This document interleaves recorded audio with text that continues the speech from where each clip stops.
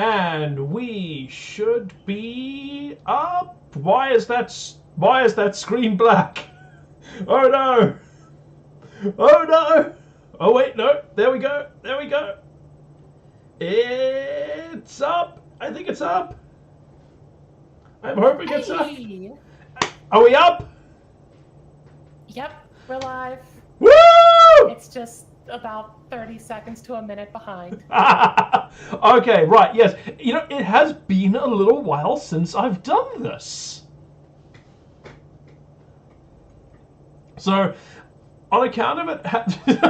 Oh my god! I got scrolled to wake up at 5 in the morning for this? Like, I have to be awake at 5 in the morning for work to try and, like... You know, to meet the Americans where they're at. I wasn't expecting Scrollkeeper to wake up at 5 in the morning for this. So I appreciate that. Scroll, why are you awake? We appreciate your presence. Stop with the consciousness. Oh wait, you have... Okay, it's not that you... So you're actually... You just haven't gone to sleep yet. Oh, yeah, no, that tracks. That tracks. Never mind, I take back what I said. Actually, wait, no. Embrace the consciousness. That makes sense. Scroll lives in Cape Town, so... Cape Town, just about to hit December. You probably finished exams, so I'm assuming that you were out on town partying. That is what I'm assuming, which means that I'm also assuming that right now you're probably getting hit with the babalas, which in South Africa is what we refer. That's what we refer to hangover as.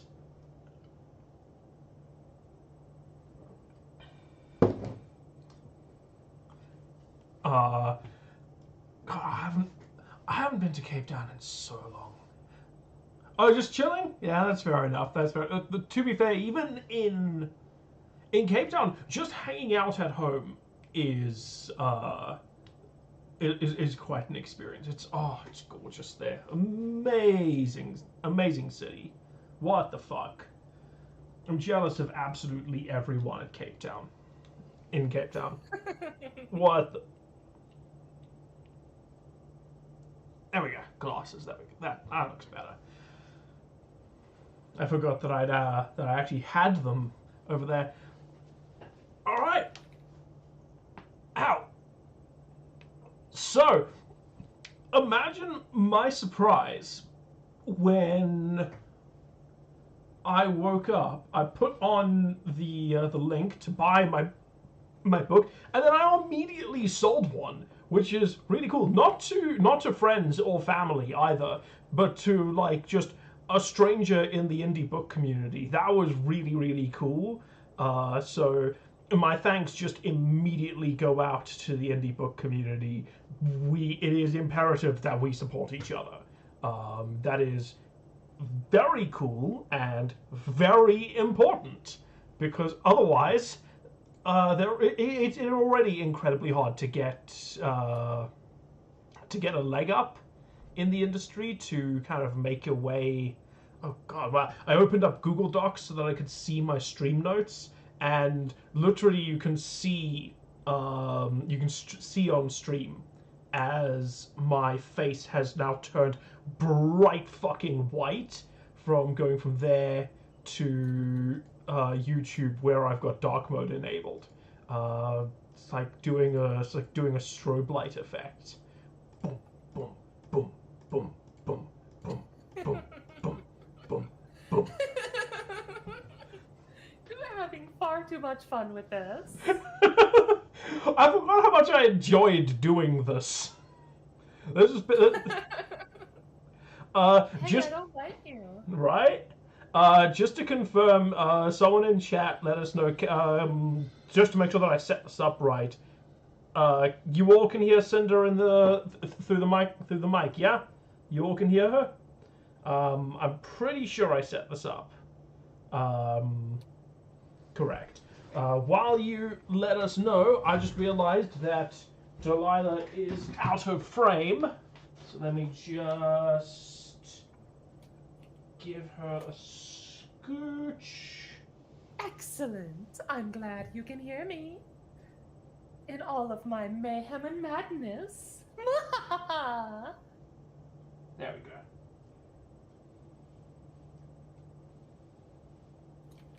So there we go. Oh! This was how the character of Delilah came about, was back when I first started working on Untypical. It was when I was still in film school, and I was in animation, and I needed to get together some materials for a stop motion project. So I went to a local craft shop, and they had a bunch of these artists posing dolls lining the shelves as they would. But then I saw one and I thought to myself, okay, but actually you could design a character that just is one of these, right? Like, and given that I was busy starting on Untypical at the time, I'd already created the designs for Jessica by that point. So I think Delilah must have been the second or third character that I designed after Jessica and maybe Mira, because at that point I was just really into dragons and I really wanted a fucking dragon to be in the story. So I think by that point I'd recently done a reread of Christopher Paolini's Aragon books, The Inheritance Cycle. So I was like, oh yeah, okay, cool. I need a dragon. I was listening to a lot of B.B. King at the time, so I want a character named Lucille. This is a not insignificant amount of my creative process just kind of works like that.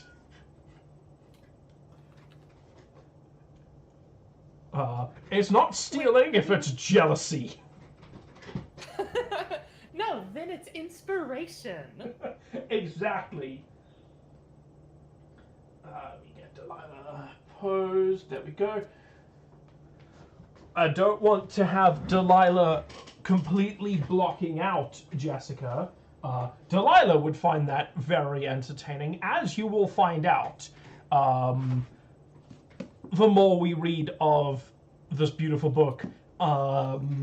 But Jessica would find it really annoying, and she has a gun, so I'm going to listen to Jessica. I mean, how often does that work? Yeah, and we've seen how well that works out. Exactly. I do, in fact, have a habit of listening to Southern women with guns. Aw, ain't you sweet? Exactly. It has led me to being a fairly happy person. So,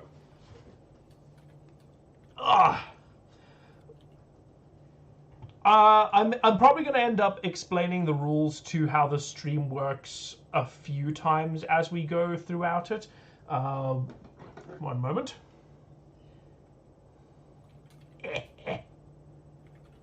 You saw nothing. No one saw me scratch an itch. Now, I'm probably gonna end up explaining the rules to this a few times as more people join, and we'll wait a little bit until we've got a few more viewers in the stream regarding how this is gonna work. So, I had pledged to read, I think it was 2 chapters of the book. That was on the house. After that, every other chapter y'all are technically paying for, in that every time someone buys a copy of the book, I add another chapter to the list. So someone has already bought a copy of the book, so chapter 3 has now been paid for. So we are up to chapters 1 through 3. That is the first 43 pages of the book taken care of. If people would like me to keep going, then I would recommend keep buying, and I will keep reading. In the immortal words of in the immortal words of a great person, buy my book. Exactly, buy my book. And also, what a pretty book it is. Seriously, my actually just like in general, I really just want to give a moment to point out what an insane job the art team did for this book. So I worked with about, let me see, one, two, three. That's so that's three artists that I worked with on this on the Knowing Doll, and they all really came through. So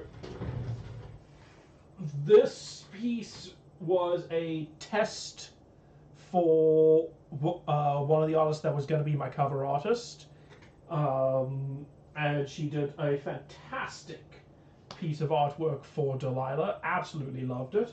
Then the majority of what you're seeing here is from my primary artist Moonkip, who is just fantastic. She did my cover art, she did the back art over here, she did that one, she did that one, and that one. I'll actually move them up on the screen so that people can see them in more detail a little bit later. And then finally, there is Ducky, who did this one of Jessica, this one of Sharp, who is our antagonist for the story. He is a rat fascist. And these two characters over here, Fairy Tale and Ghost Story, who are they are really interesting characters. I'm very excited for everyone to meet them. They intentionally call themselves Fairy Tale and Ghost Story. You know they're going to be fun. Exactly. It is what happens when I decide, I'm going to make my characters extra weird in a setting designed for weirdos. So every now and then there's some repeated art I've got here, some playing cards for the characters, and then because I just couldn't help myself, I homebrewed Magic the Gathering cards for the three protagonists of the book. So Delilah, Jessica, and Cora all have their own Magic the Gathering cards. Which I think is just magnificent. Oh yeah. Also, Scroll, yes. Because subtlety is overrated. Yeah. I know people and writers who use subtlety. They are cowards. Exactly. They're all cowards. So I have decided there's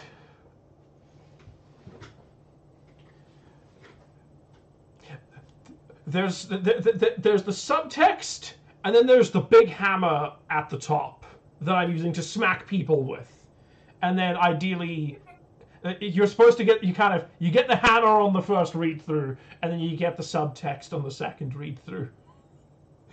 Yeah, which works. So that's my recommendation. So for anyone who is currently in the chat, where we are at the moment, let's see. So stores are currently, I'm just checking. Stores are going to be rolling the book out across the course of the day, one at a time. So despite the fact that it should be a midnight release. The book should have technically released about 5 hours ago, just across all platforms. Even Amazon was like, "Hey, yeah, your book will be released at midnight." midnight GMT, which in my case would have been so that's actually about 3 hours ago. It is notably not up, and this is just a thing that happens. I am not important enough for my book to be released on time, so this will go up across the course of the day, depending on the platforms. Kobo has it up at the moment. Kindle will still take a little bit of time if you're hoping to get the book on Kindle. You see? Yeah, still slated as pre-order, and then it is available on itch.io.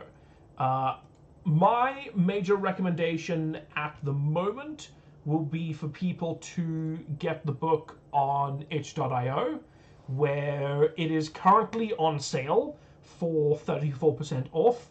I didn't even realize that it was Black Friday. I had forgotten about that. Like, we do observe Black Friday in South Africa because, you know, it's a retail thing.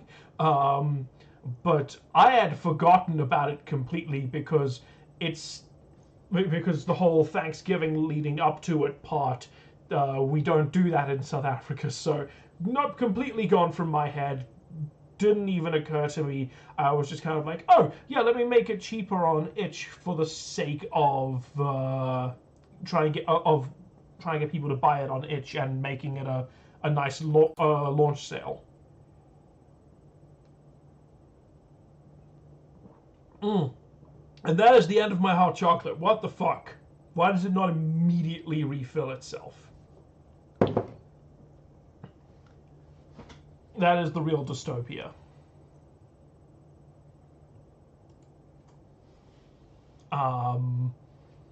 But yes, regarding the themes of the story, this is going to be a story that is going to be dealing with things like fascism, and quite a lot of other very dark things. This is a story that is about the last 5 years of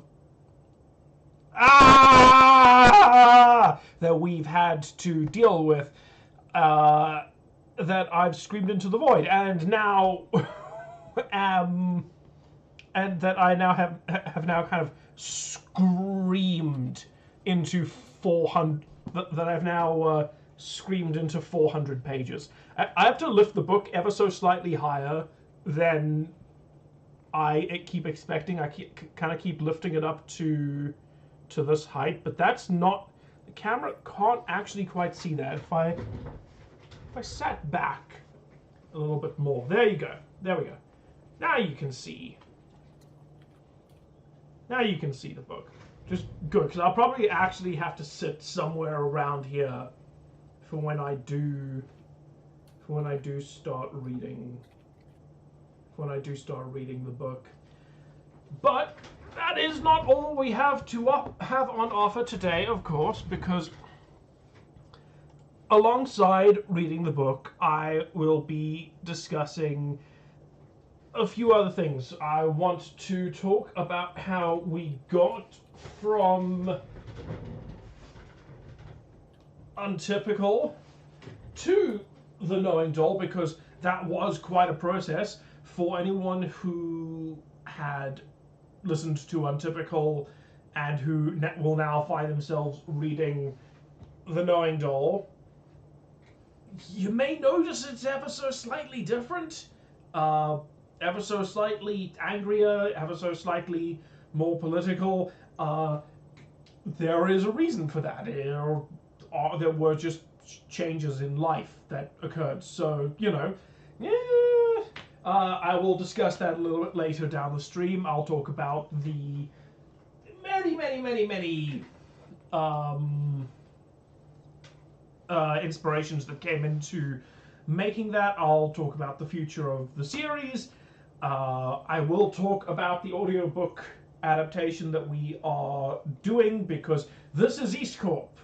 We do very cool audio work, so it would be remiss of me not to bring up the very cool voice actress that I got to do the narration for this book. There's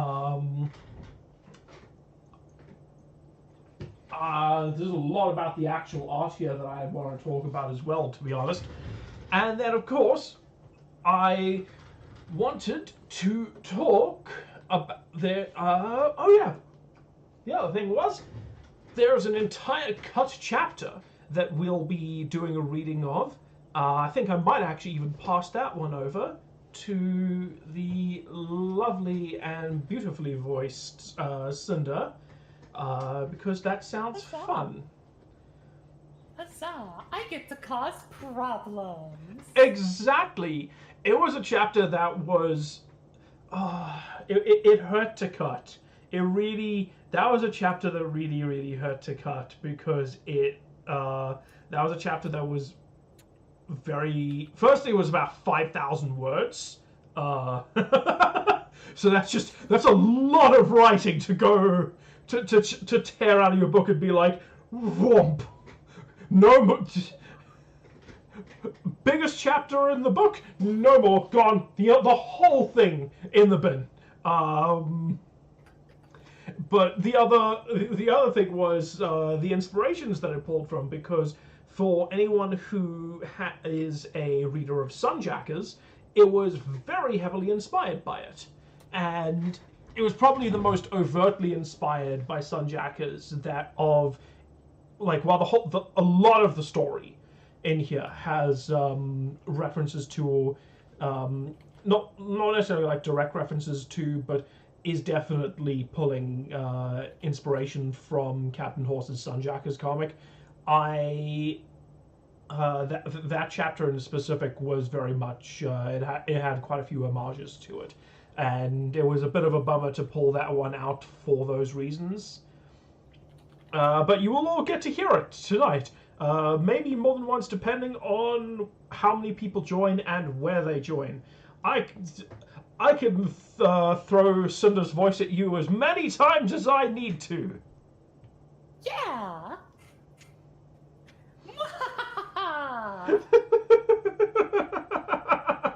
No one can escape me. We sound incredibly maniacal. I mean, I am. I mean, yeah, we definitely both are. So, with that out of the way, we do have a scroll here, and for now, what's our numbers at? I think we got 2 people in the. Yeah. Okay.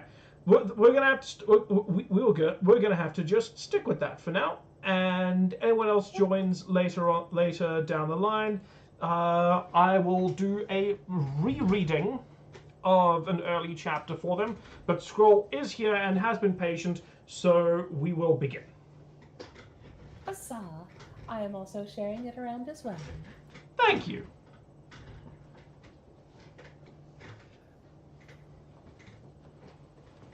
It's your own private story time, Scroll.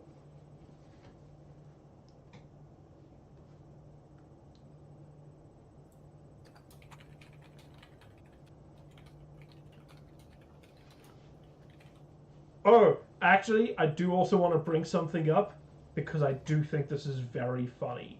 So, these are the author proofs. All the books behind me, these are the author proofs. Part of them being author proofs is that they have a couple mistakes in them. And in fact, you can see this is the markup document. This is the markup book that I've been doing, which is filled with pencils, pencil marks that I've been making, and just an absolute ton of sticky notes for every time I find mistakes. As you can see, it's got quite a few of them. For whenever I find mistakes, including just right now, this version, the back is just the back is just a little bit too dark. So I've got to fix that before it goes to final print. But one of the things that I find really fucking funny about this version is the content warning. Because I put a full stop in the wrong place by accident and accidentally recreated the meme. Because the sentence is supposed to say, "This is a work of dark fiction and contains sequences that may be disturbing for some readers." I unfortunately put the full stop directly after sequences, meaning that this does in fact say, "Content warning, this is a work of dark fiction and contains sequences."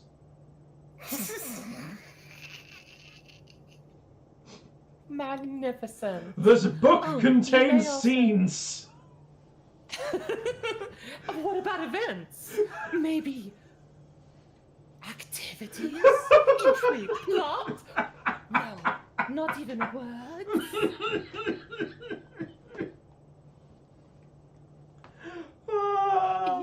You may also want to add the content warning to the itch.io page as well. Oh, that's a good idea. Yeah, that is a good idea. So, as it stands,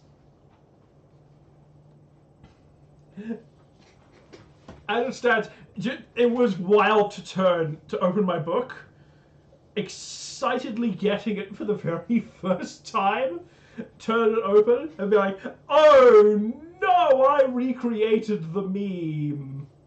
This book contains scenes." Dun, dun, dun! For the record, but yes, I will add it to the. I will add the content warnings to the. Gee, did I already? Now I'm curious. Merci beaucoup. Let Merci me. beaucoup, mademoiselle.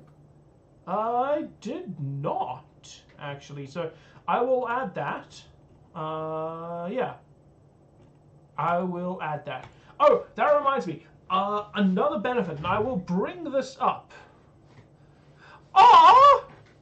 Thank you, Scroll!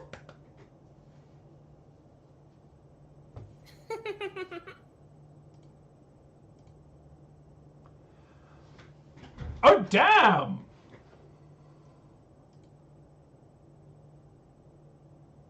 C'est magnifique.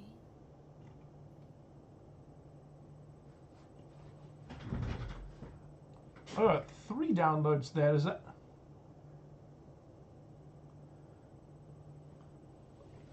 Scroll, you tipped like hell! Holy shit!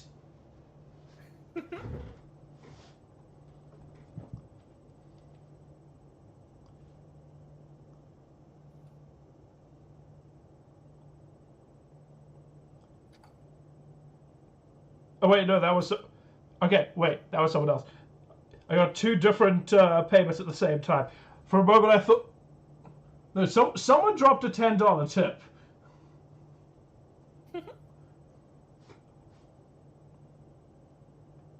Wait, no, that wasn't you, Dory Scroll. That wasn't you that dropped the $10 tip. You didn't accidentally drop like an extra. It's okay. You didn't accidentally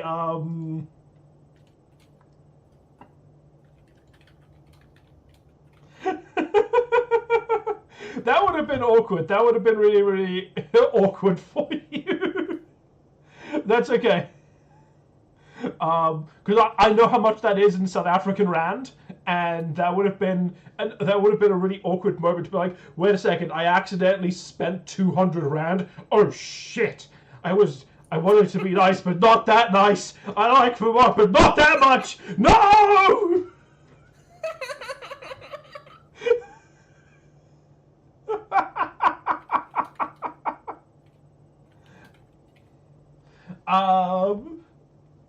Which platform did you buy it on?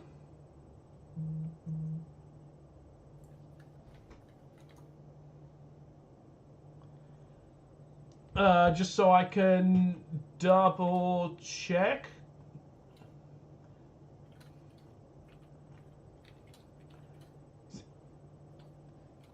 Okay, itch. Awesome.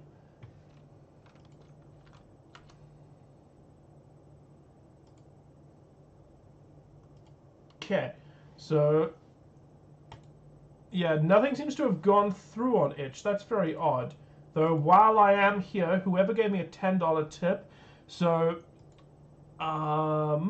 thank you firstly to the person who tipped me $10.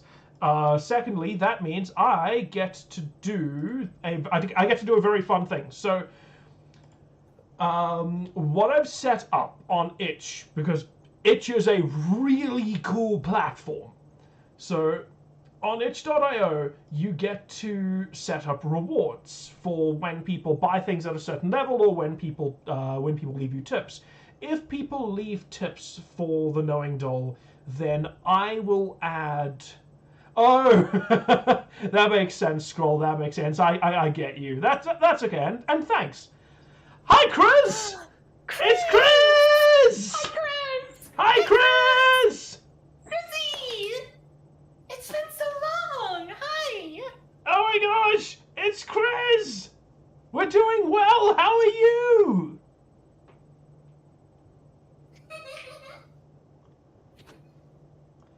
Well... Things are now immediately much better! Because Chris is here! Oh, well, I'm doing well, Chris. I'm doing okay. So... Oh, they wrote a book! Yeah! And then... So I've got to add the thing. So if you buy a copy of my book on itch.io, then I will also add a free copy that a person who cannot afford to buy the book may claim. So there is, let me take a screen cap of it. And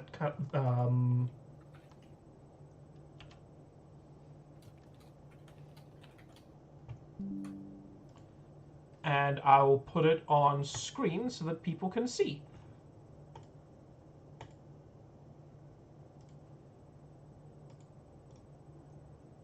So, there we go. Oh, Chris has a cold.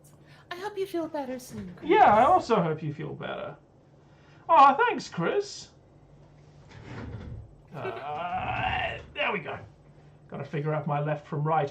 Okay, so this is the way community copies of the Knowing Doll are gonna work. So, if you buy a copy of the Knowing Doll normally, that's fine. You can just buy it and you walk away with it DRM free, all of that. If you buy it and you leave a tip at any amount, then I will add a free digital copy to this pool. And anyone, no questions asked, can claim a free copy from this pool. This pool is intended for people who would like to read the book, but just due to whatever circumstances cannot afford it. Because at the end of the day, books are a luxury service. I love books. I love writing them. I love making them. And I am charging as low as I can, because independent books are typically, we charge as little as we can. But we do have to understand, like, yeah, something like food, tasty, food and putting bread on the table and getting milk and so on is the thing that everyone has to prioritize, especially in such hard times. So, but this also does not invalidate the importance of media and engaging with media and engaging with good literacy. And yes, I am tooting my own horn here. So it is important to, especially books. I really cannot stress that enough. At a point where we are watching too much TV, where we are watching too many films that are kind of just recycling the same things over and over again, it is incredibly important to read more books, to take time away from our screens. Not right now, though. Don't step away from the screen right now. Not while I'm on it. The screen right now is important, but only because I'm here, and because Cinder's here. She's here and she's very pretty. And she's very pretty. So I am magnificent. She is. Yes. So far, the two people who purchased the Knowing Doll on itch.io both were incredibly kind and tipped, and as a result, so when I initially launched the Knowing Doll, put in 3 copies of 3 community copies myself. When I sold my first copy about 2 hours ago, I added an extra community copy. And then now that I've received a second tip, I will add a 5th community copy. This does not mean you should feel bad if you cannot tip, by the way. Do not be like 100. Do not pay outside your means. I really cannot stress that enough. It is a way to help others enjoy reading, to learn something and share and pay forward to people you will never meet, but whose lives you can affect even in this small way. Exactly. And that's what this is about. Because we do not live in the best of times. That even in the true. worst of times, which we also are not in, community still exists, and people still help each other. Exactly. That is a perfect way of putting it, and a very elegant and prated way of putting it. I am really bad at putting things in a short way and being concise. I tend to go on a lot. Oh, I can make it more concise. Ayo, this way says fuck capitalism. Read. There, better? Yeah, fair enough. And if you do pick one of the community copies up, just spread the word. Exactly. If you like it, tell people. Just let folks know. I have absolutely no problem with that. And yeah, there is no expectation. And also, just a reminder, just a subtle wink to the camera. Hang on, let me take my glasses off. Wink. These books are DRM free. You own them. Whatever happens to them after you buy your copy, that's your business. I even made sure to make the copies that you buy on Amazon DRM free. I couldn't do that for some of the other platforms like Kobo, which is unfortunate, although I think Kobo is just naturally DRM free because it's a really, really good reading platform. Actually, I'm just going to take a moment to talk about some different reading platforms. So, itch.io, fantastic. Kobo, excellent reading platform. They've got a generally quite good reader. They've got a really strong selection of books, almost as strong as Amazon's, but not quite up there. They go on pretty common sales. They have very good revenue share with their readers, much stronger than Amazon's.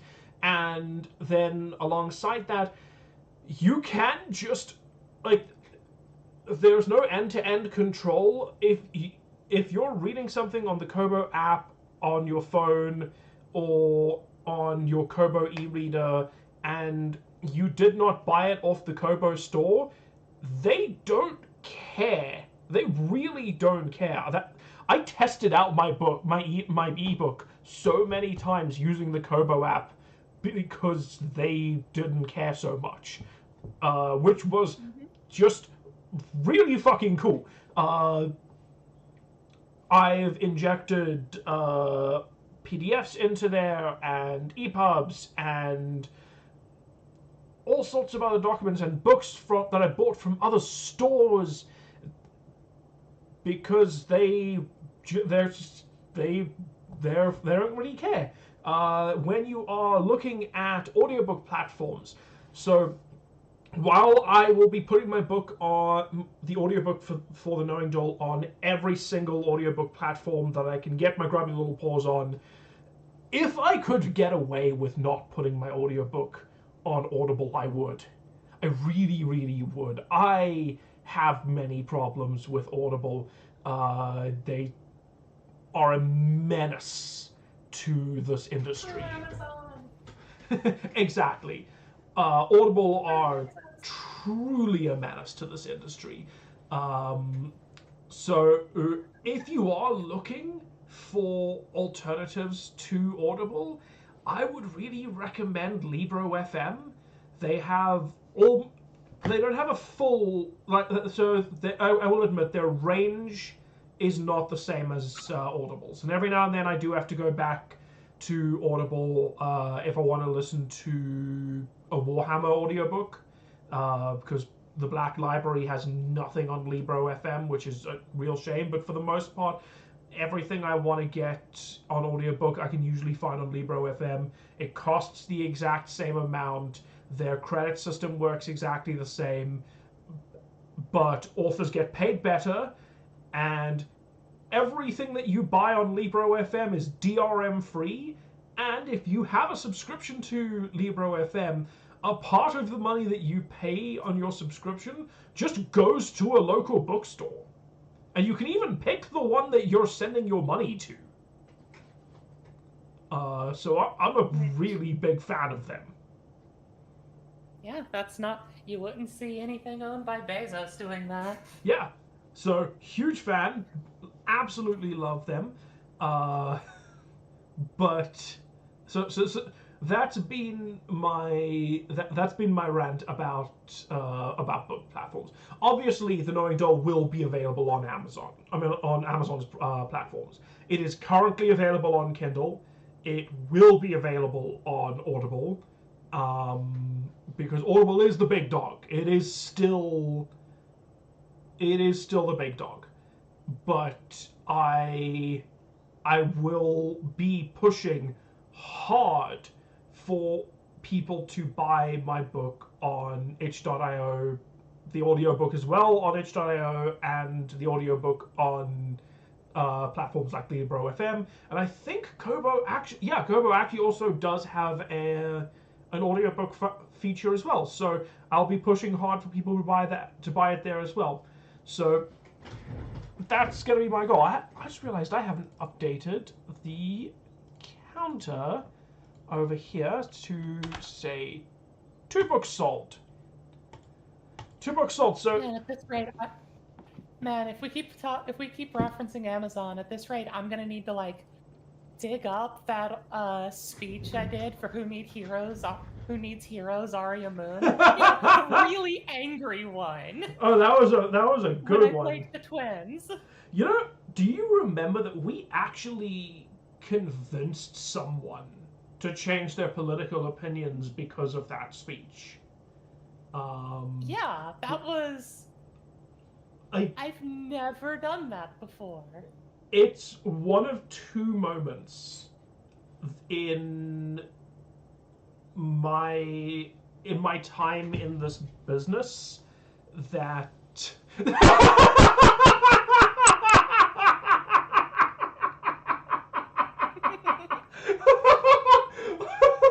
I'm sorry, I saw Chris's comment.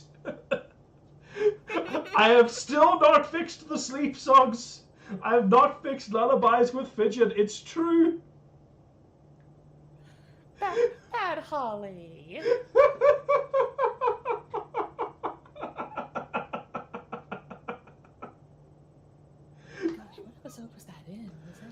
That was Even in between cards? episodes 4 and 5. I mean, this is Right. 5 years ago. I made this during COVID. Yeah. Just realized that as we read, I am going to need a bookmark. Also, check this out. I made bookmarks. Yee! I made the Knowing Doll bookmarks. I want one.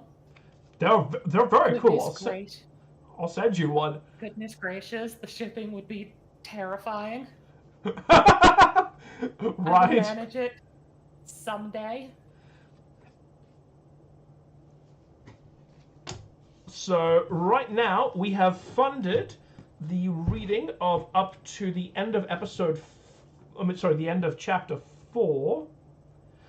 Yes, those are the ones for the book. I had these all printed specifically for the book. Right, it was chapter 19 when I did that. Yeah. The speech was chapter 19, right? Because that was Connor and Connor. Yeah, it was Connor and Connor. They were going to have a reprise episode in season 2 called Once More with Feeling. Oh, right, I remember that. Okay, we've now got all the way up to page 54. With the 2 books sold, we'll be up to the end of chapter 4, page 54. That's where we are. So that gets us a fair ways in. That gets us to the end of the first little mini story, which is a solid chunk of the book. That's pretty good. That's pretty solid. Mm-hmm. Oh, Sweetie and Sapphire said hi. Oh, yay! They're not able to be here. It's late for them, but they said hello. That is entirely fair. I am pushing the book at them. I am pushing the book at them, especially Sweetie. It is very much up her alley. It is very angry. Yes. And she is the local tactical assault redhead. Oh my god. Skill issues.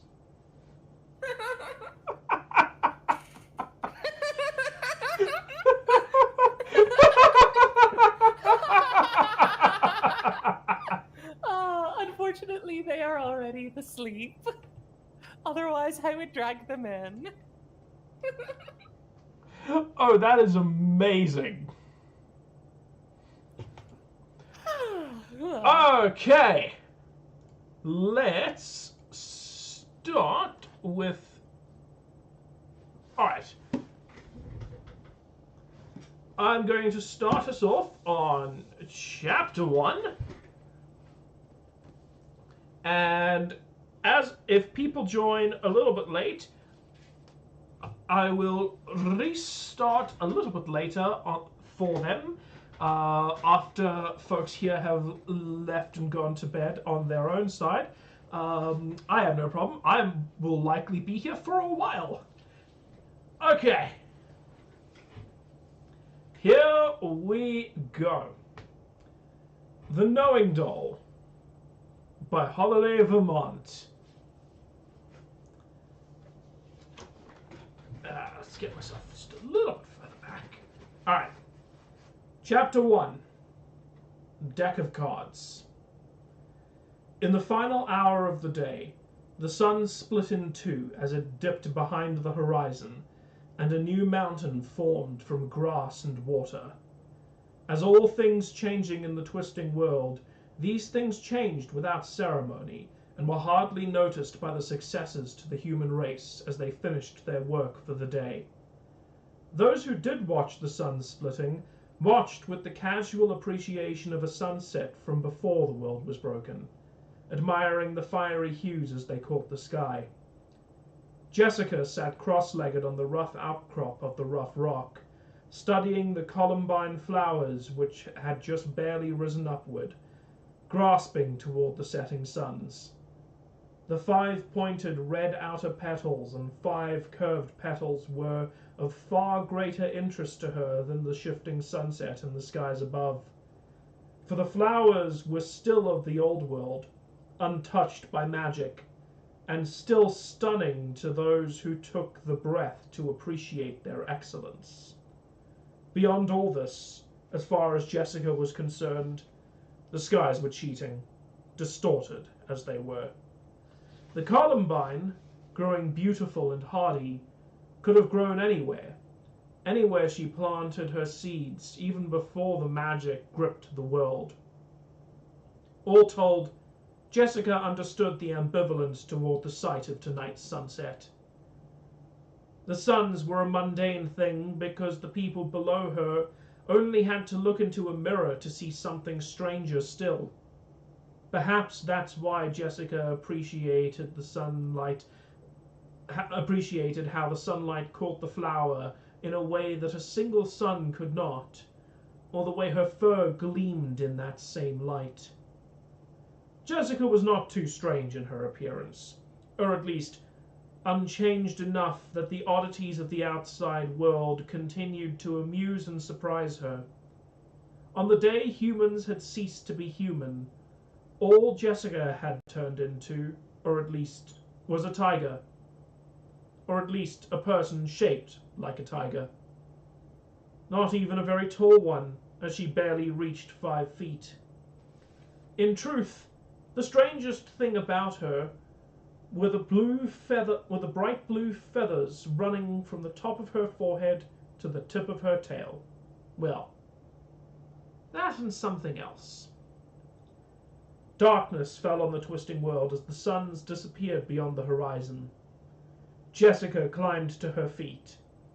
Thankfully, those and her hands had remained at least somewhat human, albeit covered by fur. But her head, her tail, so much of it was no longer what she'd been born as. She knocked the dirt off her boots and surveyed her target from the cliff edge she'd been hiding atop. Spread out below and beyond was the Matthias Rufus Flux Farm. For the most part, it was ordinary, like any farm before the world had changed, which was the point. The weirdness lay all along the outer perimeter of the farm, beyond the Magitech barrier that kept the twisting world from changing the land within. The earth within the barrier looked like the world from over a dozen years before. Ordinary. These farms were rare, a desperately needed breadbasket of the new human race, still scraping through each day. In the earliest days of the twisting world, attempts at farming were frustrated by well-tilled soil turning to cotton candy months or days before harvest. In their ever-changing land, this absurd randomness could starve communities.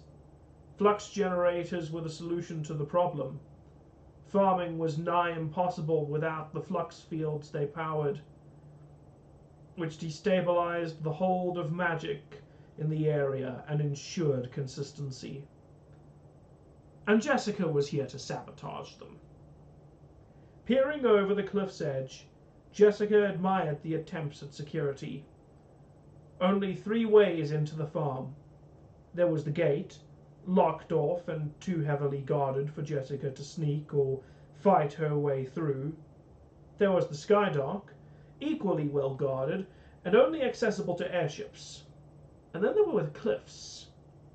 No walls and few guards protected the cliffs, from what Delilah had told Jessica hours before. Why would they need to guard the rear if they had a sheer cliff behind them? Climbing down was near impossible. A death sentence. In some cultures, Jessica said to no one in particular, the columbine flower represents great wisdom. Jessica grinned as she backed away from the edge, giving herself some room for a running start. Death sentences were her specialty. Nothing fancy, Jess reminded herself. Find the flux generator and disable it for an hour. Nodding, Jessica fell into a walk, slow at first, and then rapidly building into a sprint. Right to the edge of the cliff. She jumped. And then she fell. Plummeting downward, wind tearing at her coat, whipping through her fur and buffeting her ears and tail. Jessica squinted, regretting not bringing goggles. The long metal shapes of the farmhouses rose upward toward her, faster and faster until... Jessica did not feel herself die this time. She hit the ground too hard to notice as her skull cracked and her brain pulped. She was already dead before the pain could register. And then she opened her eyes. Jessica sat bolt upright, hands gripping the bloody ground on the floor around her, chest heaving as she breathed, quick and shallow. 2, 4, 8, 16, 32, 64, 128. Her panic faded as she worked through the maths. I can feel the dirt in my hands. I can see the wall in front of me. I can hear the buzzing of the lights. I smell the compost nearby. I taste the blood in my mouth. 2, 4, 1, 10. Not maths this time. Just a song she liked. All of it. It helped Jessica to center herself after dying. She felt no pain as she woke up, but the experience was jarring, like waking up from the most visceral nightmare she'd ever had. Finally, she reached her hands ahead of her. Am I awake? She asked before clapping them together gently. I'm awake. She never understood why her magic still worked in flux fields, where all other magic was blocked. But even in this place, Jessica remained ever the cat who could not die. With her breathing under control and her focus returning, Jessica stood and checked her surroundings. Just as she'd been told, the back of the farm seemed all but abandoned at night. No work being done here, and no guards on patrol. Jessica slunk through the farm, from building to building, and shadow to shadow, through crops and between barns and storerooms until finally she heard something. Jessica slipped up against a wall and slunk into cover, crouching low, allowing the shadows to swallow her short frame. And they did. Either that, or the guard walking by her simply had a fading interest in his job, doing no checks in the alley for potential saboteurs. Watching him walk by, noting the heaviness of his footsteps and the sag in his shoulders, Jessica put his sloppiness down to exhaustion. End of shift sucks, buddy. I know the feeling. She scanned his clothing, his equipment, until she found what she was hoping for when the light of a nearby lamp caught on the finely crafted revolver he wore. More of a hand cannon, really. The thing was a monster, and engraved with the careful precision of a master craftsman. And so Jessica, keeping to the shadows and pressing up against the wall, followed the guard on his patrol route. The most important places are always guarded by the fellas with the biggest guns. If I'm gonna find the flux generator, I'll find it on his route. Calling it now, she's stealing that thing. Or maybe that's the Fade talking. Fade would steal it. It's fancy. Jessica followed. At times it was easier, like when he walked a straight line past a long building, and Jessica could hug the wall, creeping through the darkness and shadows, out of sight of other guards passing by. At times it became more difficult, as the guard crossed the pathway and took a turn away from her, forcing her to cross the muddy path. She had to stop each time, sweeping the area with her eyes, searching for cameras, keen eyes scanning for guards on the slanted glass rooftops before running silently to the next bit of cover. Finally, After passing what Jessica counted to be the seventh rectangular wooden serrated metal warehouse, the guard came to a stop outside a concrete house. Its roof was angled downwards, and the building rose up at least 3 floors. The guard strode through the open door, past the guard who stood watch at the entrance. "All right. Either I need myself a complicated plan to slip inside, or—" "Oi!" came a voice from inside. "You gonna come play or not? I'm dying to take your money." The guard at the door turned in to look inside, toward the man Jessica had been tailing, his brows furrowing and his shoulders tensing for a moment. A moment which passed all too soon, as he relaxed and barked out a laugh. "Don't you start for me. You still owe me from last night." He turned his back on Jessica and the door and walked inside. Jessica grinned, thanking the stars above.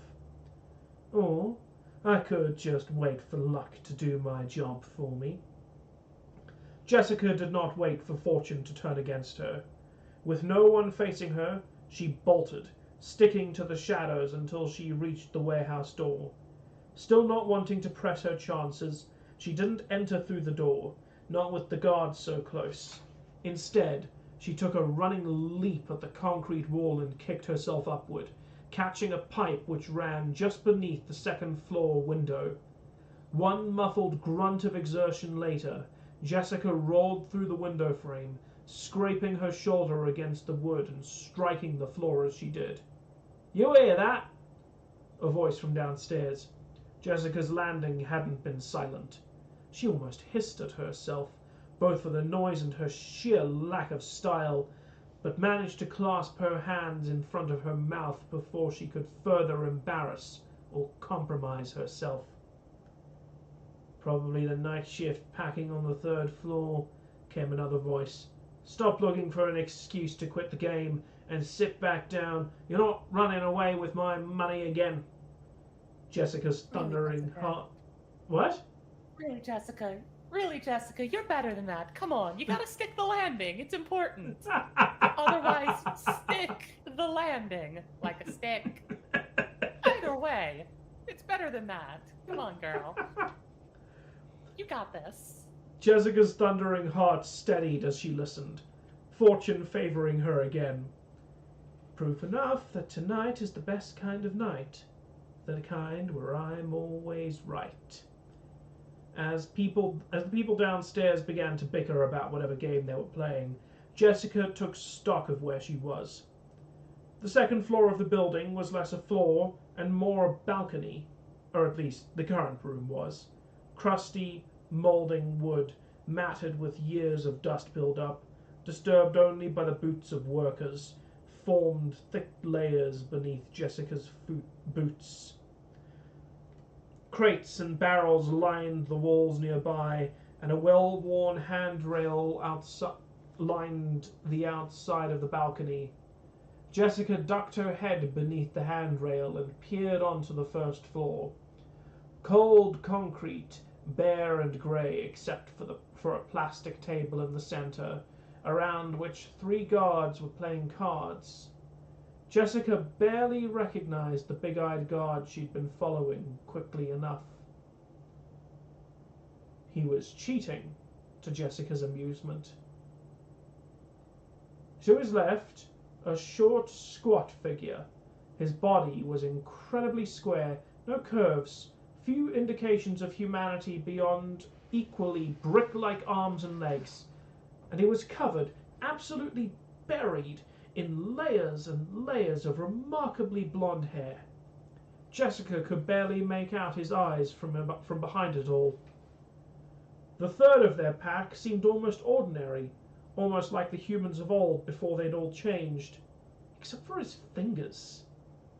There were 7 on each hand, all impossibly long and thin, longer than his arms, with knuckles and joints appearing at every new inch. They bent in strange ways, forwards and backwards and to the sides, more than a dozen joints on each finger.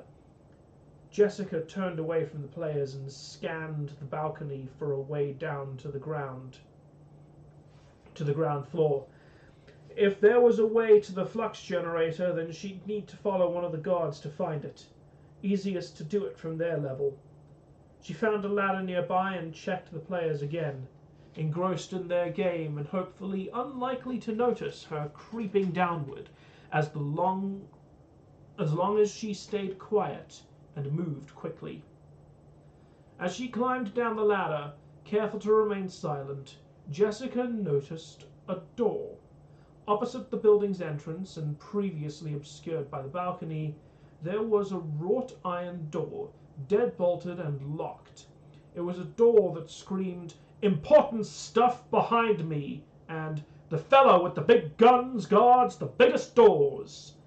Mostly, what Jessica heard from the door was herself being right. And Jessica liked being right. She had a knack for it. Once, at the bottom of the ladder, she slunk behind a large wooden box and knelt in the shadows, watching the players and their game. She couldn't get through the door, not yet, but one of them was going to have to check on the other side of it at some point soon enough. She could wait. She was patient. And so, with little else to do but watch, Jessica watched the players and their game. She listened to their bickering, she listened to their complaints, and, as she did so, she learned about them. The three players struck a familiar chord in Jessica's mind. They summoned back thoughts of Delilah and of Cora. Delilah only occasionally earned a thought in her mind outside of work. Not out of malice or malintent, she simply only thought of her within the same mental breaths she'd reserved for any other peer or co-worker. Not like Cora, who always lived in the back of Jessica's mind. That was a perk of their 16-year marriage. The first player she nicknamed Blondie, and the way he played the game echoed Cora. Straight and fair, leaving nothing off the table. He played it well, the best damn game of poker Jessica had seen. Just like Cora, he'd win every time if everyone else played fair. But no one else at the table was playing fair. Longfingers, that one played like Delilah, keeping just enough secrets and cheating just enough to start pulling ahead. But he stumbled too often, holding himself back in the fear that he was going too far, believing that he was only a cheater if he went all the way with it. Everyone in the room probably knew he was cheating, but not one would address it until he was found out, so he sacrificed an easy win in an attempt to hold off that shame. Bad habit, Jessica thought, for a spy master. And then you can tell she wasn't a fan. You can tell she wasn't a fan of salad fingers. Oh my God, my rusty spoons. Hey, see? And then there was Big Eye. Jessica liked the way he played, recklessly, darting between fair play and cheating, and doing everything he could think of in order to win. And he did it with panache.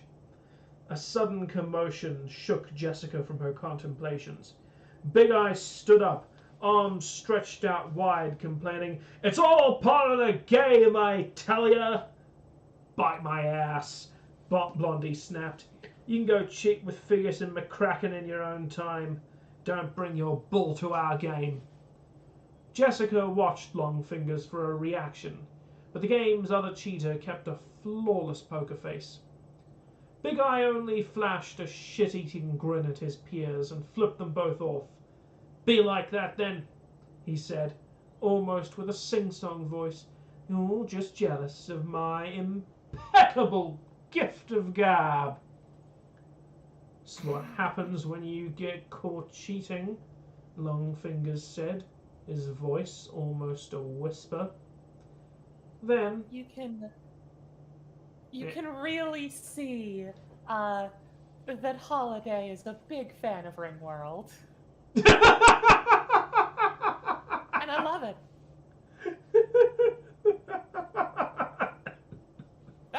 That is a high compliment. Thank you. Carry on. I will interrupt again when it is amusing. Then Blondie looked up at Big Eye. He didn't say a word, just looked. And something in Big Eye seemed to break. Because the man suddenly stepped back and his fingers curled into fists.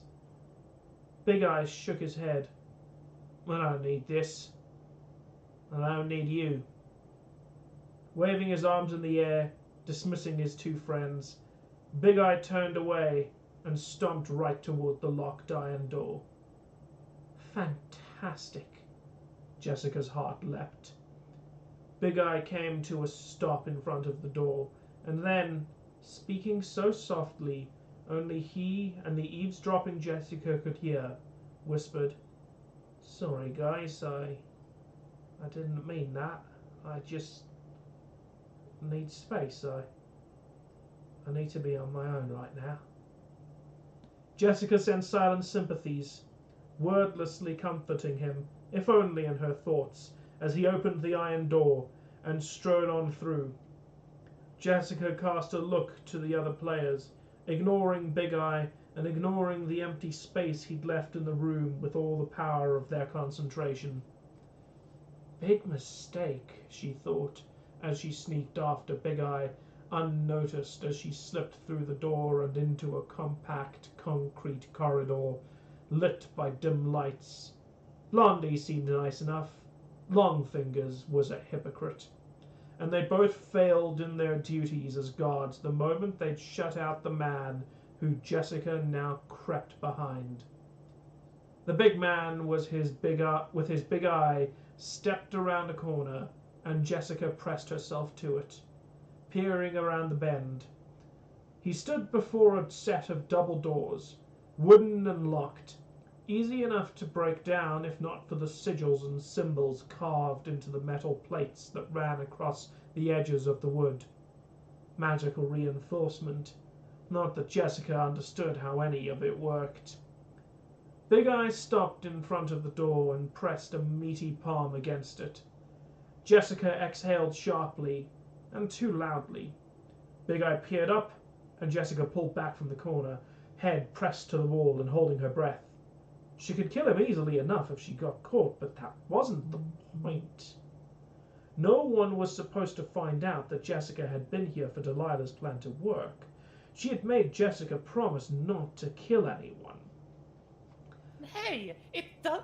And hey, this isn't a comic book. Drop kicking someone in the back of the head does tend to kill them. I mean, and honestly, she missed her opportunity when she was like, "I just need a moment, guys." Wham! Playing That would fair have been isn't when Batman drop kicked them. playing fair when you've got an ace up your sleeve, Delilah. Irresponsible. You won't put me in a position where I let Cora down. She shut her eyes, screwed them tight, and almost bit her lip. That's not my style.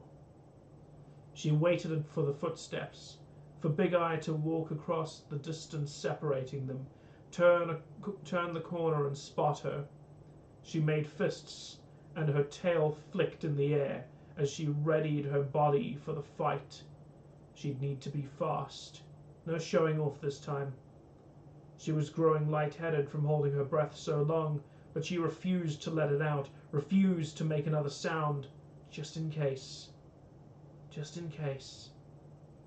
Just in... No footsteps. Instead, only the scrape of the door sliding open reached Jessica's ears. Jessica released her breaths in slow increments as she peered around the corner to see Big Eye stride into the next room. When she next breathed in, she considered the pulsing vein in the side of her furry head and the blood pumping in her heart. Thrilling, but she'd much rather have gotten into a fight. Preferably one where Cora could watch her spin and leap, see how fast Jessica was on the draw. Jessica loved how her wife could swoon. Gay! The lesbians! The big room, Big Eye Can just... lesbians not do anything normal? Flirt normal, dang it. Not Don't. Not Never. these two. But where are they? Not those two. They can't do anything normal. I mean, fair. I wouldn't want them to if they could. It's more fun this way. Two lesbians and their angry asexual puppet. Right?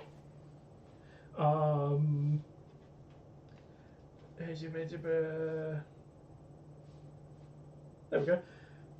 The room Big Eye had just entered wasn't magnificent, nor was it breathtaking.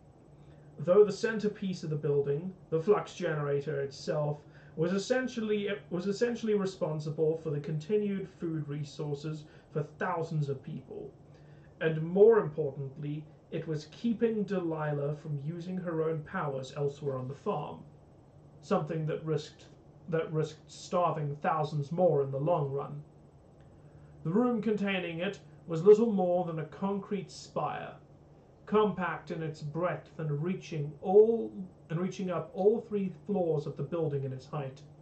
No windows, pipes, cables, and steel boxes breaking up the dark brown of the concrete, and fans, lots of steel fans, spinning so fast and so loud that Jessica had to take a step back as the sound and temperature of the room struck her. It was cold and loud. Her ears flattened against her head, her feathers bristled, her eyes scrunched up, and her tail twitched frantically in response to the sudden environment change. The flux generator itself was a pillar of metal panels set atop glowing red glass. Jessica couldn't see within the glass itself, not past the furiously bright glow of the machine itself. Impossible to see what made the magic work. Unfortunately, Jessica's lack of sight applied to more than just the inside of the flux generator, for she had also failed to notice Big Eye stopping in place and turning around. She had failed to realize until the very last second, until his singular eye met both of hers, that she'd blown her cover. The man, whose mouth was almost distractingly tiny in comparison to his eye, came to a dead halt as his gaze locked on Jessica. But she did not remain still for long. She coiled into a crouch and sprung into the air, leaping at Big Eye. Sorry, man. Jessica... Your spine privileges have been revoked. Jessica loved fighting. She was exquisite. The joy and rhythm of ducking and weaving, building up a sweat as she was pushed to her limit, her senses on full alert as the world came into sharp clarity and all thoughts outside of battle were cast outside. It was one of her greatest adorations. Jessica did not enjoy this fight, because it was not a fight. It was a beatdown. She struck Big Eye's throat so fast, with such savage strength, that he collapsed to his knees without sound or understanding of what had just happened. Jessica's boot broke his nose and sent him tumbling backward into the floor with such force she heard his skull crack against the concrete. Big Eye died seconds after seeing Jessica. She felt filthy for it, but no one could know she'd been here. Everyone always dies. Everyone dies, and I keep coming back. She tried to keep the thought from her mind, pushed the thought from her mind with the reminder of her promise. I'll never let you down. It's not my style. But as she looked down at that man, reaching behind her back to draw her knife, that thought took hold of her entire being. Dying means nothing. Trust me. I've done it a lot. Everyone dies, and I keep coming back. Jessica sat, cross-legged, in front of the corpse and laid her hand on Big Eye's chest. Seconds stretched into minutes, and her mind wandered until all there was in the room were the sounds of the flux generators whirring and her own quiet breaths. I'm sorry, Jessica said, about that and what comes next. She reached beneath her coat and unclasped an old rusting gauntlet and slipped it over her right hand. She rested the gauntleted hand on Big Eye's chest and pressed her free hand to a gemstone atop the gauntlet and quietly spoke the command phrase. Ashes. A soft light shone from its glassy cover as the magic within activated and the spell's power thrummed through her. No one can know I was here, Jessica said.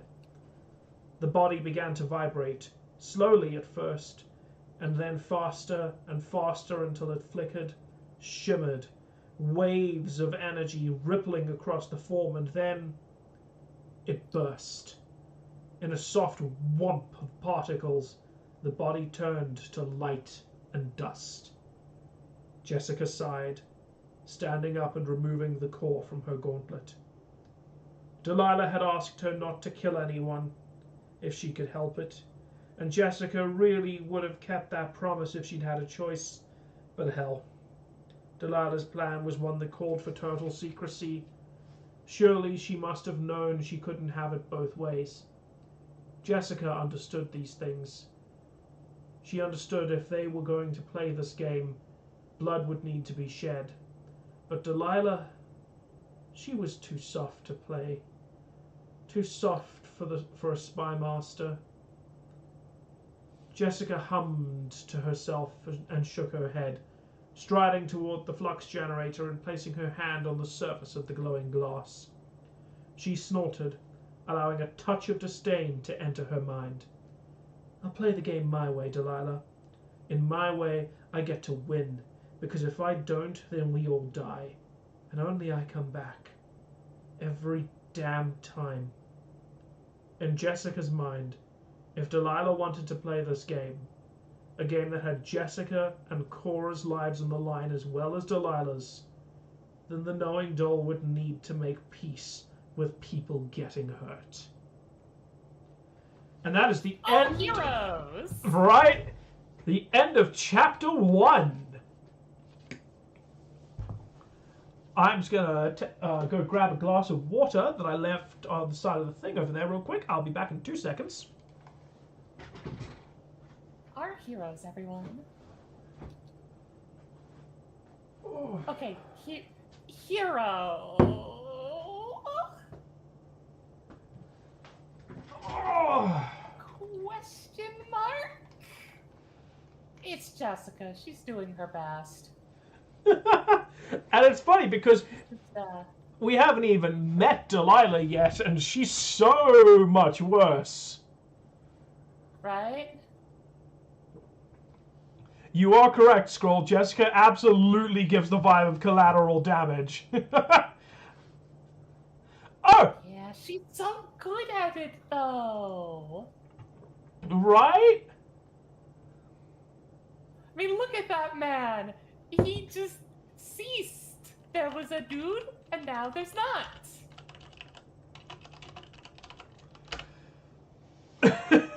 Yeah, there's not even a man there anymore. He ceases to exist. And Yeah, hi, he's Roy. the Thanks.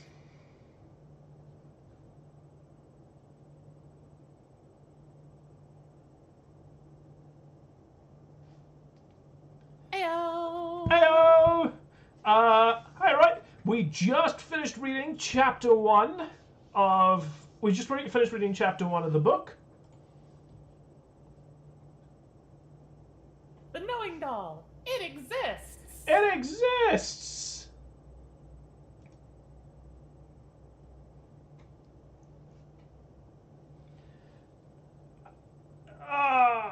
Just taking a quick stretch to... Oh, wow, so many bones are clicking.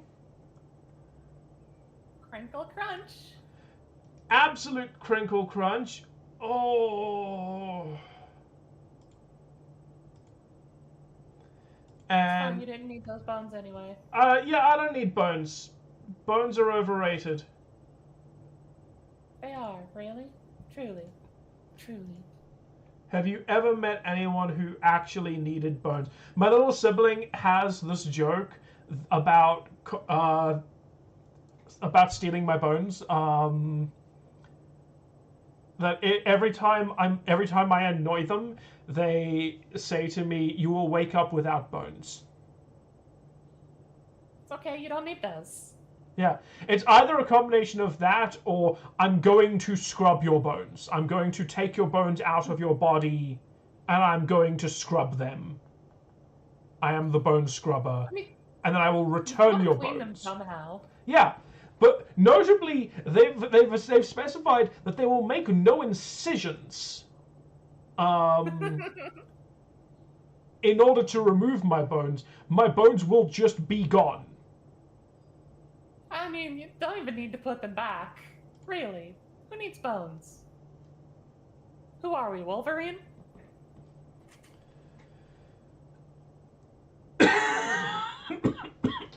Exactly. We don't. I don't need bones. I'm just.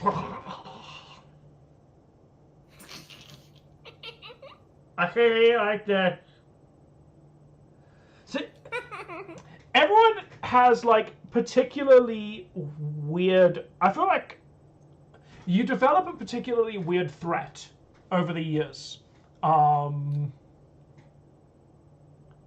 think mine has always been I'm going to leave you in traffic. Siblings. Yes, I'm going. Yeah, to my siblings, I'm going to leave you in traffic.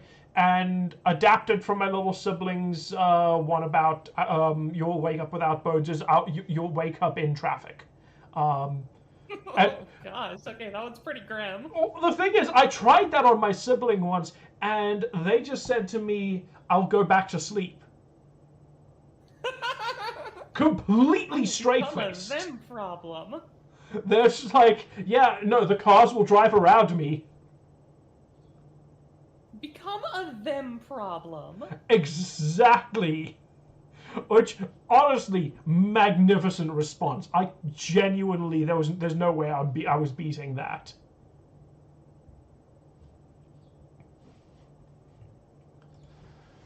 I mean, really, why even try? Exactly. That was just too good.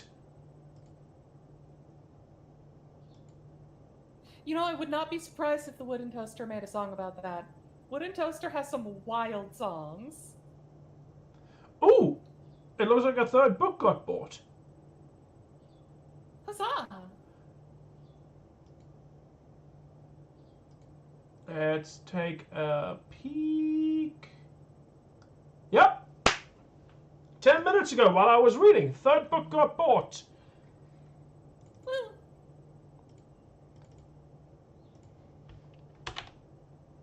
Glory be to literature.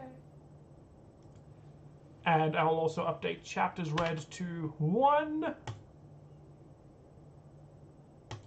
So I went into the stream with the hope of, okay, cool.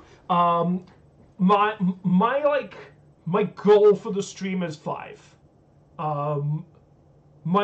Is like, okay, hopefully I can do 5. That would be nice. I totally get you. I totally get you, Roy. Like, so I like to alternate between all three, between physical books, ebooks,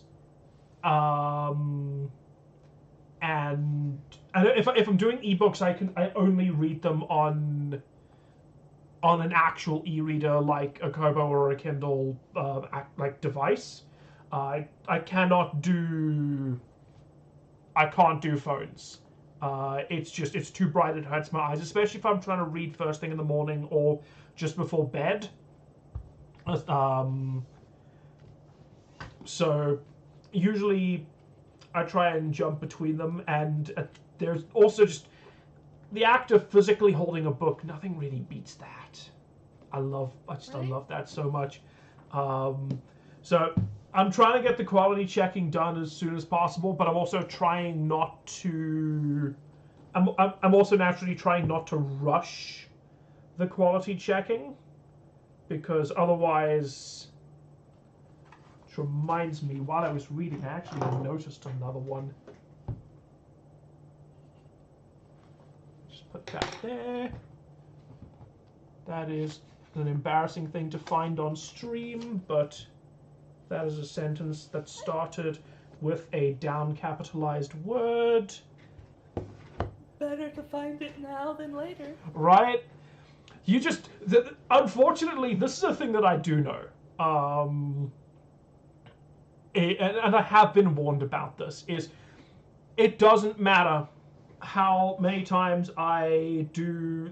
Like, look, it is important to proofread. It is important to hire editors, pay them, hire more than one editor if you can, because then you get multiple opinions and you get you prevent tunnel. Pardon? Yeah, multiple sets of eyes. Multiple sets of eyes as well. Exactly, because people can tunnel vision. But then also, like, so, but then, despite all of that, on release day, I have been warned, I will open my book and I will find a typo. Like I just did. But on physical release day, I will somehow, despite all of the checks, I guarantee I will find a typo, or I'm waiting for it. I'm waiting for it.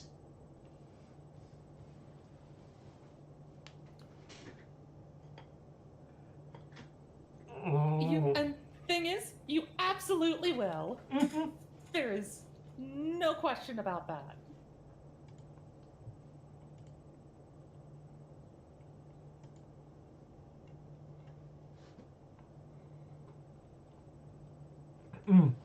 Sorry, just catching up on some breakfast.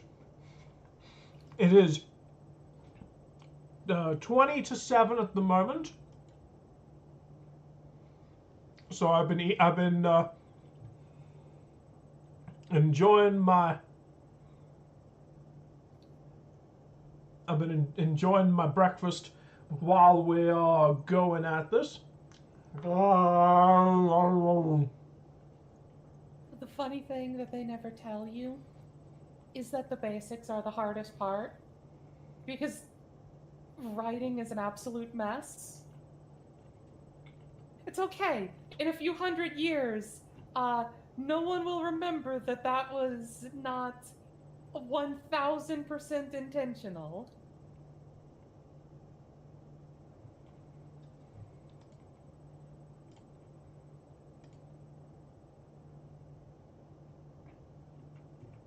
No, we have managed to avoid the rants about red versus blue and ruby so far.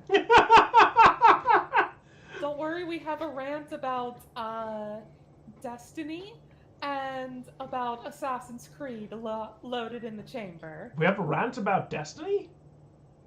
I don't know, probably. Give us 5 minutes. Yeah, I was chatting. This was a conversation I had with my sibling the other day where we were talking about red versus blue, and I asked while we were talking about it, like how we'd gone onto that subject. I said, why are we talking about red versus blue again? And they looked me in the eye and said, because we're not talking about Full Metal Alchemist right now. Like that is so valid. There are like 5 things that we talk about. We either complain about Destiny, we complain about Ruby, or we are glazing red versus blue, or we're glazing Full Metal Alchemist. Those are our 4 topics. Or we're glazing Frieren. There's a lot of Frieren glazing in our house. If Bungie manages to survive long enough for there to be a Destiny 3, then I might end up being religious, because that'd be an actual miracle. Let's see if they can survive long enough to get Marathon out.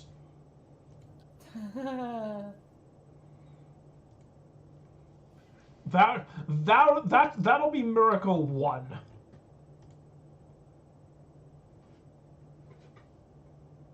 No, Freeren's still going.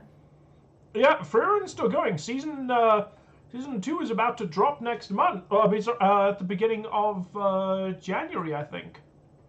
I'm so excited. And the manga has been going this whole time. It is on hiatus at the moment, but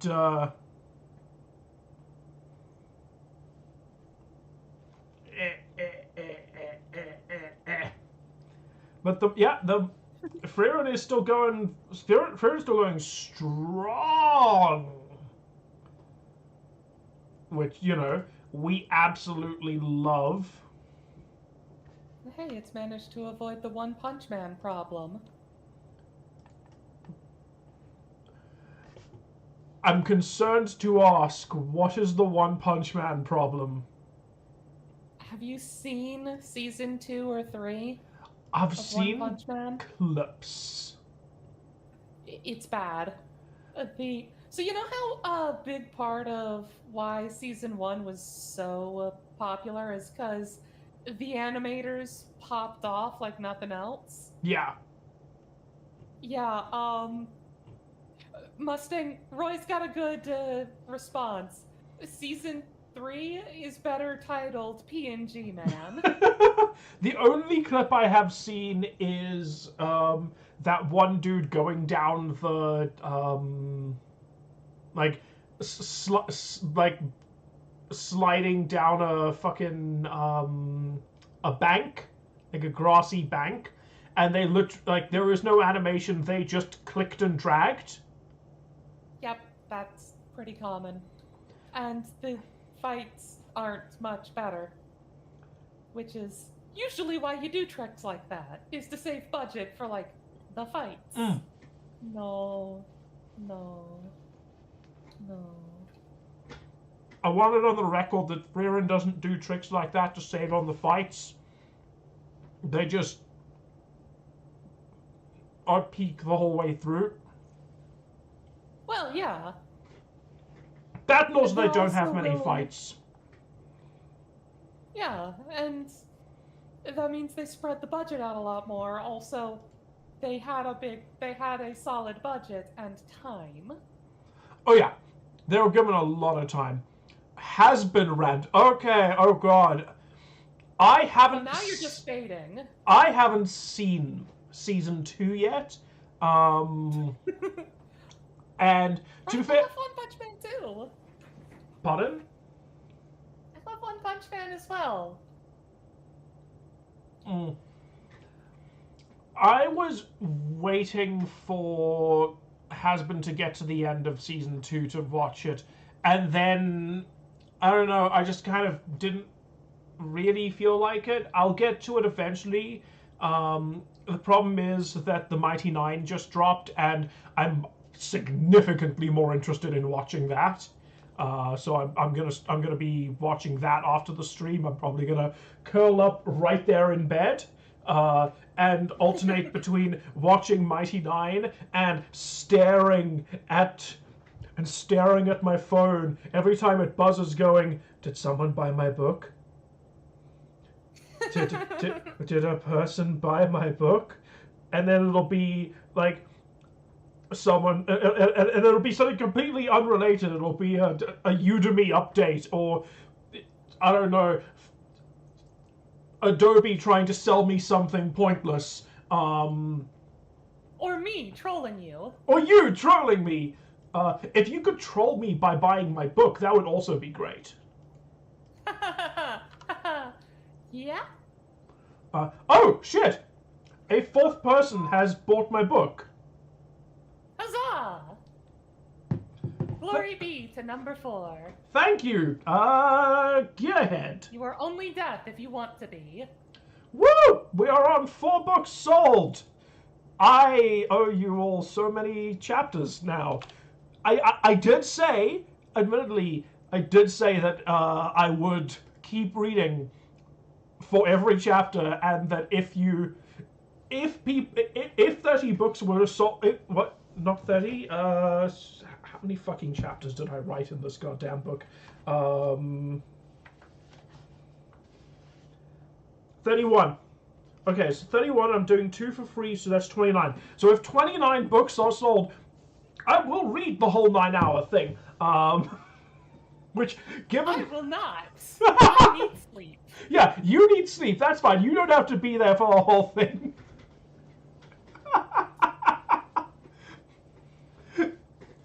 But, yeah, if a miracle occurs and someone says, oh,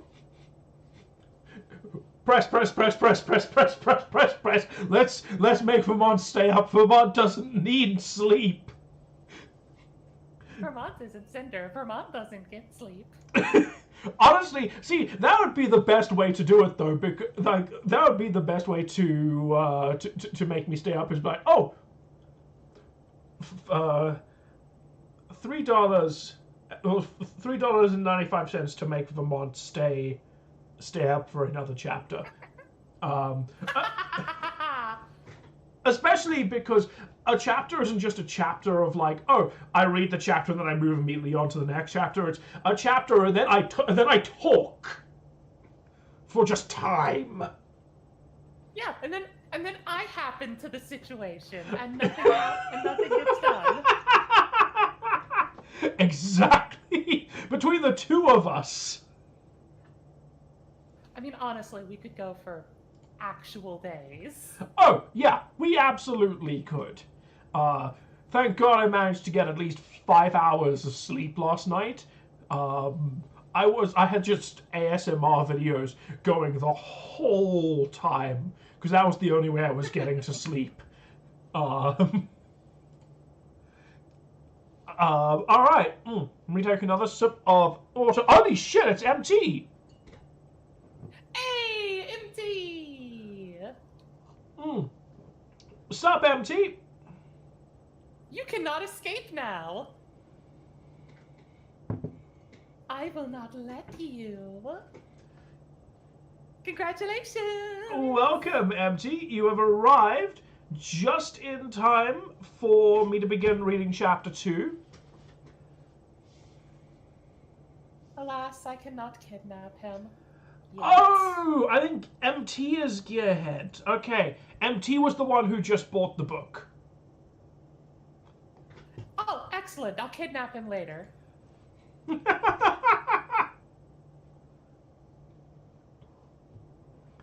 Good job, MT. I joke, but do I? Do you? Not much. Yes, I will read chapter 2, and then I think after chapter 2, I will show off some of the... I'll start showing off some of the fun art that we've got in the background that I also have up. I'll put the high-res stuff on screen, including an MT will find this particularly fun.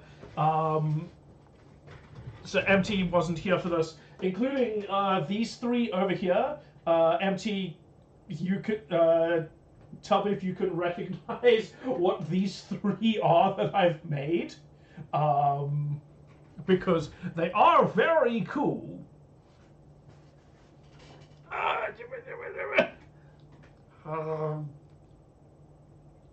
Adventure to rescue MT. Yep, that's the... It's okay.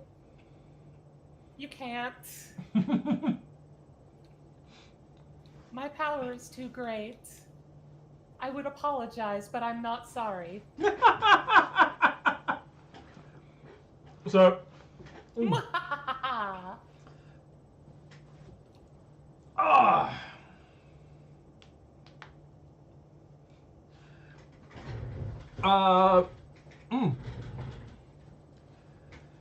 Yes, MT. So I made custom magic cards for the three protagonists of the Knowing Doll, treating them fully as if they were a Universes Beyond edition, and I'll show them all. And I'll show them all off here. They are designed to be at least two of them are designed to be played together. So I'll talk more about them when we get to that.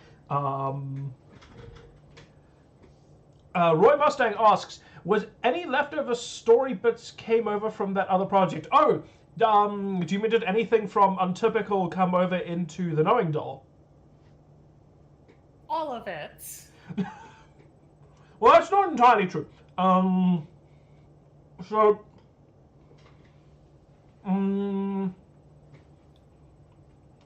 so obviously all of the world building has come over. I have done my absolute best to keep it consistent with Untypical, so you can in fact read. So you can read the Knowing Doll, finish it, and then go directly into Untypical episode 1, and like yes, there is a time skip because the Knowing Doll takes place 6 years before the events of Untypical.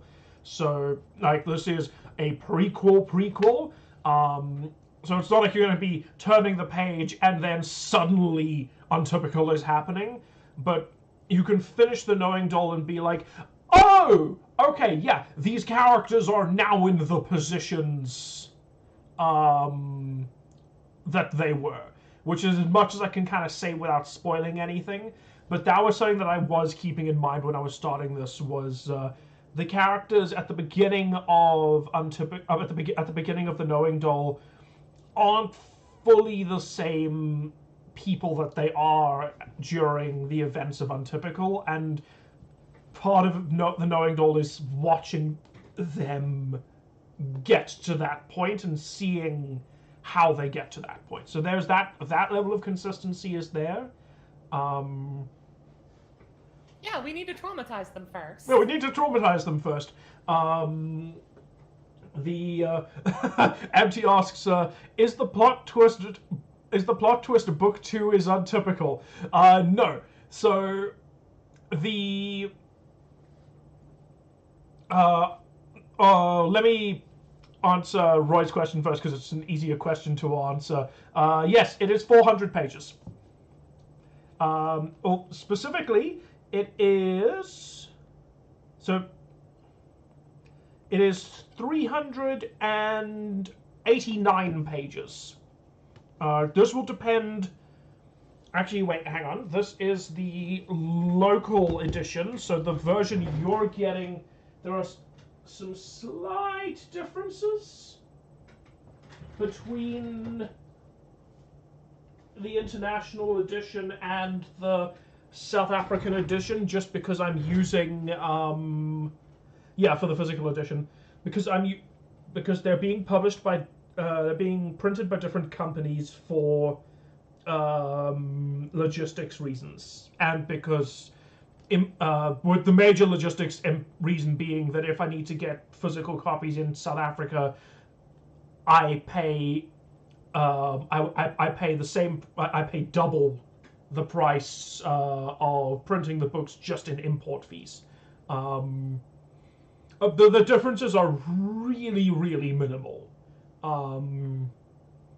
So there's some slight differences in the paper. Personally, think the international copy uses. I don't even know if it. So they've packed the international copy packs their paper a little bit more tight. So the thicker copy over here is the South African copy. The thinner copy here is the international copy, but they are both the same. They are the exact same page count. But they are also using the exact same. I gave the exact same page specifications to the companies, so I'm not actually sure what fully happened there. So it's something I need to follow up with when I do the edits. this is part of the reason that you do author proofs, is so that you can check stuff like this, because this was a little strange to me, but it is still good quality. They did good work. There's nothing necessarily wrong with this. I just want to double check. There we go. We put that back there. Then we put that back there.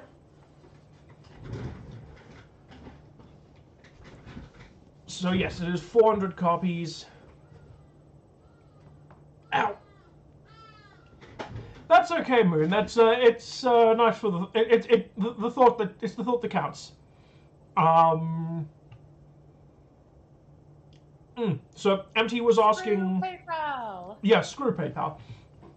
So MT was asking earlier if the secret twist of book 2 is that it is untypical, which is so that is definitely not it. So I will say that yes, there is going to be a second book in this series. It is not going to be a direct follow-up to the Knowing Doll. You all know me by now. I never do anything normally. So the way that the Twisting World storyline is going to work is that it's going to be it's going to be more of an anthology. You're going to meet a whole bunch of characters in the Knowing Doll, and then the next book will follow characters that are teased in the Knowing Doll, teased or introduced in the Knowing Doll, and then they will then get their own books. And then characters that are introduced in those will then get their own books, and then characters that are and so on and so on and so on. And then throughout that, as time progresses forward in that, you'll also then get a glimpse as to what all the characters in these other stories are doing. So if we get a story with character A, with character B, who was introduced in the Knowing Doll, they'll do something, and then you'll see in the background with a couple of scenes, oh, there's Jessica doing XYZ. And now we can see a little bit of what she's doing and how that storyline is developing. And the idea is to kind of let that all lead up to Untypical. Oh my god, a twisting storyline! Yeah, and then one day I'll crash the place. Can't keep me out for long. Right, Zoe?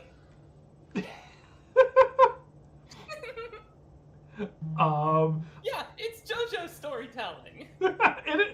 Oh my god! Don't compare me to JoJo! I'll cry! JoJo reference! This was a JoJo reference!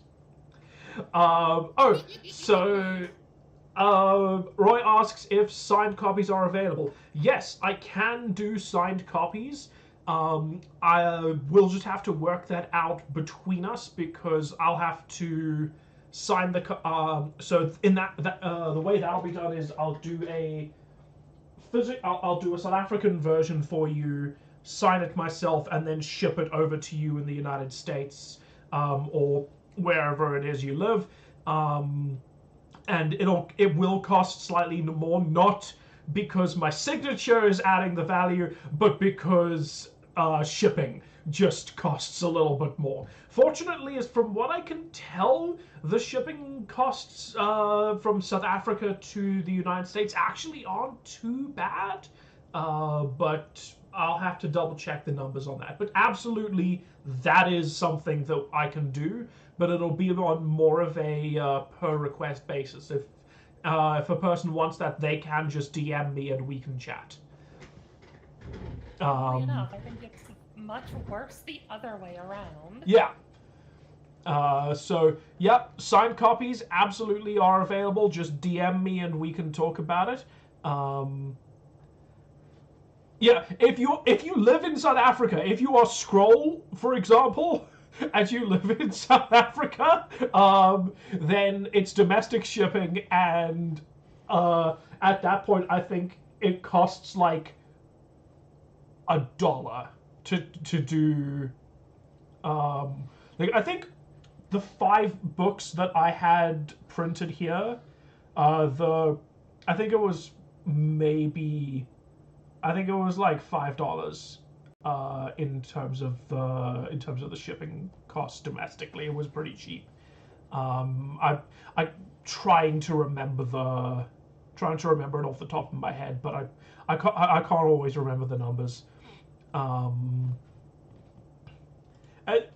Ideally, one day my books will sell well enough that I can just go on tours and go to other people's countries and hand you all. Oh, actually, I need to sit further back so the camera can see. And hand you all my book and be, oh, here's the signature. Especially because I practiced it. I had to learn how to do my own signature because the signature for my dead name, for my legal signature, is garbage. It's a terrible signature.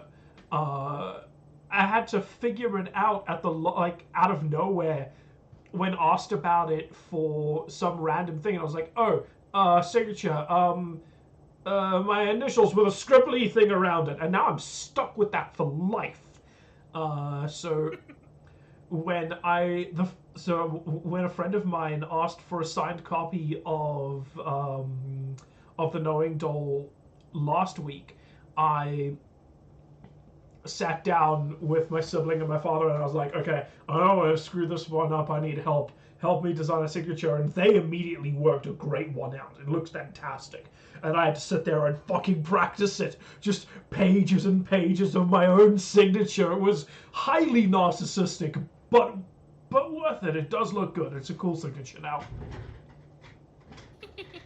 Troll moment, I'll have you sign Skybolt's book. Okay, I will do that, but I'm not going to sign it with my own name. I'm going to sign it with Skybolt's name using a small b. No, you need to sign Skybolt's book as DJ Pong 3. Yes. I'm here for it. Oh, I wish I could throw in a signature as Diamondback.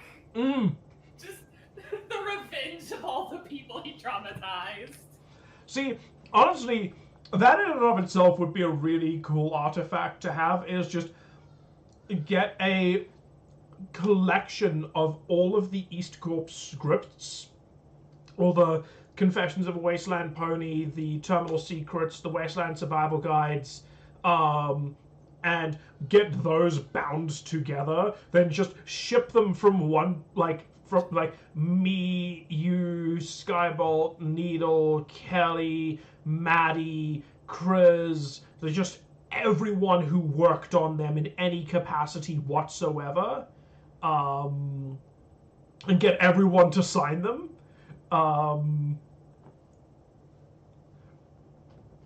That would just be. Oh, that would be a lot of fun. That would be such a logistics pain in the butt. Oh yeah, like that would be the kind of thing that we would do if we all managed to end up at the same convention or something. Right. Okay. Right. I am going to read chapter 2. It's time to meet Delilah. Yes. Because we had our. So, yes. if you would like me to read a chapter, simply let me know, and Will- I would be happy to. I will do. Well, I'm going to throw a. I think after this, I will probably throw the cut content chapter at you, if primarily to give my voice a bit of a break. Très magnifique, ma belle. Right. Chapter 2 of Oddities and Untypical. As a rule, Delilah did not tell people that she could walk into their memories. Everyone always assumed she would default to searching for their darkest secrets, which Delilah begrudgingly admitted was a fair assumption to make of a spy master. Hell, once upon a time it would have been her first instinct. Her own memories were still awash with the darkest deeds of friends and strangers both. But she was trying to be better.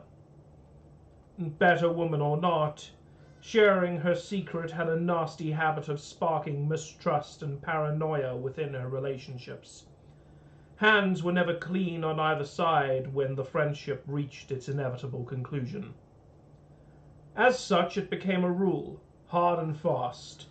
Of her few friends, only 2 knew her secret. She squeezed her polished wooden thumb and index fingers together as she wondered if they really were her friends, holding their slice of the post-apocalypse together. Regardless, the rule remained firmly in place. Few needed to know how she knew the things she knew. All they needed to know was that crossing the Spy Master of Stonetown was too great a chance to take. And in the twisting world... Yes? I love how edgy she is. I love how internally edgy she is, while being the most soft-hearted out of all of them. Like, she is very much putting on that game, even on her internal monologue.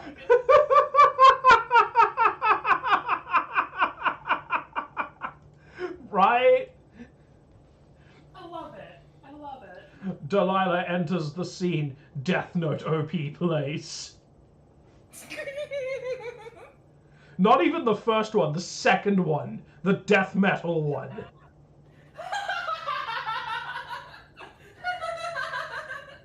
Yes, precisely. In the twisting world, no one took chances. A small part of that world, strangely normal, rolled out beneath Delilah, beneath the skyship whose deck she stood atop, leaning against a thick wooden railing and watching out into the world.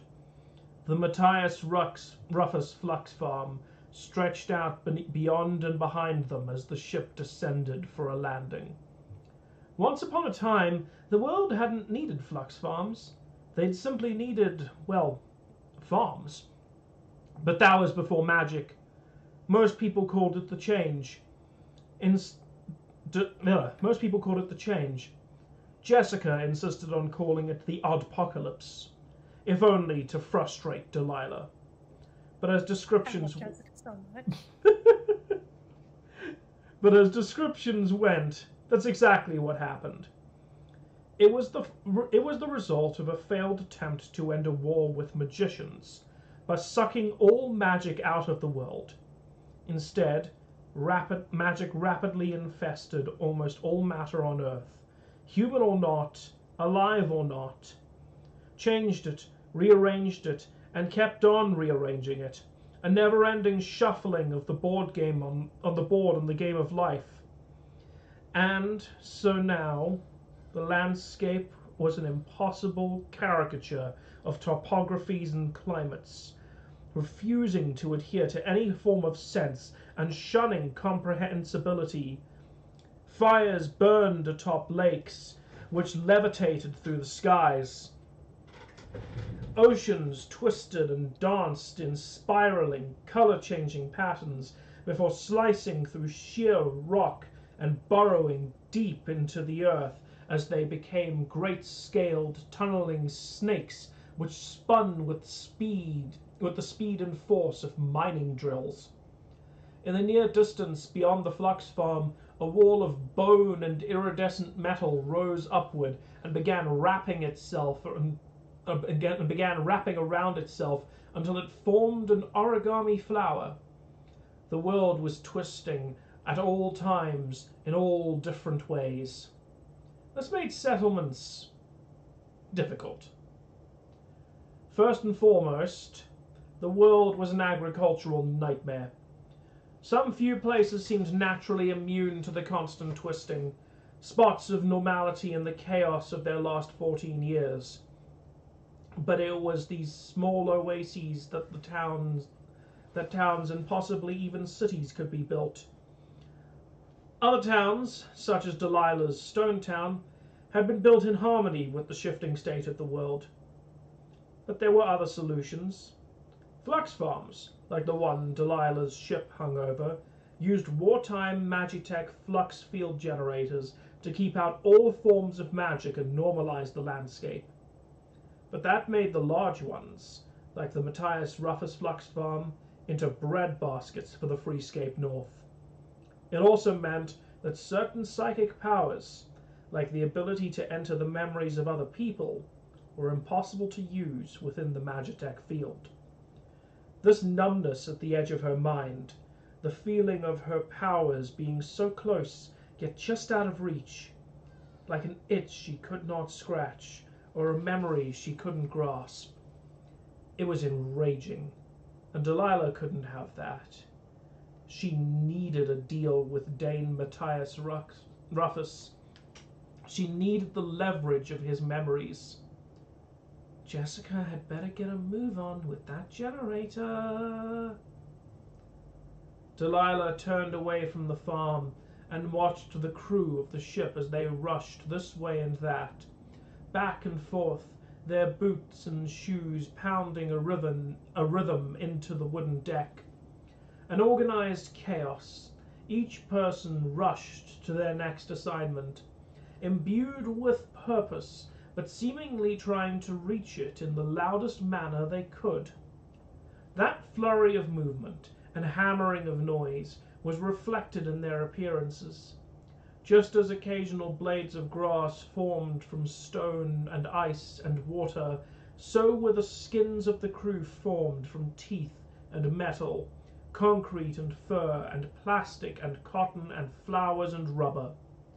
Some had no arms, and others had arms for feet, and one was all arms in a coiled ball of flailing limbs that could only see courtesy of 2 pairs of eyes attached to the center of its mass by nothing more than optical cords being passed from hand to hand as the person scampered across the deck. Not that Delilah could cast stones or judgment. Her skin was not skin, but a smooth, varnished wood. Her body a mannequin doll, the kind used by artists to pose as a reference before drawing. She had no eyes or ears, no mouth with which to see.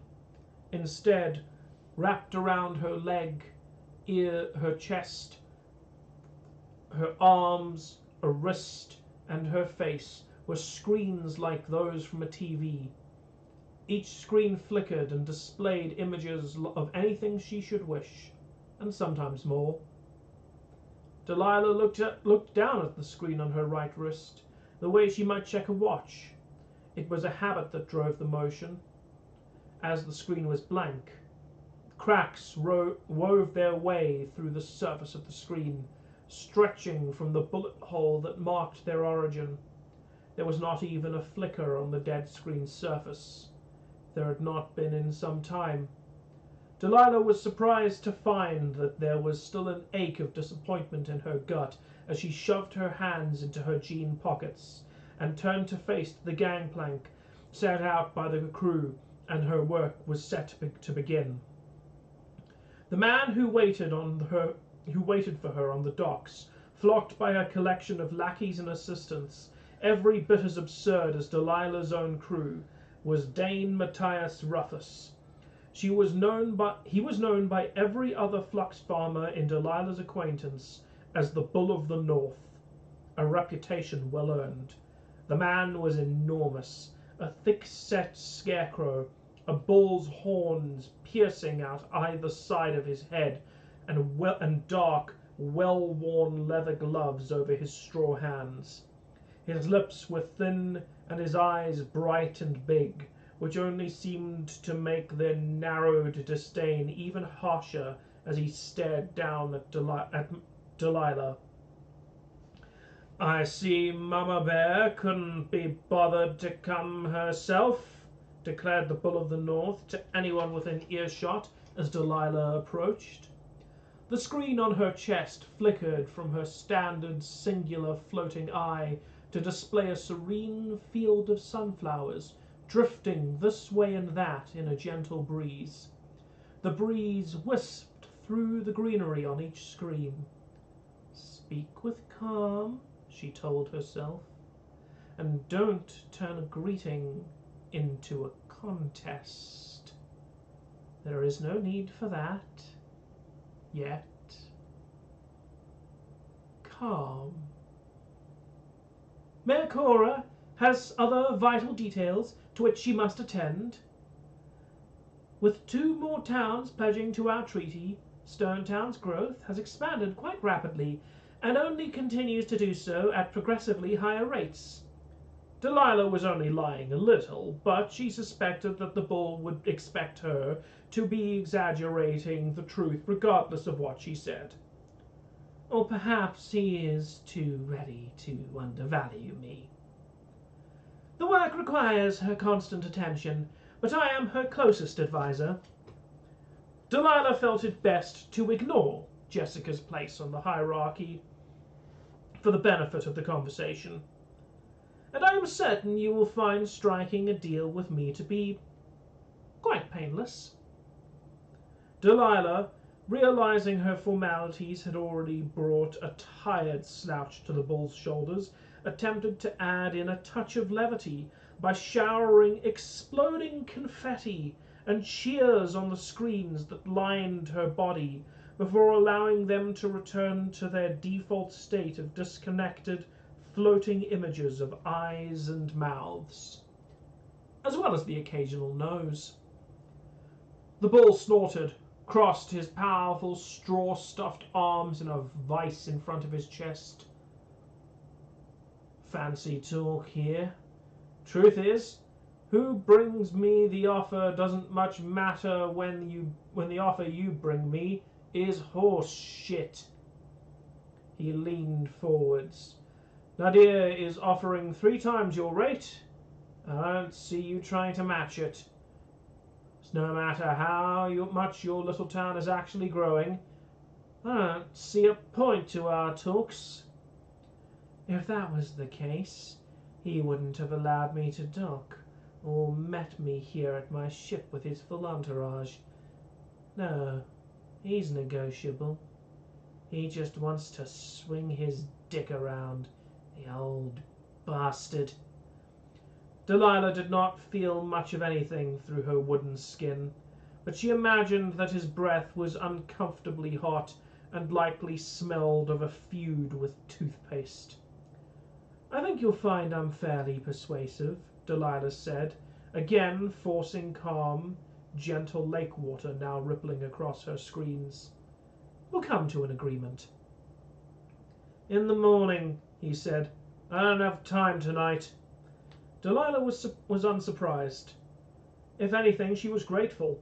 That numb feeling of the flux field lingered at the edge of her mind. The oppressive weight on Delilah's powers made it clear that Jessica had yet to find the generator. It seemed they both still had work to do. Still, Delilah expertly masked her surprise and added a drop of feigned disappointment. Of course. One of my lads will take you to your room. The bull jerked his head to one of his henchmen and turned on his heels. I've got more important things to do tonight. He mumbled that last sentence. It was soft enough that Delilah realized he wasn't saying it as an insult. After all, he had not restrained from speaking every true insult loudly and firmly. Why go quiet at the last moment? She strained her lack of ears to catch the rest of his mumblings as he stumped away from the docks, only catching one last bit. Now, where did I put those flashcards? And that is the end of Chapter 2. The drama rises. The drama rises? Delilah continues to be amazing. Delilah was a lot of fun. I agree with Scroll. I imagine her talking with her hands a lot. Oh yeah, definitely. 100%. Delilah talks with her hands a lot. She uses her hands and she uses the screens all over her body. She's a very expressive person. Ironically so. Mm. But then again, that irony kind of defines the character. Mm. Absolutely. Mm. Man, she's gonna give that bull guy such a terrible time. To be fair, that's her job. Mm-hmm. He is so screwed. She'd be doing it wrong if she didn't give him a terrible time. Which is clearly how long-term and healthy alliances are made. Cough, cough. Right? I love how good they are at this stuff, while also being the worst. Okay. It is now available on Kindle.uk, but apparently Kindle US is still at the pre-order stage, which is very funny.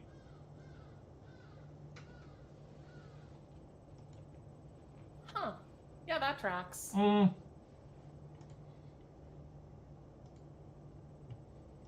Also, in general is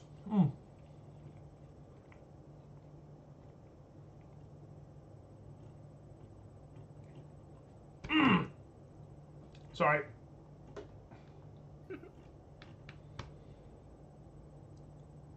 Ooh, okay, there we go. Get some water.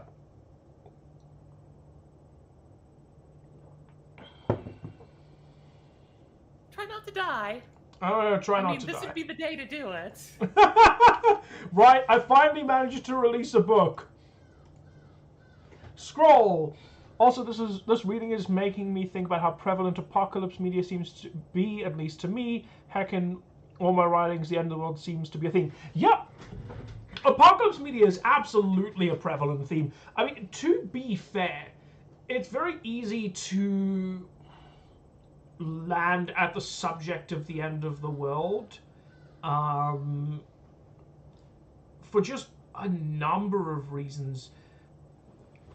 One, I think it allows us to take our it's a solid way of taking our existing world and just kind of shaking it up and applying new rules to it without having to necessarily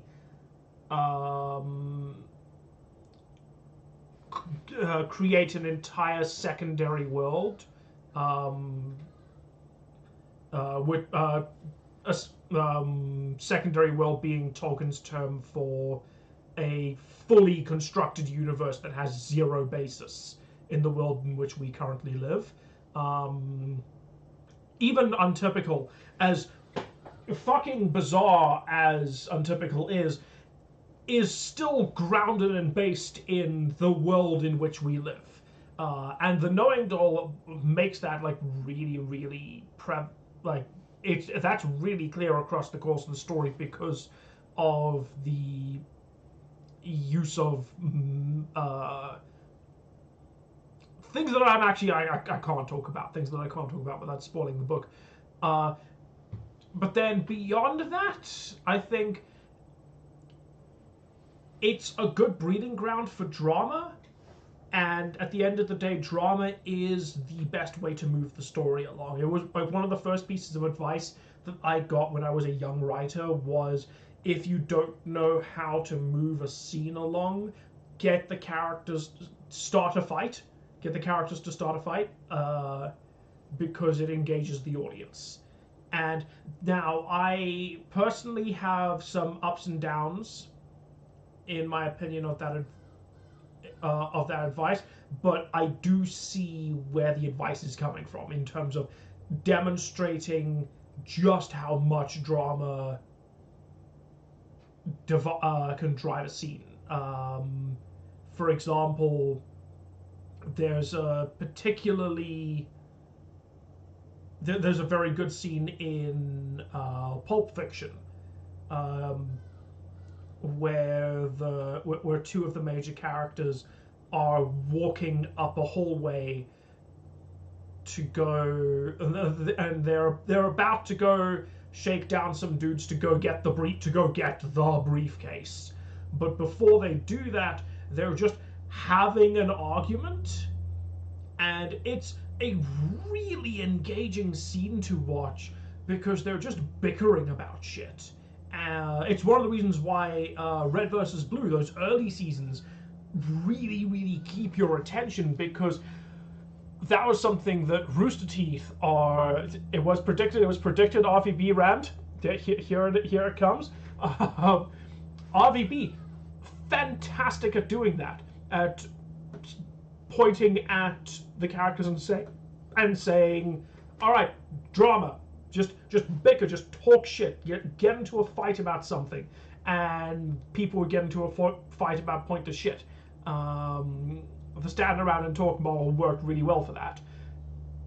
I think it's why the idea of having blue team always driving the narrative and red team always driving the comedy, so that blue team could do important plot related stuff, and then whenever the plot's getting too heavy, you cut away to red team, and then red team does a different kind of drama, where it's drama that is just people getting into a fight about something about something really stupid, like, did Simmons faint, or did he or did he get knocked out during an attack, that kind of thing.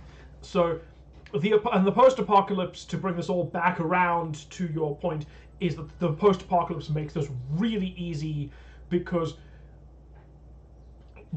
we are all incredible. In the apocalypse, everyone is incredibly stressed out. It is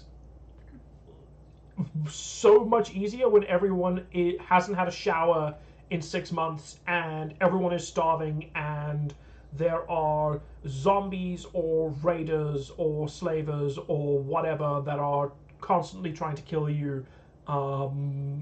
It's entirely natural for people to be a little bit at each other's throats. So pressing the button that says everyone get mad at each other doesn't detract from the it doesn't make it that feel like it came out of nowhere. Importantly as well, the post-apocalypse is a circumstance that allows us to exaggerate when our own world is already, to be blunt, already kind of on the edge of apocalypse. It's also why you tend to see a lot of it's also why you tend to see a rise in things like cyberpunk. Because we are in the most boring cyberpunk dystopia. Yes, absolutely. There is a fantastic interview with Daveed Diggs, who many of you will know as having played Thomas Jefferson in the musical Hamilton, but who also is the frontman of the band Clipping. And earlier this year, they released a cyberpunk album called Dead Channel Sky, which immediately you can hear that they are citing their cyberpunk credibility right off the bat from the album title. But it's a fantastic album. But in an interview, Daveed was talking about exactly what Cinder just said, where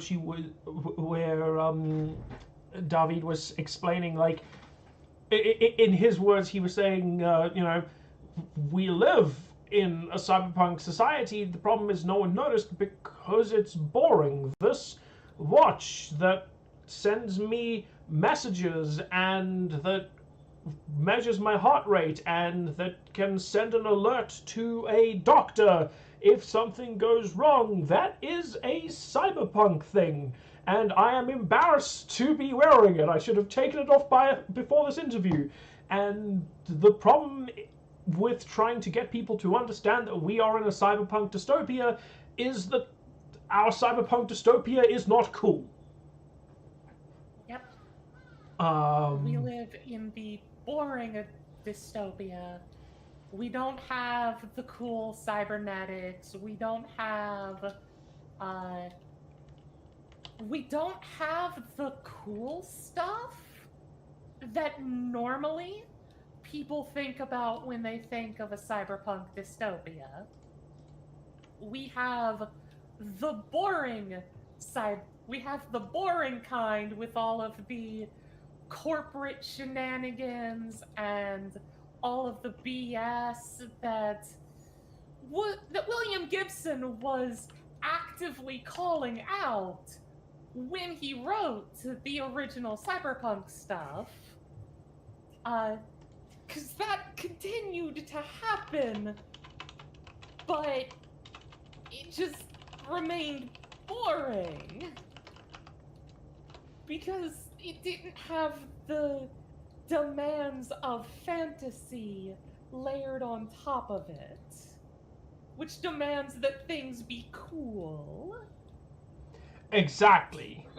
Honestly, this is also one of the things that I think makes Captain Horse's Sunjackers comics so good, is that Horse is really good at combining both of these. He writes a world that is very much as he puts it, it is not retrofuturistic at all. The characters are spending just as much time dealing with algorithms as they do with street criminals. I'm effectively quoting him at that point. But he still packages it in a setting that is really cool to look at from an aesthetic standpoint, and that is also very cute because, you know, everyone is a horse. Everyone is a My Little Pony. So he's done a very fantastic job with Sunjackers in terms of combining cool cyberpunk aesthetics, mixing it up with the aesthetics of My Little Pony, and then also actually getting in the, hey, this is the actual reality that we live in. Sunjackers is like 10 years, maybe not even, maybe like 5 years removed from the actual world we live in terms of its worst qualities. Like, okay, cool, the robot limbs aren't, we're a little further away from that, maybe, but the worst parts of what they have to deal with in Sunjackers, that's happening. That's happening now and will be happening worse in the next 5 years. And Sunjackers does a fucking fantastic job of pointing that out. I cannot recommend it enough. It is still probably one of my favorite stories I've read in the last 10 years. I cannot actually stop singing its praises because He's just that good. it is just that good. It is just that good. I still really want to make a Sunjackers project because I was gonna make one. This is technically something I've been keeping a secret for a really long time, but it's been long enough that I do feel comfortable talking about it now. So I'm not gonna go like the whole. I'm not gonna go into all the details because I am still kind of holding on to the hope that I make this one day. So I'll just go into a little bit of it. But back in 2020, after I made The Great Experiment, I was chatting with Captain Horse about making an audio drama set in the Sunjackers universe. And unfortunately, that was right, like just right after that was when I hit my burnout phase, and I crashed hard. And then a little bit after that, I started writing the Knowing Doll, and so like I kind of in between. I think those were like the two big projects that I worked on. I was writing the Knowing Doll, and then I kept going back to Sunjackers to try and write this audio drama, and then I just couldn't get it right. And then the worst thing in the world happened, and this I have complained about in certain places before. This is the worst thing in the world that can happen to a speculative fiction writer, is that I was right. So I was right and I took too long because I wrote a whole bunch of things. Not necessarily predictions, but a whole bunch of this plot is about X and Y and Z, and this thing happens and this thing happens, and I think this thing is going to happen in this plot, and this is the way I think this world is going to decline into horribleness. Into horribleness. Yeah, let's put it that way. I'm trying to find the least spoilery way of putting it. But the problem is that 2025 started, and I watched as it was like a fucking checklist. Just go, oh yeah, that one. Did they just get my script?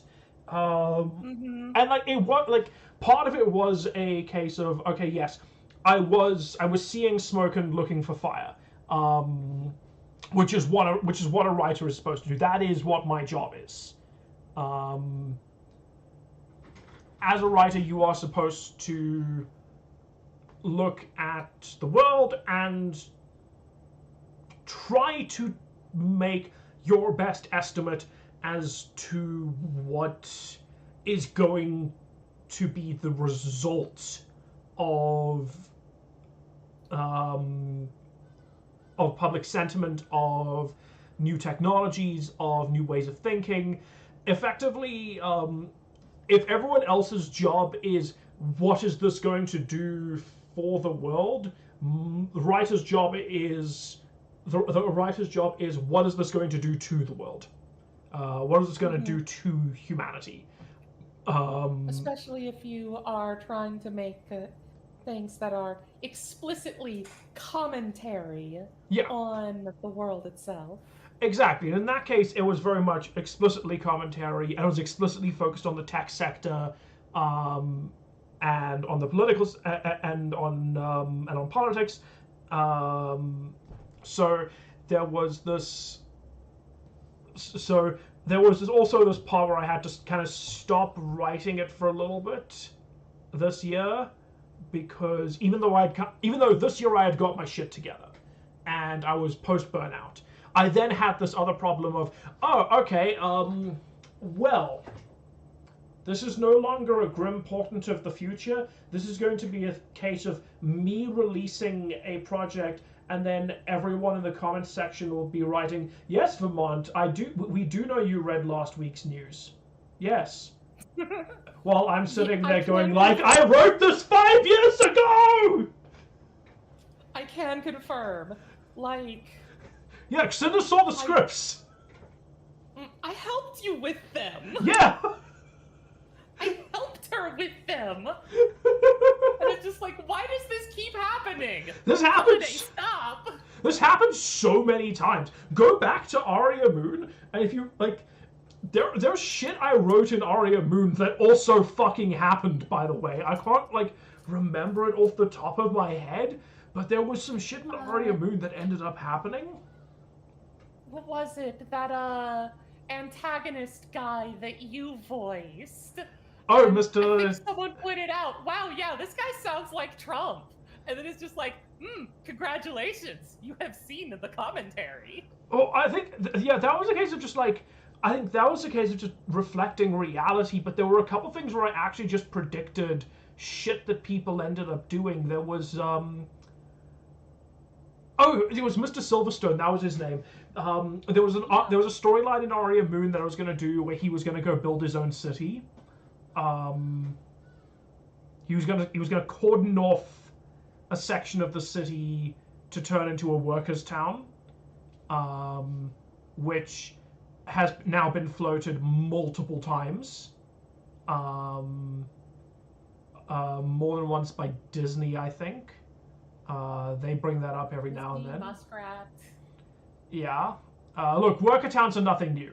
That was happening. That was obviously I got the idea from old school mining worker towns, but that was fucking abolished because they are horrible.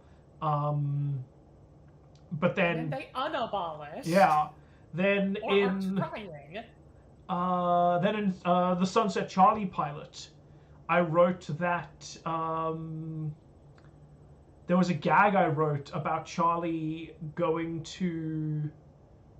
Oh yes, she was getting a job as a model, where this billionaire was like, "Oh yes, I've decided to use my great worth, my great value to help the people, and lift their spirits. So I've put on this photo shoot, and I'm going to take a picture of you smiling, and I'm going to put it on a big billboard on the city with the word smile next to it."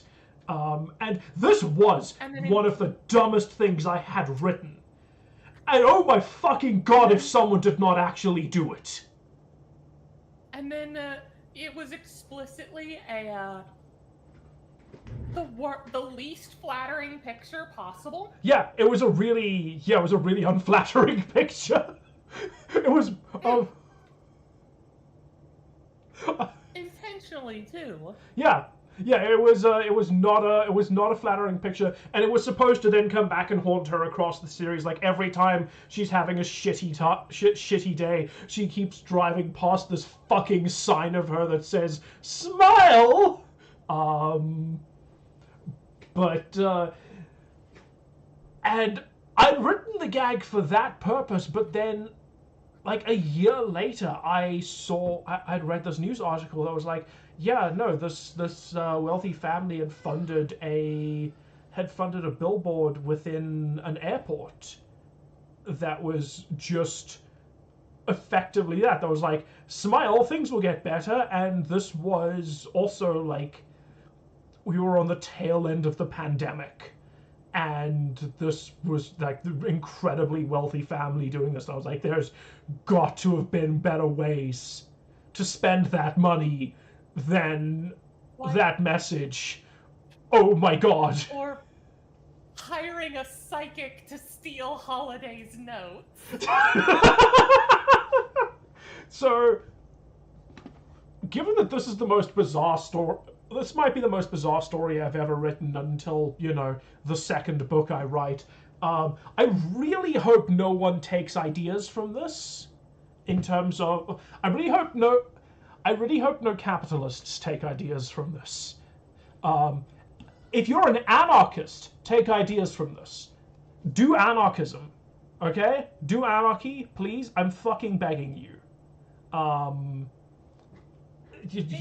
Take ideas from this. Do mutual aid.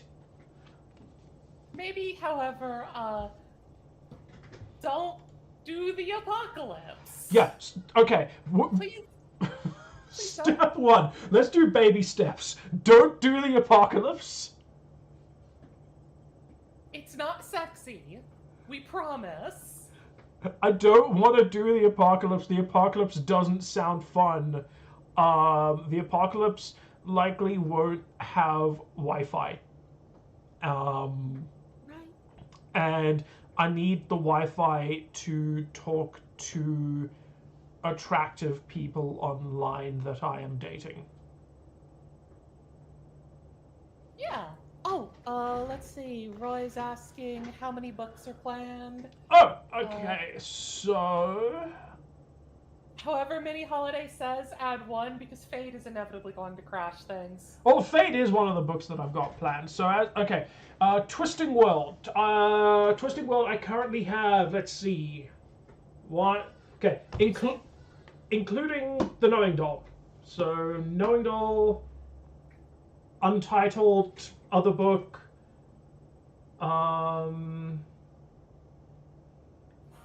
I'm trying not to say the names of the books. I know the names of the books, but I'm trying not to tell you the names of the books.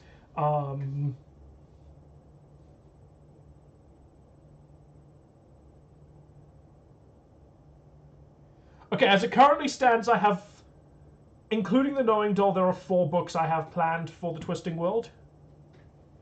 But I may end up doing more. We'll see. Assume 5, because the Fade brainworms are strong. Yeah. They're incomprehensible. So that covers those 4 covers those 4 will cover characters that all appear in the Knowing Doll in some way, shape, or form. Some more subtly than others, for the record. Just have fun catching them.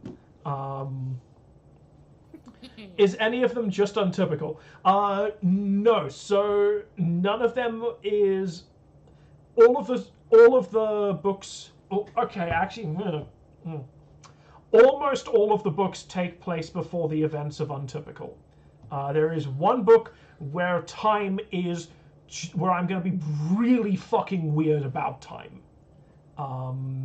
And it will cross over into the events of Untypical a little bit, and also a lot a bit, but also not at all.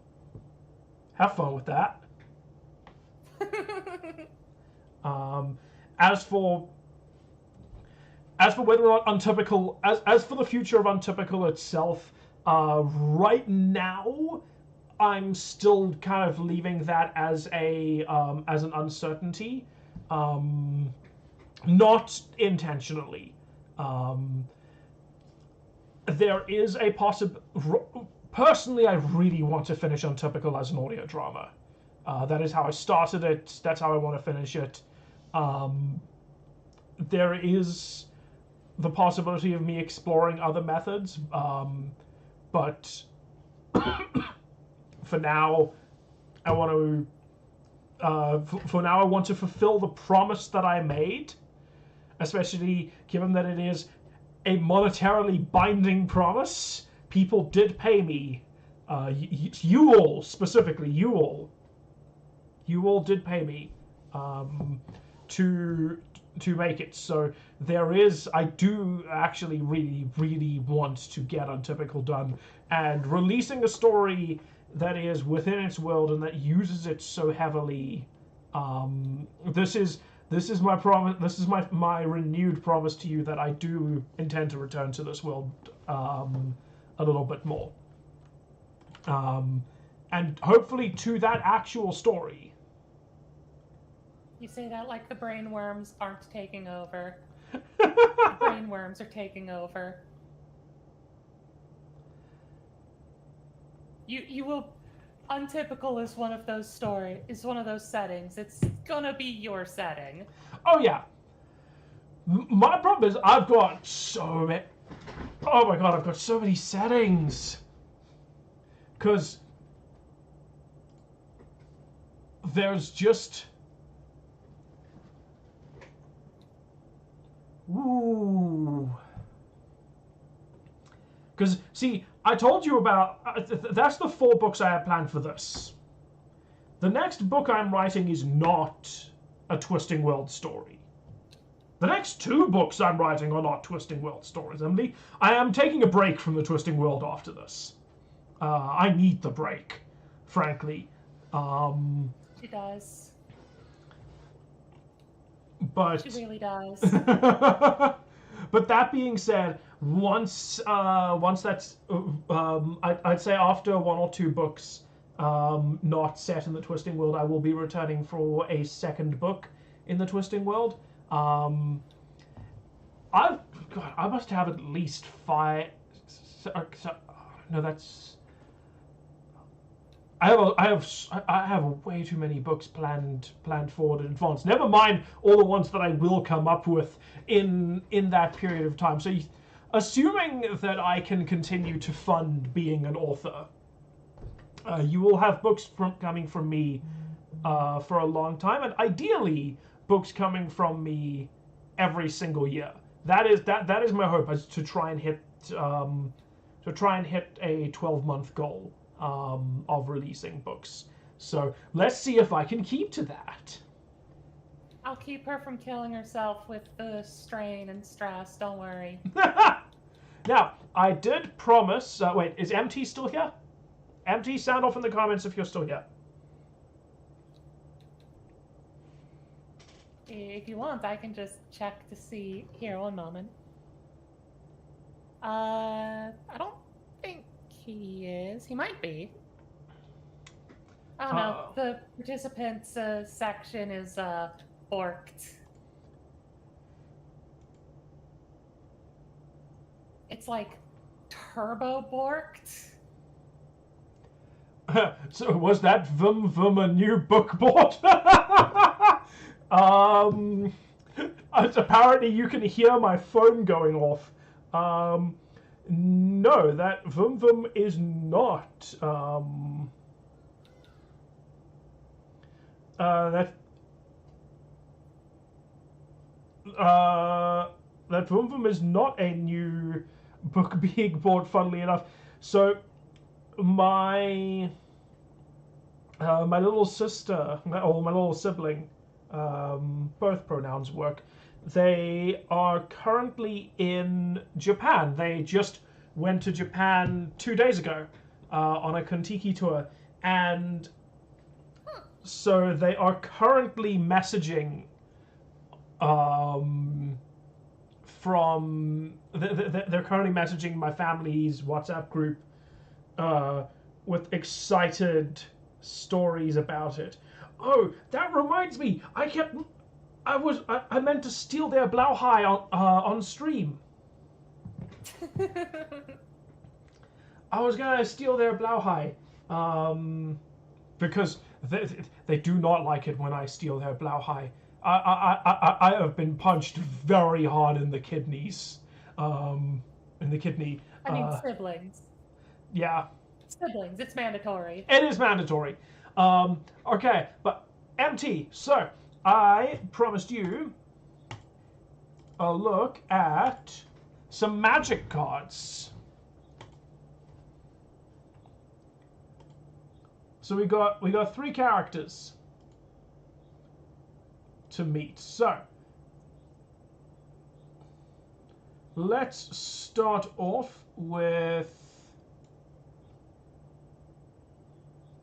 I agree with Scroll. Do it.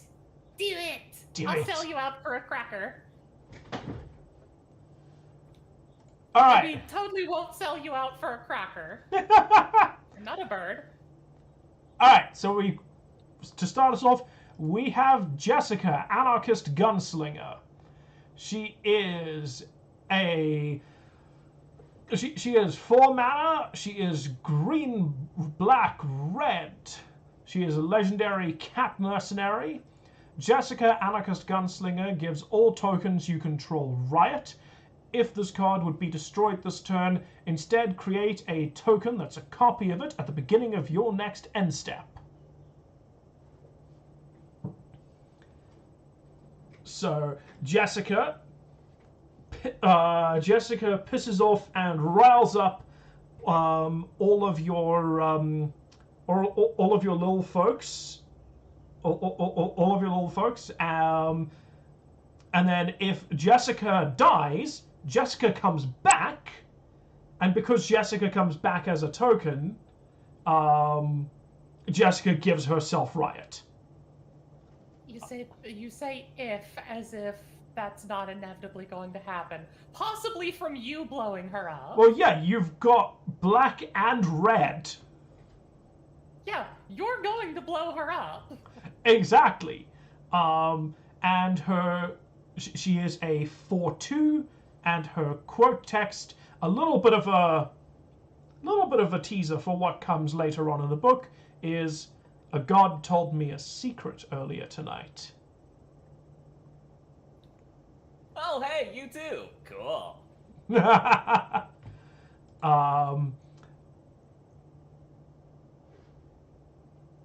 It is Jund. Yeah, she is a Jund card.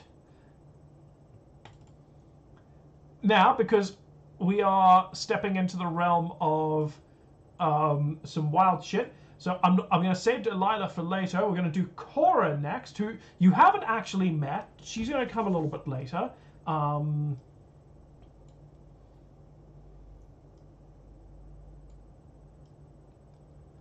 Could have Zayatora yeet her at someone to make a copy, then profit from life insurance. Yes, actually. Okay, so now we have Cora, Reluctant Mayor.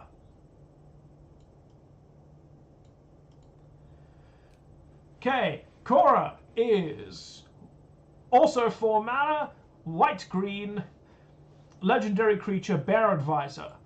Players may move any number of counters from permanents they control onto any other permanents they control during their turn. Players may play more than 1 land. You may play XXX. Players vote on a single creature not under your control. The winning creature's power is increased by the number of +1/+1 counters on all creatures until the end of controller's turn. And she is a 2/4. Which means she's scary. Yep, she is a group hug bear. But also with a little bit of fuckery. Right over there on that last line. I believe the phrase is psychological warfare. Yeah, basically. One would also note that both she and Jessica. There we go. There I am. One would also note that Jessica and Cora both have partner. You would be finding yourself playing a. So you can, in fact, run them together. You would be playing a 4-color deck, but it is possible to run them together. And It should be. Yeah, and they are specifically designed to be 4-color because they are the absence of blue. That's somewhere else. Yeah, I wonder who has blue. Cough.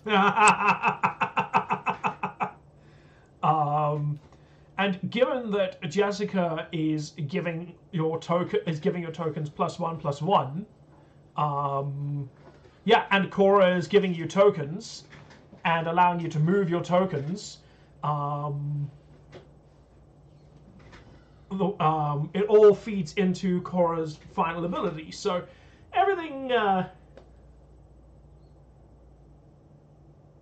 Oh yes, yeah, Roy. So the Cora is standing next to Jessica in that. So I've taken the artwork here from the back cover of the book. I'll show you the full back cover in a moment. So I'll take this down, and then let's see Delilah.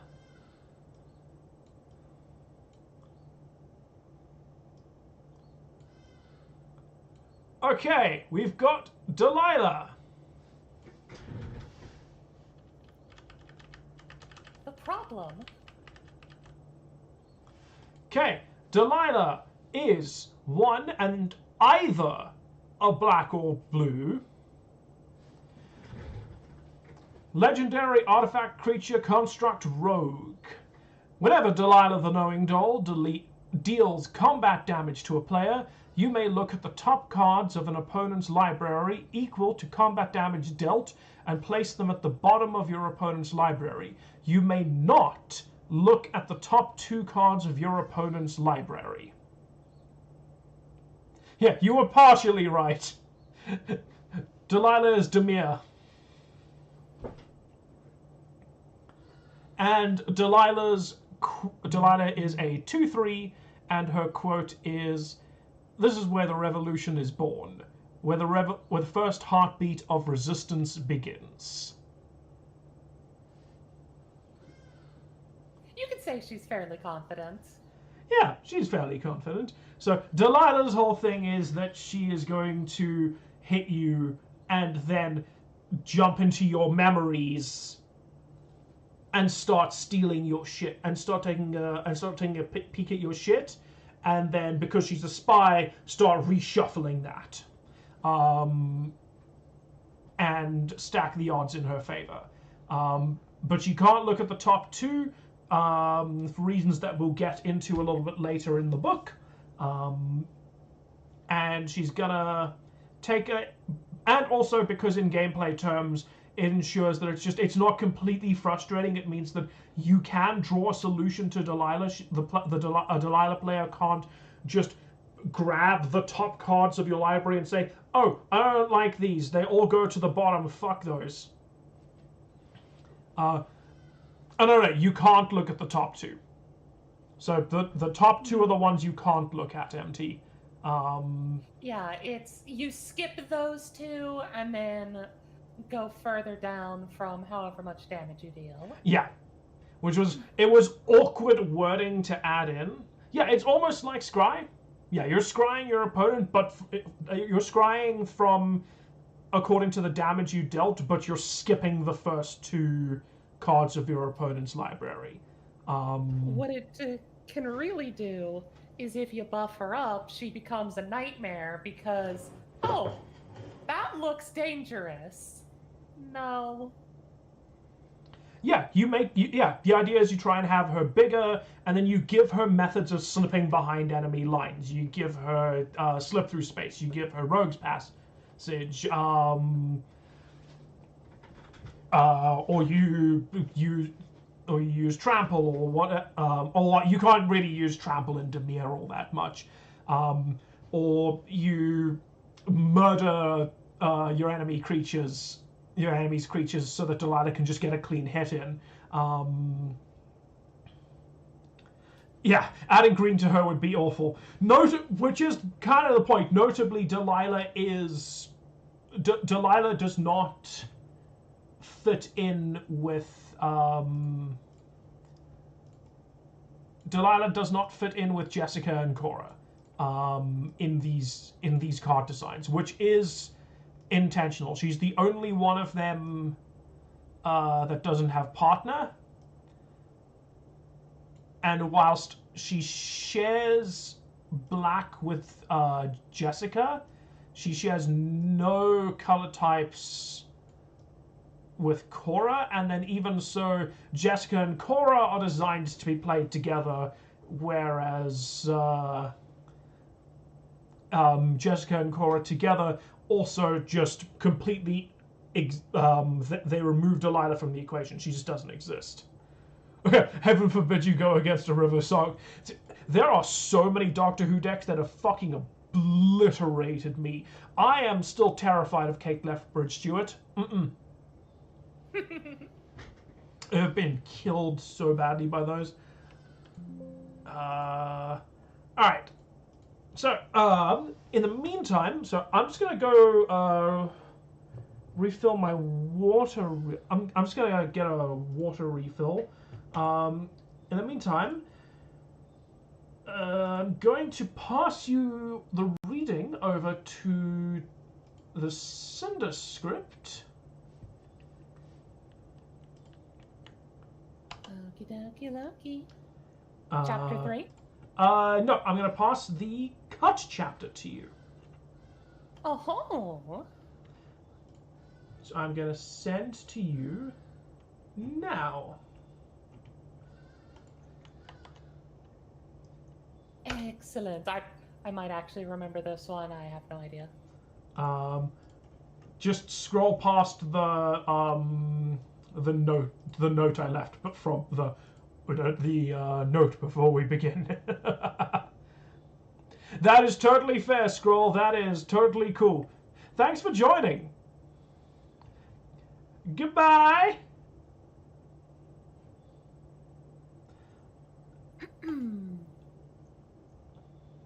All right. Let me know when you'd like me to begin. All right, cool. You can hit it. The Magnificent Madcaps. A cut chapter. Mission complete! I've conquered one of the great mysteries of the twisting world at great personal risk, undertaken the most unreal and impossible of adventures, and now my journey nears its end. Blair B. flitted into the air, striking a skyborne pose that declared total victory, and every head on the train station's packed platform turned to watch her hover. They saw her pride, her sheer and unbridled joy, and turned and carried on with their days. Which was fine. Blair B. did not care. Her speech wasn't for them, nor was her flight imposed. No, her pride was for no one but herself. She buzzed her wings once more, giving herself another bit of lift, looping around in the air to perform her most wonderfully graceless backflip before planting her fragile thin legs on the ground. With her declaration done, she could promise herself she'd be calm for the rest of the train ride home. Oh no. Wait, she's a fairy? Almost. Okay, so so instead of that voice, should I make her marry Havoc? Well, Yes what she is sort of hidden in her name. Fair enough. That doesn't answer my question. Should I use the Mary Havoc voice? I think you should use the Mary Havoc voice. With her declaration done, she could promise herself she'd be calm for the rest of the train ride home. The Madcaps have spent 14 years accumulating more goodwill than any organization or entity in the twisting world, and you seem intent on spending it every time you speak. Oh, that's a different person. Oh, that's Never mind. Time for excitement again. Blair spun on her hind legs and spied the woman who'd spoken with her dry, wry voice. There was only one woman in the world who could make her heart race with such deft romance. Blair took to the air and tackle-hugged Rain right off her feet. They crashed into the platform as Blair laughed and clicked her mandibles over Rain's scaly face. Rain, it's been so long. How are you? Did you find him? I missed you so much. Blair held Rain as tight as her arms would allow, though she never could have boasted great strength. Apparently, you missed me so much you damn near almost killed me, you crazy woman. Blair sat back, letting Rain come up to sitting. Their eyes met and they said nothing. They didn't notice the crowd passing by them. They didn't much care to. Blair felt Rain's shallow breaths across her fuzzy face. Saw the way her long, droopy nose scrunched as she tried to muster up some kind of frustration with her. But they both knew it wasn't going to work. Rain took Blair into an absolutely ferocious embrace, and this time it was Blair who was almost crushed and winded. But there was nothing better in the world than a wonderful hug from her Rain. And they hadn't set eyes on each other in 13 months. We're going to miss our train. One of them said. Blair wasn't sure which of them spoke, but she knew neither would move just yet. They needed this moment. The world could wait on them for once. The click-clack of the train sounded peacefully in the background as they left the platform behind. The 2-day trip to Nadir City ahead of them. So? Rain asked, sitting down and clearing room next to her for Blair. Please tell me you found something. Blair's heart dropped. The way Rain looked at her, so much hope in her eyes. She tried to hide the earnestness that filled her up, but right now it was practically bleeding off of her as she waited for Blair's answer. So, Blair forced a smile and sat beside her. From the border towns to Anthem, I found enough to make Dr. Brittle pop ink all over himself. She declared. Rain's face screwed up. Her brow bunched and eyes drew to a focus. That's wonderful news. She began steadily. I also found stuff for him, but... They both knew that wasn't what Rain was asking after. Blair sighed, the smile finally slipping away from her. She clicked her mandibles twice. I explored 9 different Gauntlet facilities. And... Rain, if that's proof of what they did, then they really cleaned up after themselves. I dug through files, computers, archives, recordings, anything that wasn't destroyed or altered by the change that might point to their escape bunker either doesn't exist or was scrubbed up and erased. How long had she been on this goose chase? 7 years? She'd taken 4 trips out into the twisting world, given up years of her time with Rain and her community, and she had no evidence to show for it. What Gauntlet Co. knew. What they did. Okay, wow, hi Diamondback, nice to see you. What the hell are you doing? Well, I thought I'd do some recording for you. Nice, but can you get... Got it! And I'm taking over. You'll find it. Rain said. They can't have hidden it all, Blair. You'll find it. Blair nodded, and then she allowed herself a little smile. And I'll admit... Her smile widened to a cheekiest grin as she whispered in Rain's ear. I did find something else in one of their facilities. Rain looked over to, brow raised. Oh? But Blair wasn't giving her anything. She would reveal that little secret when she was good and ready. Instead, she yawned and kicked her legs out across the seats, lying down to rest her head on Rain's lap. A friend removed her notebooks to make space for Rain without arguments and packed them away into a bag, crossing her arms over her chest and staring out the window. Yeah, friends. You know, I got an apartment y'all can share if you're really interested. I hear you might make great roommates.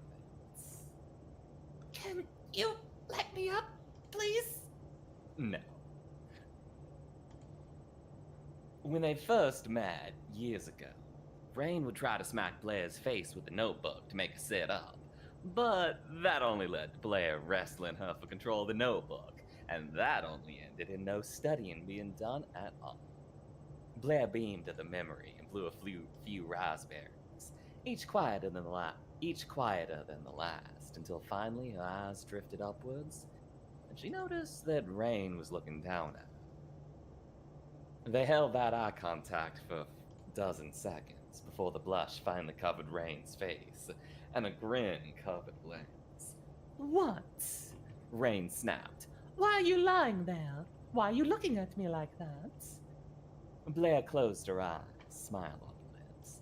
Oh, I like feeling the drumming of the tracks through your legs. And she reached a claw to hold Rain's scaly hand. Rain squeezed it, and Blair hummed herself to sleep as the train carried them back to Nadia City for the first time in 13 months. Okay, Holiday, these are roommates, right? Yeah, that's what they call it these days. Is that what we call lesbians? Yeah, that's the slang I heard. I don't know. I'm gonna have to talk to Richard. Anyway. Blair hopped up and down as she watched the protectors take a bag and set it down on the examination table. Rain set a hand on her shoulder and Blair stilled. Or tried her best to. It would work. It did every other time. The protector raised his gauntleted hand over her large suitcase, and a bright orange glow overtook it. Blair looked away, holding her breath and shutting her eyes tight as the protector ran his hand over the case, and finished his scan. Rain's hand stayed on her shoulder until the check was done, and the protector, staring at the case the entire time, said, "Clear." Blair tried not to breathe a sigh of relief as she walked over to take a suitcase. Her other bags had already been scanned, but those were not the concern. She held the large suitcase in a tight, protective grip as she lifted it up off the table and carried it to the far side of the room, before waiting for Rain to have her own luggage checked. Nadia's laws did not allow protectors to open their luggage, but gauntlets could be used to examine the contents anyway, to reveal to a focused wearer what was inside. Magic's kind of a bitch like that.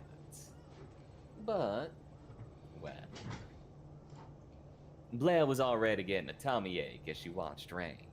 Just like every time they'd done this before, the scan would reveal nothing. The scan would reveal clothing, nothing more. But what if? But what if? Clear. Rain picked up the last of her bags, as well as her own large suitcase, and joined Blair on the far side of the room. Blair gave her a small smile. We're home. She said. Not yet, when... Whoop, got them mixed up. Hey, you want to do your job, right? My lungs are in my kidneys. That sounds like a you problem. Shut up.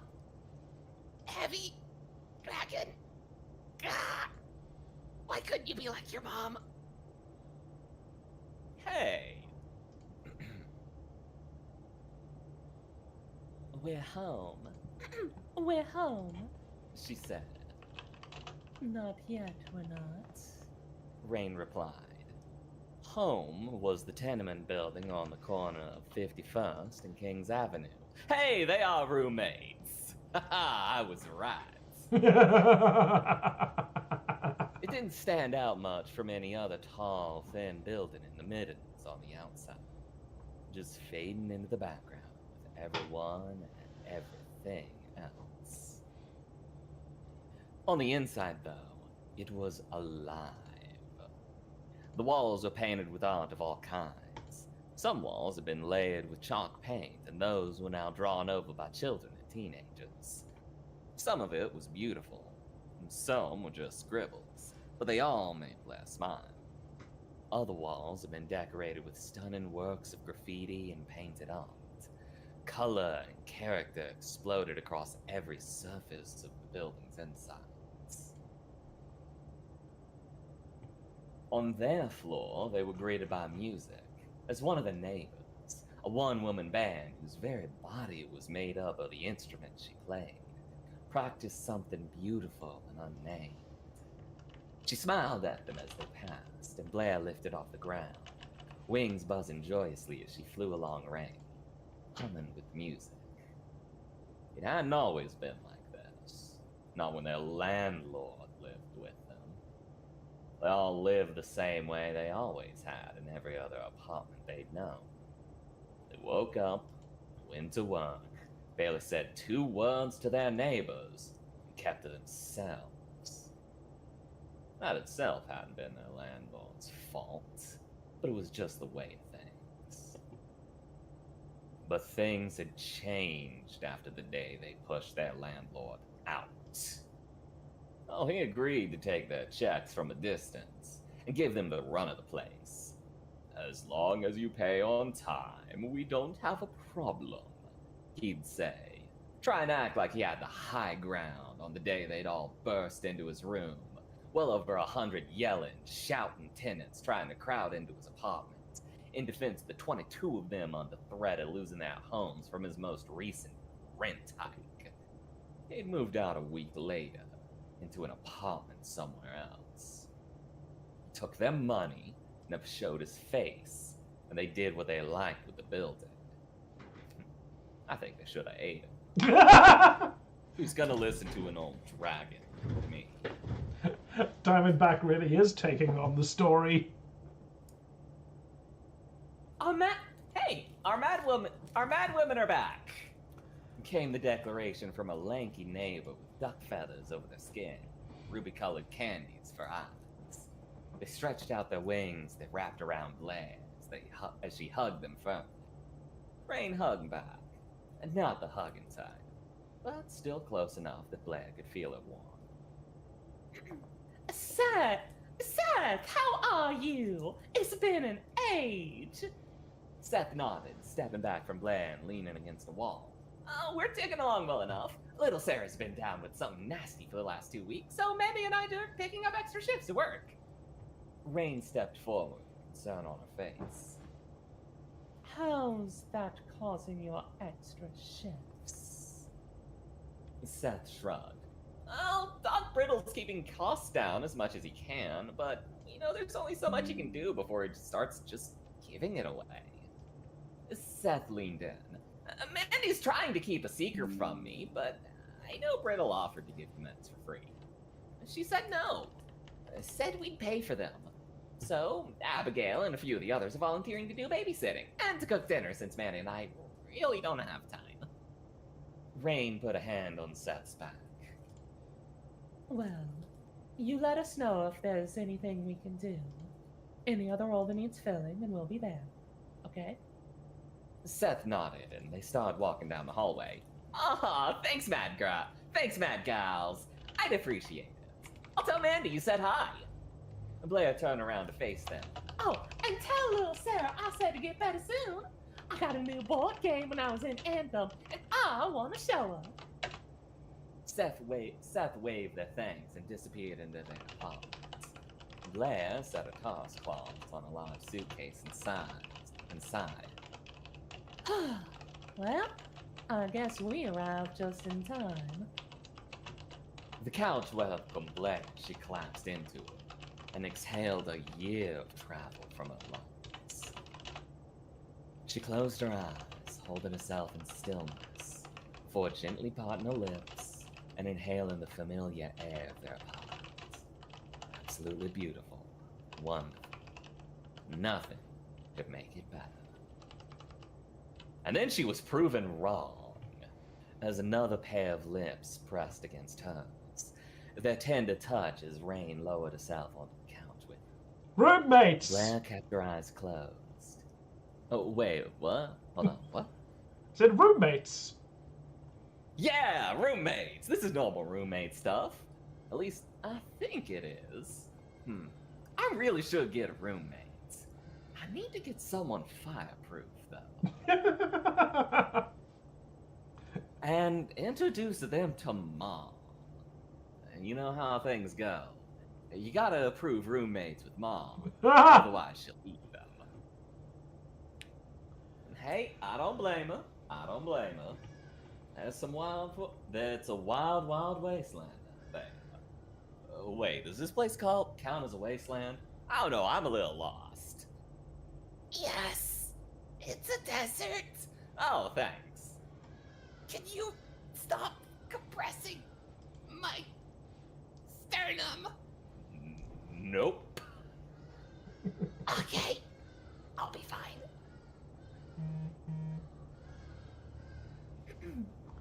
And then another pair of lips pressed against hers. Their touch tender as Rain lowered herself onto the couch with her. Blair kept her eyes closed, smiling into the kiss before returning him with the eager of so much time spent apart. As on the train station, they remained in that moment in indifference to the world around them, grateful to be together again. Finally, Rain broke the kiss, and Blair opened her eyes. They snuggled up together on the couch, staring at the bare concrete ceiling of their apartment. You know, we should decorate. Blair said. Something colorful. If you turn our apartment into a walking rainbow, I'm going to make a different friend. Blair giggled, clicking her mandibles, which had widened seemingly on their own to allow her friend access for that kiss. You going outside and making friends? Oh, perish the thought. Rain waved Blair away with a scaled hand and nuzzled her bushy hand to Blair's fuzzy thorax. I miss this. Not just us together, but us here, being part of this community. Yeah, I can't imagine how hard your assignment years must be. Rain looked Blair in the eyes. Being out there on your own for so long. Blair nodded. Well, it can be hard. There've been so many nights sitting at the campfire, made from the refuse and papers of old Gauntlet co-offices. Don't worry, I'll write them first. I mean, I even used chairs and desks of firewood. And I'd sit there in one of the skeletons of the business that ended the world, surrounded by the echoes of everyone who'd ever been there when everything changed. No matter how large I built my fire, and it was dark. Oh, and I tried. Kind of burned one of the places down once on that. Sorry about that. It's fine, they deserved it. No matter how tight I wrapped myself, there was cold. And no matter how hard I searched, there were no answers. No people. No one with me. Just me. Rain ran her fingers down Blair's face. You always make the most of the people you're with when you're with them. I love that about you. I love it so much. Well, I like to be around people, around the crowds. I want to forget where I end and they begin. There's a oneness to that. A oneness that I find when I talk to someone. Talking to someone new feels like meeting a whole new part of me. Getting to know old friends, even better, feels like I'm adding new flames to in my soul. Rain raised a brow. And me? What's it like talking to me? Blair wrapped her arms around her friend and hugged her tight. It's like wrapping myself in the most comfortable parts of who I am. And who you helped me become. Grumpy as you occasionally are. As she touched her last words with a giggle, and Rain responded by trying to sniff, act cool. But Blair saw it in her eyes. She always did. Rain loved her so much. She loved Rain. But I bet you know more about what I feel than you give yourself credit for. I mean, you don't like people, sure. But you go on assignment just as long as I do. Also separated from the community we've built together. Rain shook her head. My work isn't the same as yours.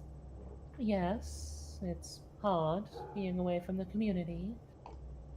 And from you.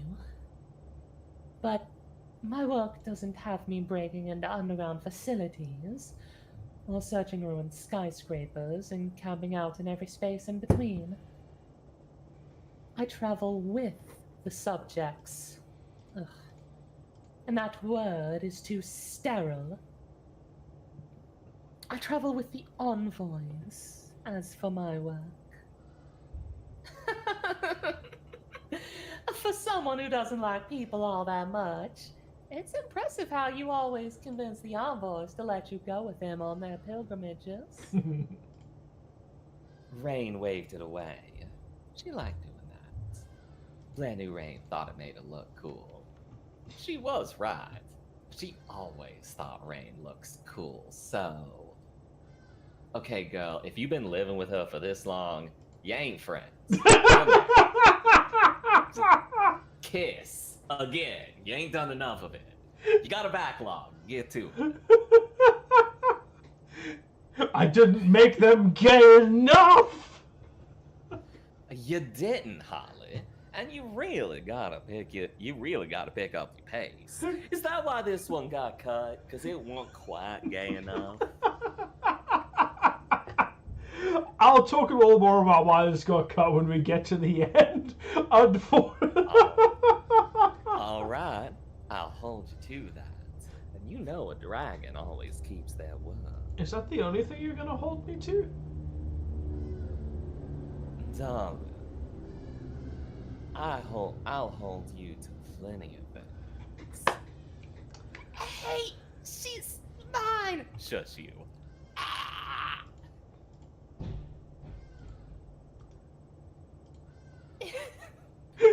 It's not that hard. It's not that hard. Envoys are pretty kind across the board, and being helpful is their whole deal. That's the point of their pilgrimage, to teach people that about themselves, and to help out where they can. So I'm always with at least 2 people, and those 2 people, they see each other as a community. 2 people who care about each other enough is a community, and they take that community with them wherever they go. Girl, I'm starting to think you got a favorite word here. All the trials to find the magic passwords, right? Blair nodded. Yes. When they come of age, envoys are sent out of their homes in groups of 2. Their parents use magic to place a passphrase in the mind of a random person somewhere out in the twisted world. You know this. I can info dump, or I can kiss you. Blair snapped the fingers, remember? There were so many misconceptions about envoys. Sometimes it was hard separating what they'd spent years assuming with what Rain had discovered. Girlie, you ain't got no idea. Try being a dragon. Everyone thinks we're all rah, rah. And I mean, we're only that like 20% of the time. Or if you ask nicely. That's where the helping part comes in. They can just ask for it. They have to offer. They can just ask for it. They can't just ask for it. They have to offer to help the person in exchange for the passphrase.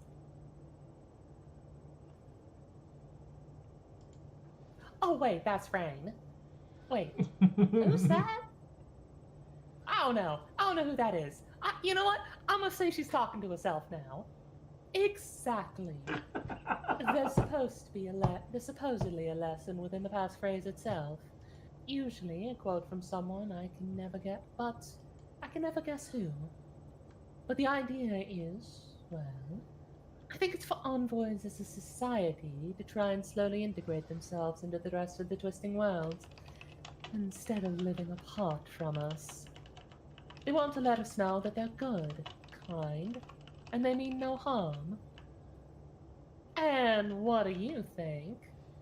I think people rarely mean as much harm as they intend to cause.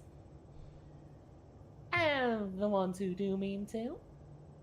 That's why we build communities. And we feed landlords to dragons. Can you tell, audience, where Cinda is ad-libbing or not? I'm curious.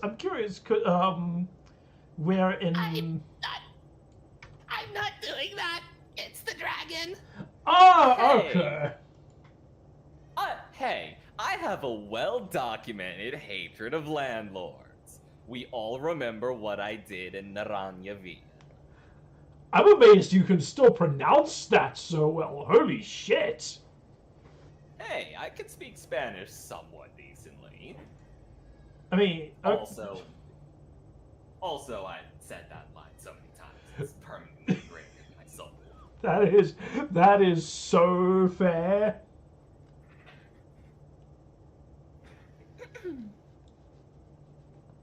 Before Blair could consider what Rain said, a familiar slop, slorp, sleep noise sounded from their door as they swung open, and an octopus wearing a stethoscope squelched across their gray floors.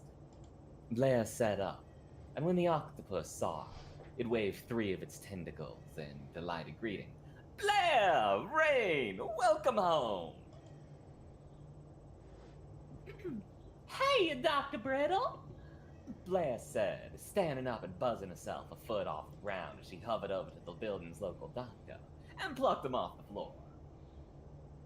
Come on. Come on, Blair. You know the good doctor doesn't like heights.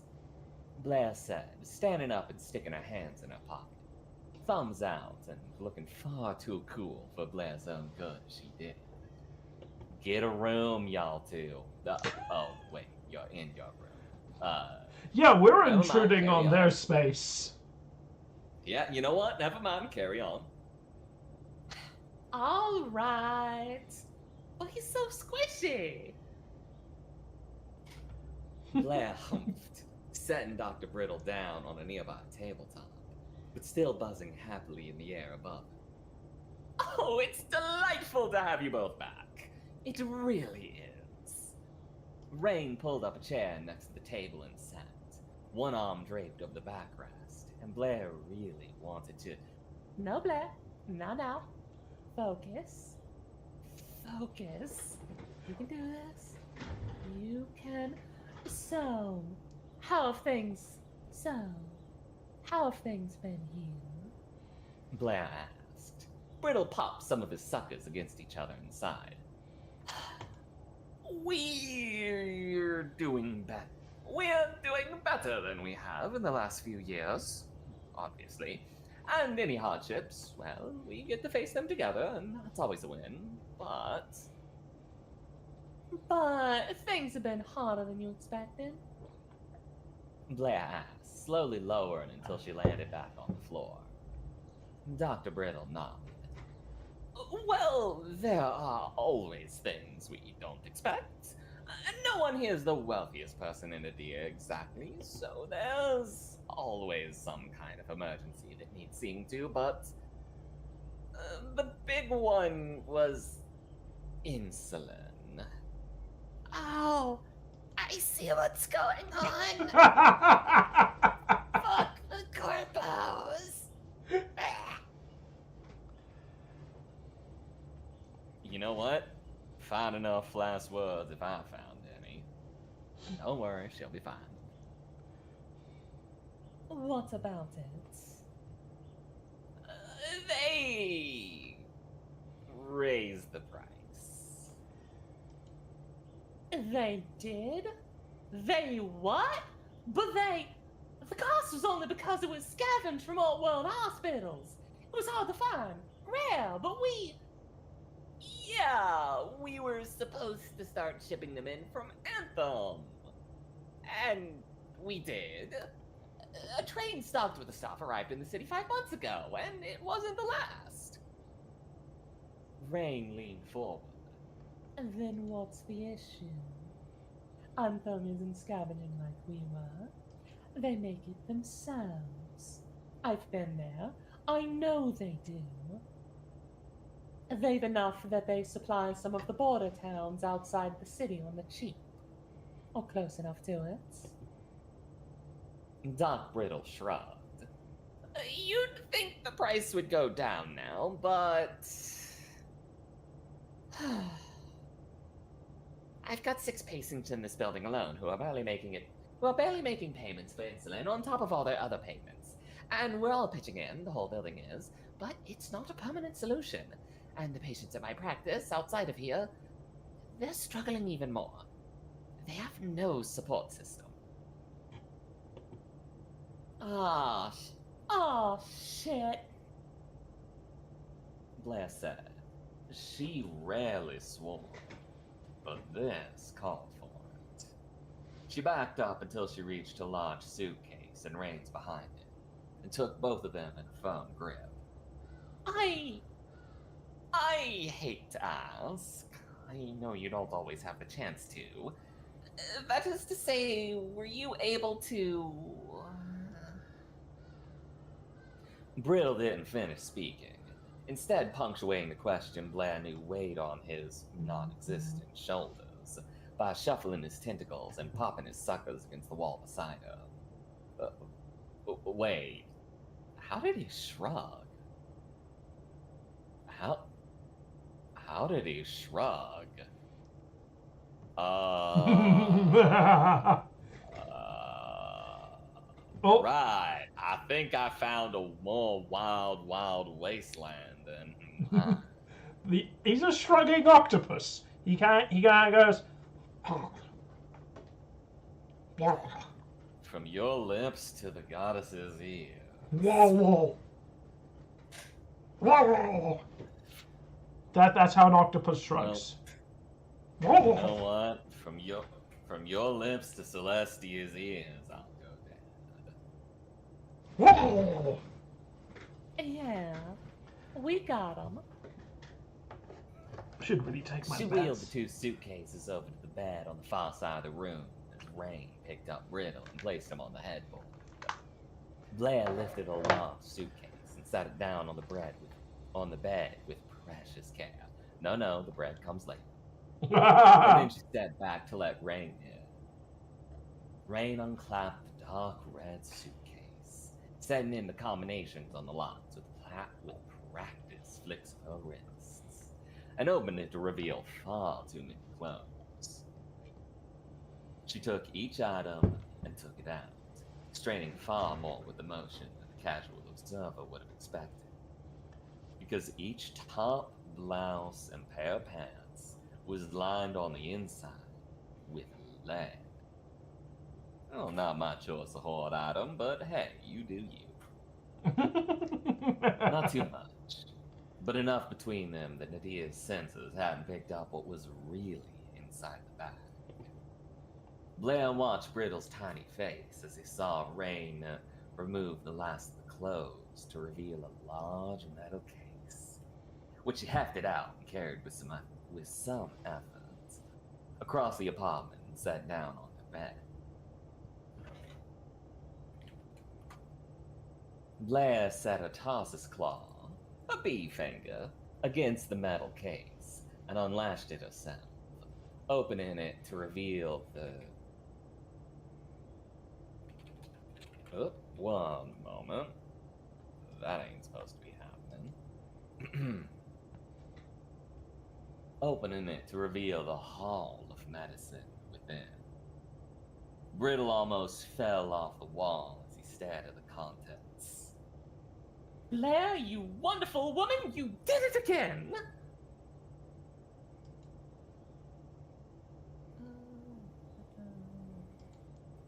She vanished.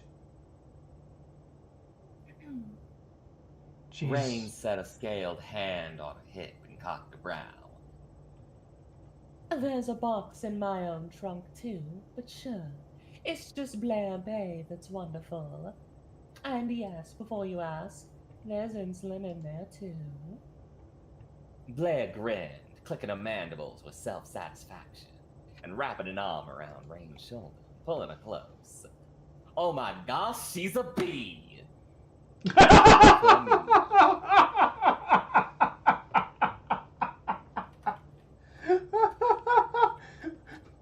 I love her immensely. I was wondering when I've you'd known pick her up for on... all of 20 minutes, and if anything happened to her, I'd kill most of it. I'd kill all of Nadia, and then probably leave. I mean, fair enough. Yeah, she is a bee. Blair is a bee, and Rain is an ant. I love them immeasurably. I will kill for them. Rain rolled her eyes, but Blair felt the other woman nestle closer into her fuzzy thorax. She just couldn't help herself. There's enough to keep this building stocked for a few months, Blair said, proudly fluttering her wings. and bought at a far lower price in the border towns in Anthem than you'd have got them in Nadir.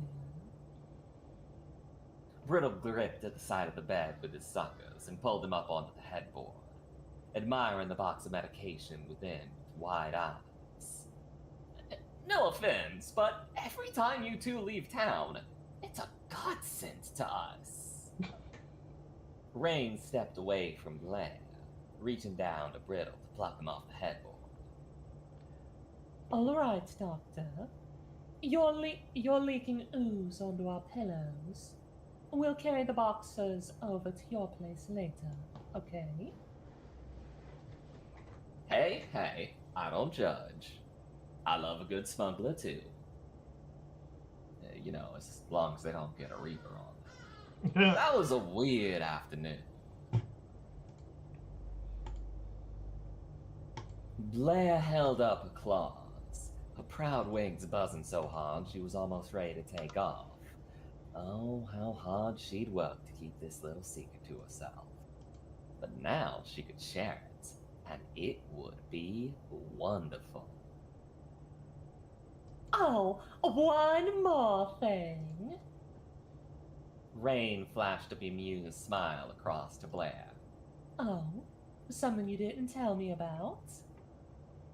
Grinning, Blair reached into the box, beneath all the medicine, and pulled out another, much smaller box, about the length of a person's forearm.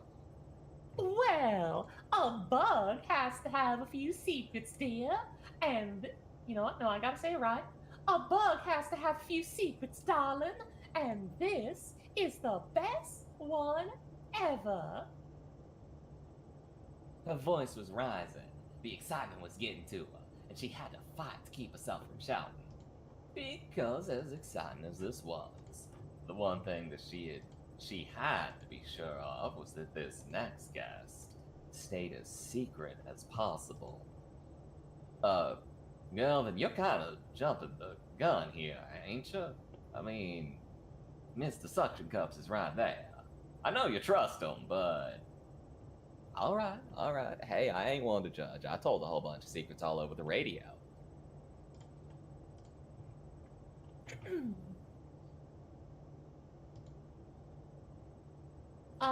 What do you have there? Brittle asked.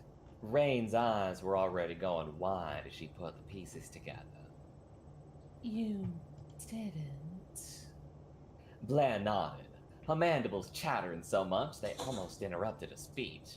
I dug through 9 Gauntlet Cove facilities in 13 months, but I found one.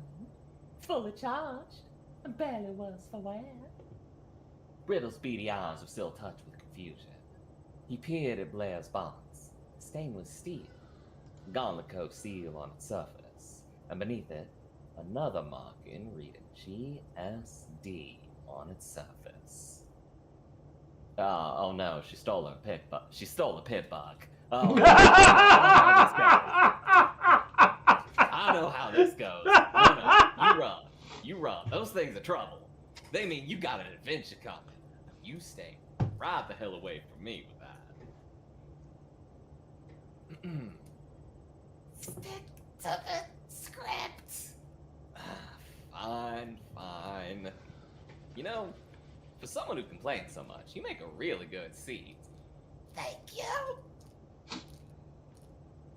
Blair nodded, her mandible. Brittle's beady eyes were still touched with confusion. He peered at Blair's box. Oh, wait, no, I'm behind again. Sorry, I was having a little too much fun. Repeating myself. You know, that happens ever since I got hit in the head. Again. And again. And how many times has it been? I really should stop spawning with her. I really should stop spawning with old Sparky. Always kicks my ass. Rain's voice turned hard as she looked to Brittle. Listen, Doc. If Blair's got what I think she's got in that case, you need to keep it a secret. No one finds out. Not your closest friends, not your family, not your patients. If you gotta use it to help anyone, you do it in secret. If he sneaks out to the protectors, that's all of us dragged off and locked away for good. It was a bit much to mess with such a wonderful surprise with such a stern warning, but Blair knew the warning had to be delivered. Rain wasn't wrong, and the severity of the situation surely couldn't be understated. So, she pushed through Rain's warning and kept a smile. The buzzing of her wings provided the room for an ambiance of her joy. As she opened the case, revealing to Brittle the absolute miracle she'd been able to find for them. Within the box rested a Gauntlet Co. Medic Gauntlet. I was right! There's a bit back. Seemingly unused, in almost factory condition. Besides the dust being left to the years of apocalyptic decay of the world around it. Its design was as sleek as every other gauntlet the company had made. It was a work of art as much as it was a tool.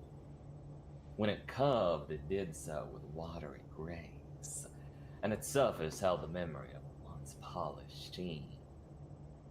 Across its surface, in between the metal plates, ran thin lines of something crystalline, colored in a light blue, that now sat dull, but that, when activated, would shine with a bright glow as it worked its artificial magic. They stood in silence, staring at what Blair held. Even Blair's wings came to a silent stop, allowing them all a moment of reverent silence. Not just for the gauntlets, but for what it meant for them all. For the apartment block, for the community they'd been trying to build together in a city bent on driving them all apart. How many charges? Brittle finally asked. 200. Blair said, and Brittle almost choked on the air. Even Rain was grinning without reservations now. There were almost no maladies or illnesses beyond the healing touch of this kind of equipment. Something more serious would require long-term treatment and multiple charges. But even so, they had a get out of illness free card for a long time to come. We need to make this last. Blair said. Rain said, and Blair nodded along. She was so sensible. This can't be used for anything we don't have medication for already. But if you... I just... I just put this on and wave it over a placebo pill or a glass of water and have the patient take that. They won't know it was a Medigauntlet. Blair was absolutely beaming as she closed the case and set the gauntlet back into her bag. We'll bring these over to your apartment later, Doc. And thanks for looking after us. All of us. Blair shook his head as he flopped onto the floor and squelched towards the door. No, thank you! Both of you! What you've done is incredible! Blair looked at Rain and then at Brittle. Well, we're just chipping in where we can. It's all we have to do. The Madcap office had once been a house, one of the first built on the ruins of the Apotheosis facility by the survivors, who would go on to form the Nadir Coalition. Because of this, the building was so much more simple than anything around it. Designated a heritage site, but left unmodified over the years. The Madcap office was built of wood and logs and didn't rise beyond a single floor. Its interior was of a similar wooden construction, though it had been polished up a little more over the years, shining with the pride the city had for the Madcaps. It's not all a nightmare of this place, Rain thought as she opened the front door and left the city behind her. Blair loves to say that there are people in Nadir at every level, to a man on his best. She isn't wrong, but Rain looked out the window at the city beyond, at the crowd of people, each so alone in public. Sometimes it didn't feel like it. She shut the door and turned to the reception desk, where Mara sat, magazine levitated in front of many eyes, only one of which graced Rain with a cursory glance. Mara seemingly hadn't moved from her spot since Rain left over a year ago. But Blair wanted her to try harder. Every conversation is a chance for community. Blair had told her, and Rain rolled her eyes as she always did. But she'd stuck a face in her friend's fuzzy chest to let her know that, despite herself, she really had been listening. Good morning, Mara. Mara said nothing. Rain summoned up another breath, but Mara just turned a page in a magazine. And Rain deflated. The unspoken dismissal was clear enough. She turned on her heel and walked down the corridor, past image after image of the twisted world. These pictures represented the great accomplishments of the madcaps. Documentation of the twisted world's absurd and strange phenomena, complete with write-ups of varying length and complexities in the madcap archives and Natia's public library. And it made her so angry. Not for herself. Her research finally had been borne fruit. But for Blair. Her wonderful bee had chosen to investigate Gauntlet Co. itself and faced every roadblock imaginable. Even the madcaps themselves, fearing the anger of Nadia's leadership for some reason, had so often tried to stand in Blair's way. I can only wonder why. And this latest setback, these lack of discoveries, had only served to darken her spirit more. Though Blair tried to hide it. So, naturally, Rain took it upon herself to be angry on Blair's behalf. Oh hey, she's a kindred spirit. I'm real good at that myself. One of these days, Rain thought to herself, she'll do it. She's going to find that truth she's looking for, and the whole world will know. Blair might not have found anything about Gauntlet Co.'s escape bunkers this time, but next time, or time after that. Rain tried to shrug it off. She really did. But being back in the Madcap headquarters brought back a certain frustration that she'd tried to escape and bury for the last 13 months. She'd hoped to come back and find her anger firmly dead, not zombified and wandering around, ready for her to resume being annoying. Oh, hey, you know what? This world is weird. Even people's emotions can ghoulify. You know, I hear fire's a real good answer for that. You know, you just gotta be right about where you put it. You can't start at the top of the building, you gotta start at the bottom. Otherwise, the scumsuckers are gonna just slip away. But hey, I'll talk shop later. At least her own research had yielded more success than Blair's, though she didn't make a big deal of it in front of a friend. They took their wins together, celebrated where they could, and didn't hold on to those losses. Or, they tried not to anyway. Oh, shit, Rain, you're back? It was Victor. He didn't really do much. Rain rarely thought about him, honestly. She was surprised to have found him still employed. The man barely went out on assignment, something madcaps were expected to do more often than not.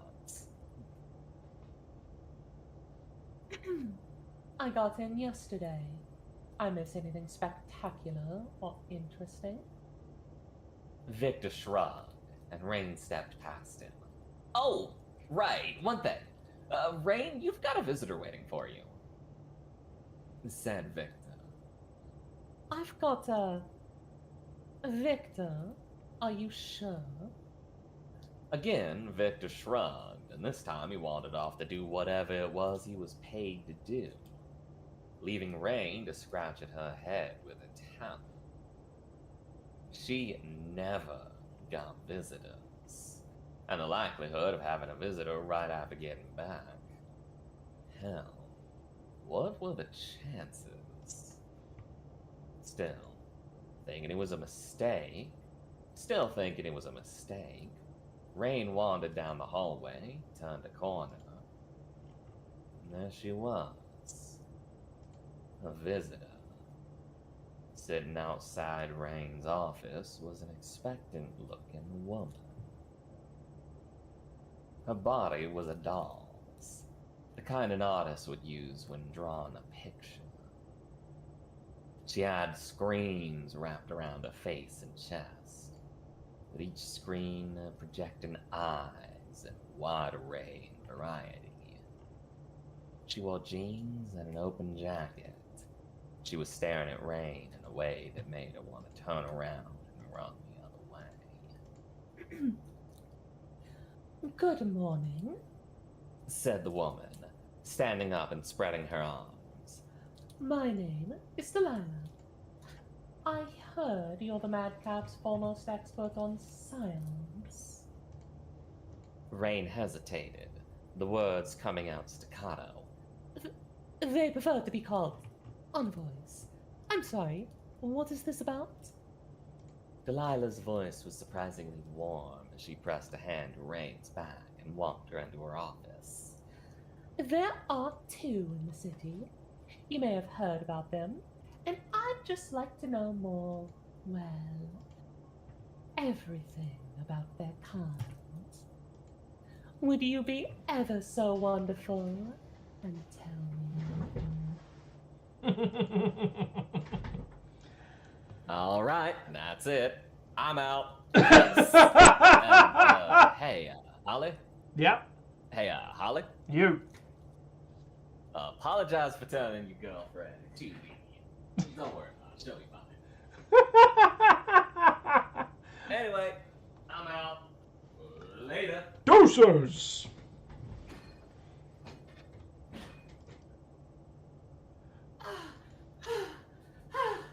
Okay. I'm okay. I'm okay. Are you sure about that? I'm okay. What did I miss? The cut chapter. Oh, cool. I think I passed out. Because of Dragon Butt. Dragon Butt's a good reason to pass out. I'm okay. I don't know who we have in chat right now, but I'm pretty sure they would agree that Dragon Butt is a good reason to be passed out. You know what, that's fair. Unfortunately, he's an asshole.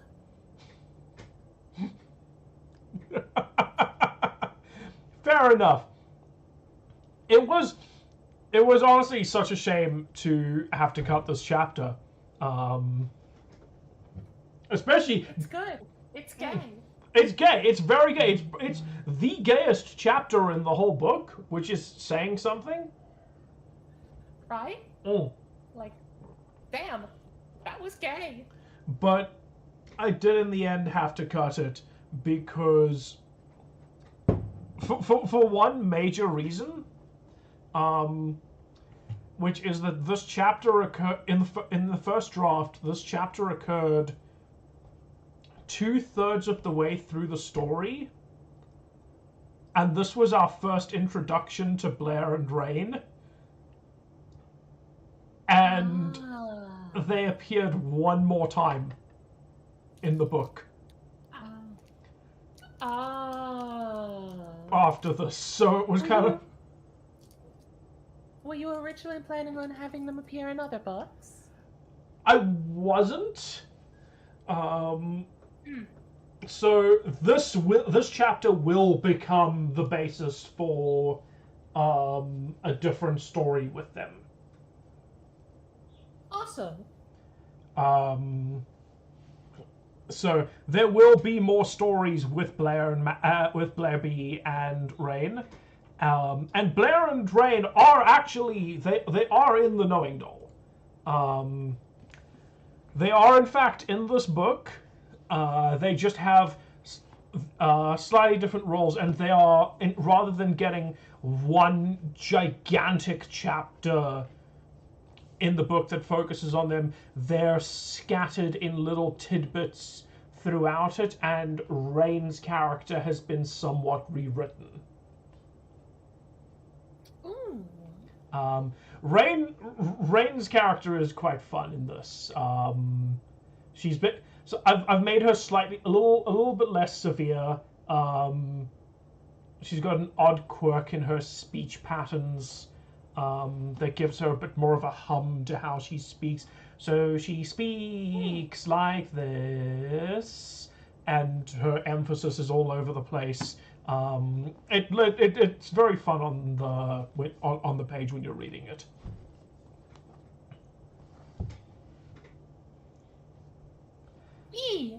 I look forward to seeing you have to read it. Right?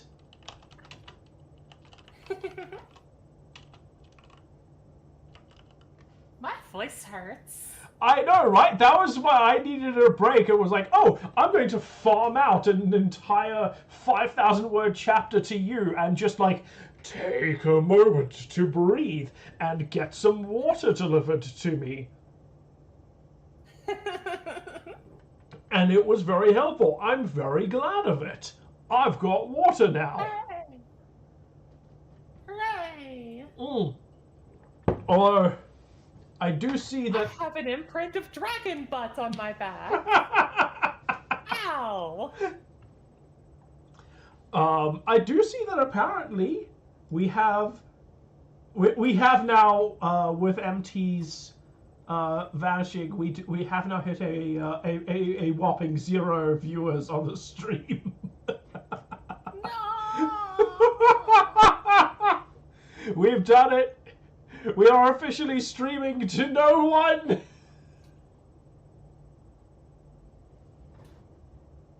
Oh well, they'll get the archives. Yeah, they'll get the archives.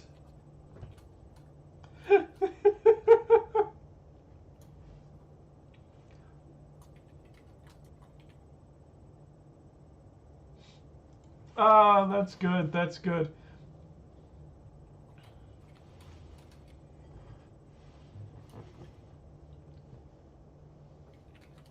Oh, I still have a few chapters left that I'm supposed to read. Why is my arm sticky? Honestly, I'm surprised how easily Diamondback came back to me. It's been like 6, 7 years since I voiced him. And it was just like, yeah, you jumped into Diamondback very easily.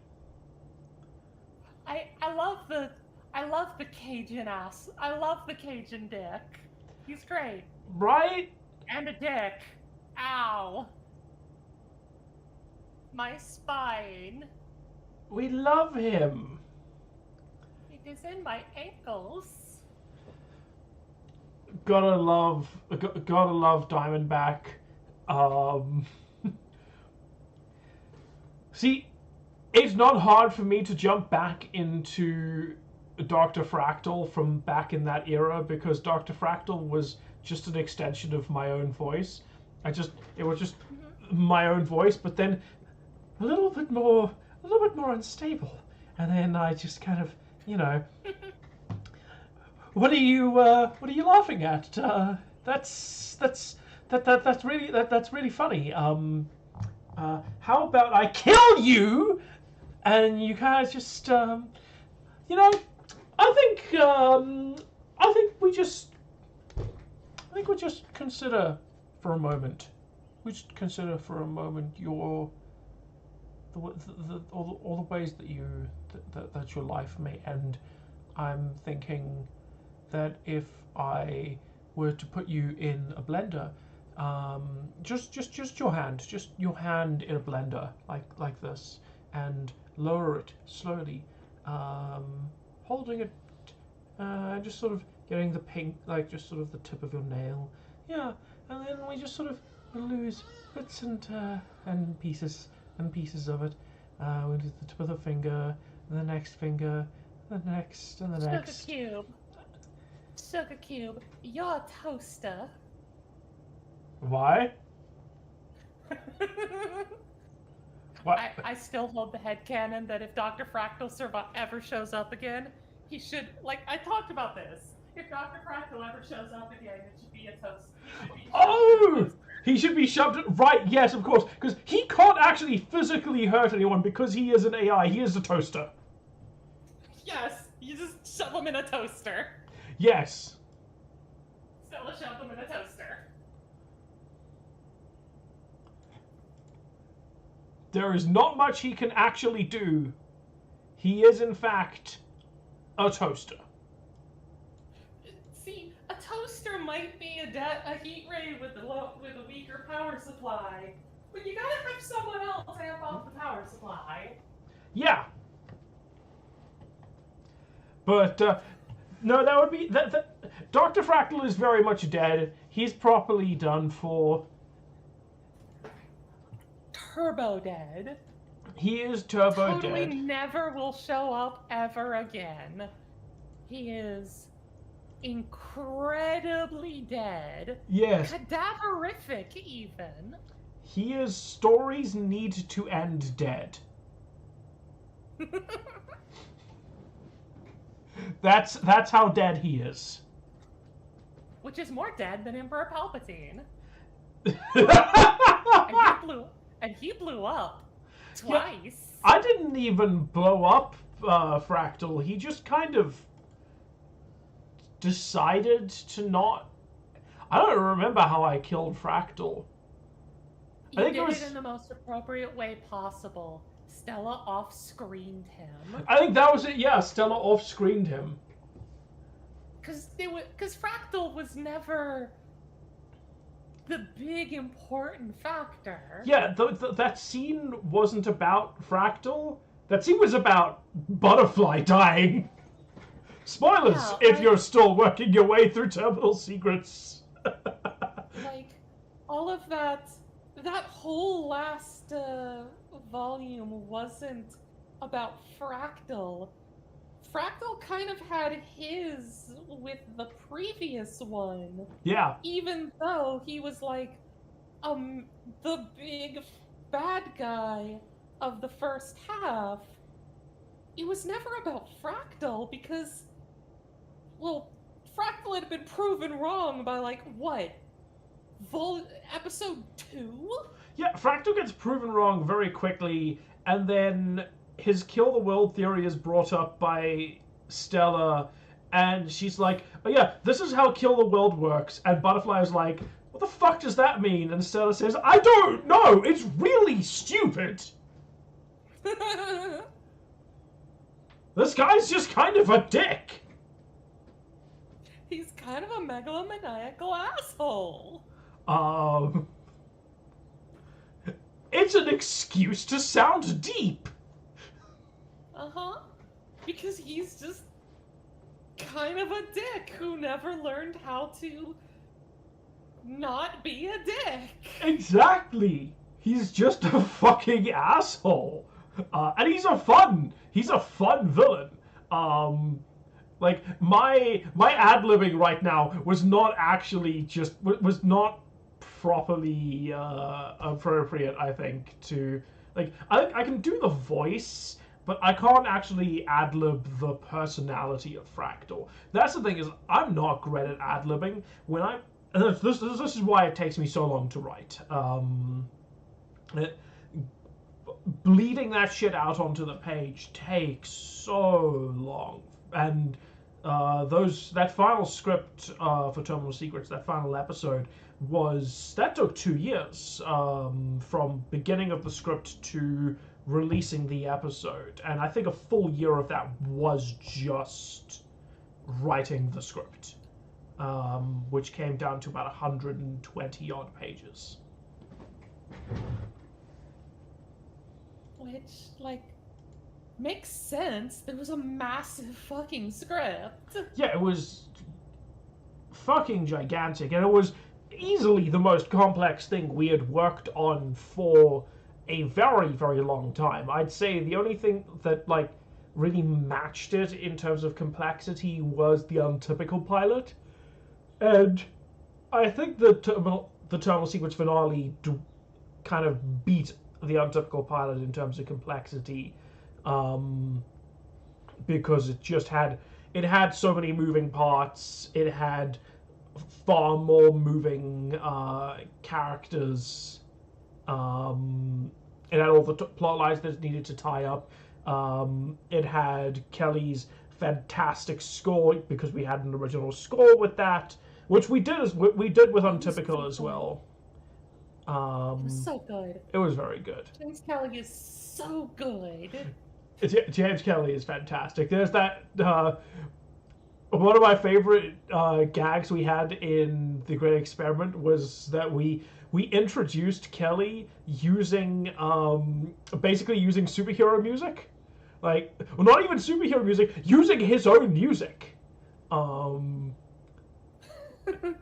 like, I say gag, but like, no, it was serious. I meant that really earnestly. It was like, Skybolt, James Kelly, and then suddenly it's just whoomp, like, just here's a soundtrack that Kelly produced to be like, okay, no, we're not going to tell you that Kelly was good at his job. We're just going to let you hear that this person is good at his job, and you're going to understand what we mean when we start glazing him.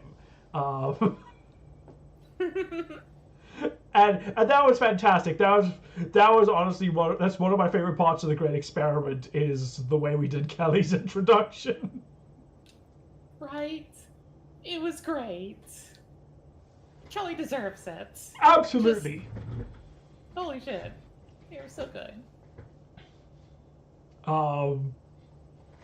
So, I haven't shown off. So, I haven't shown off to the no people here, but you're here, so you count. Hooray! I count as a people. You count as a people. This is how you can tell that Holiday does not live in the United States. What, that I think that the American I'm talking to counts as a people? Yeah, that a woman counts as a person. I think it helps that I'm a woman too. That's true. You'd think. Actually, yeah, that's a really good point. Well, that's how you can tell I don't come from the United Kingdom. Yeah.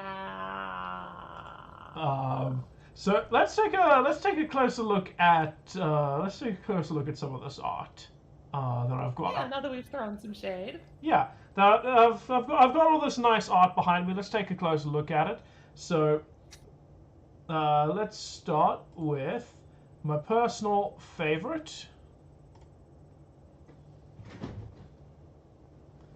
This one for Jessica,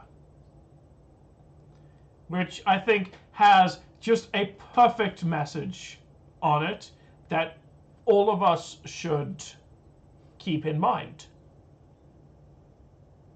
It is a good lesson, truly. It's a very good lesson. We should all learn this lesson. I hear that punching fascists is an amazing way to attract women. Yeah, in fact, if you are, if you find yourself in the vicinity of a lesbian, and you punch a fascist in front of her, it increases the chances of getting her phone number by more than what you had before. by by just a lot. Lesbians are into that. Lesbians are really into punching fascists. Mhm. And This is bisexuals. true. This is true. Let's and bisexual and pansexual women. Let's. Ace people prefer Glocks. Ace people prefer Glocks. Speaking of ace people, here is Delilah, and this is her sticker. Because these will all be available as stickers and badges. Hers is move the world just 1 inch. Which is an important lesson and is one of the major themes of the Knowing Doll, is you do not need to change the whole world by yourself. You just need to change the world 1 inch. And the person next to you will do the same thing. The person next to them will do the same thing, etc., etc., etc. And what you will find is that if you have a community of people who have all committed themselves to moving the world just 1 inch, you haven't moved the world 1 inch, you have changed the world. Mm-hmm. And that 1 inch can be all that people need to decide to move to do the same. Yeah. So this has been a personal philosophy that I've had for a really long time, specifically since writing Aria Moon. After we got that feedback from episode 19, and that one guy came to us in the EAST Corp public server and was like, holy shit, I'm sorry, I didn't realize how bad things were. I didn't get it. And then I saw this, and this made me think, like, I'm paraphrasing a little bit, but that was the sentiment. This person who did not, I don't know what political beliefs this person had beforehand, and I don't know what political beliefs they have now. Oh, hello, hi Fiji, Hello. welcome. I don't know what political beliefs they have now, but they came to us and they said, hey, I've been crying and listening to this episode nonstop, because this made me rethink things, and it made me realize, okay, cool, I wrote 20 episodes of this show. Well, at that point, 19. Cinder helped write episode 19 with me, and the show has not been successful, but we got one person to change their perspective, politically speaking. That was, and I, like, mentally out of my head, I was like, okay, that's like moving the world 1 inch. Maybe that's all I need to do with my career. And so as a result, this has been sitting in my brain for a really long time. So making that effectively the theme of this book was a very important thing for me. Fiji, since you are here, you I think you missed it. Very important for you to see in case you missed it. Jessica has an important message. Punch fascists, kiss women. Highly recommended. This is recommended for even if a person is not a lesbian, even if you are straight or bisexual or whatever. Women like it when you punch fascists. It's true. It is scientifically proven. I am the dating guru. See, this is the actual advice that should be given to all those manosphere dweebs. Exactly. Punch a fascist. It works. And then finally we got chorus. which is a nice, appropriate one considering that she is technically the mayor of Stonetown. But as her Magic the Gathering card said, she is Cora Reluctant Mayor. Hers is Kings Lose Their Heads. Because Cora is the biggest anarchist of the entire trio. Which is saying something. Right? She is desperately trying to wean Stonetown off of the concept of a hierarchical power structure. So despite the fact that she is technically Stonetown's mayor, she is trying so hard to get them to be like, please stop calling me that. I'm not your mayor. I just founded the town, and you all come to me for advice. Help people out. But like, yeah, I help people out, and I got things started. But that is helping people out is my job. Giving guidance is my job. Helping to resolve conflicts is my job. I am not your leader. I am not more important than you. We are not voting for people to be in positions of power. Absolutely none of that is happening. We do not. Stonetown does not do positions of power. It does not do hierarchy. It is an anarchist community. As it currently stands, at the point of the knowing, during the duration of the knowing doll, it is not a fully realized anarchist community. There are absolutely certain people in positions of power. Cora herself is the mayor of Stonetown.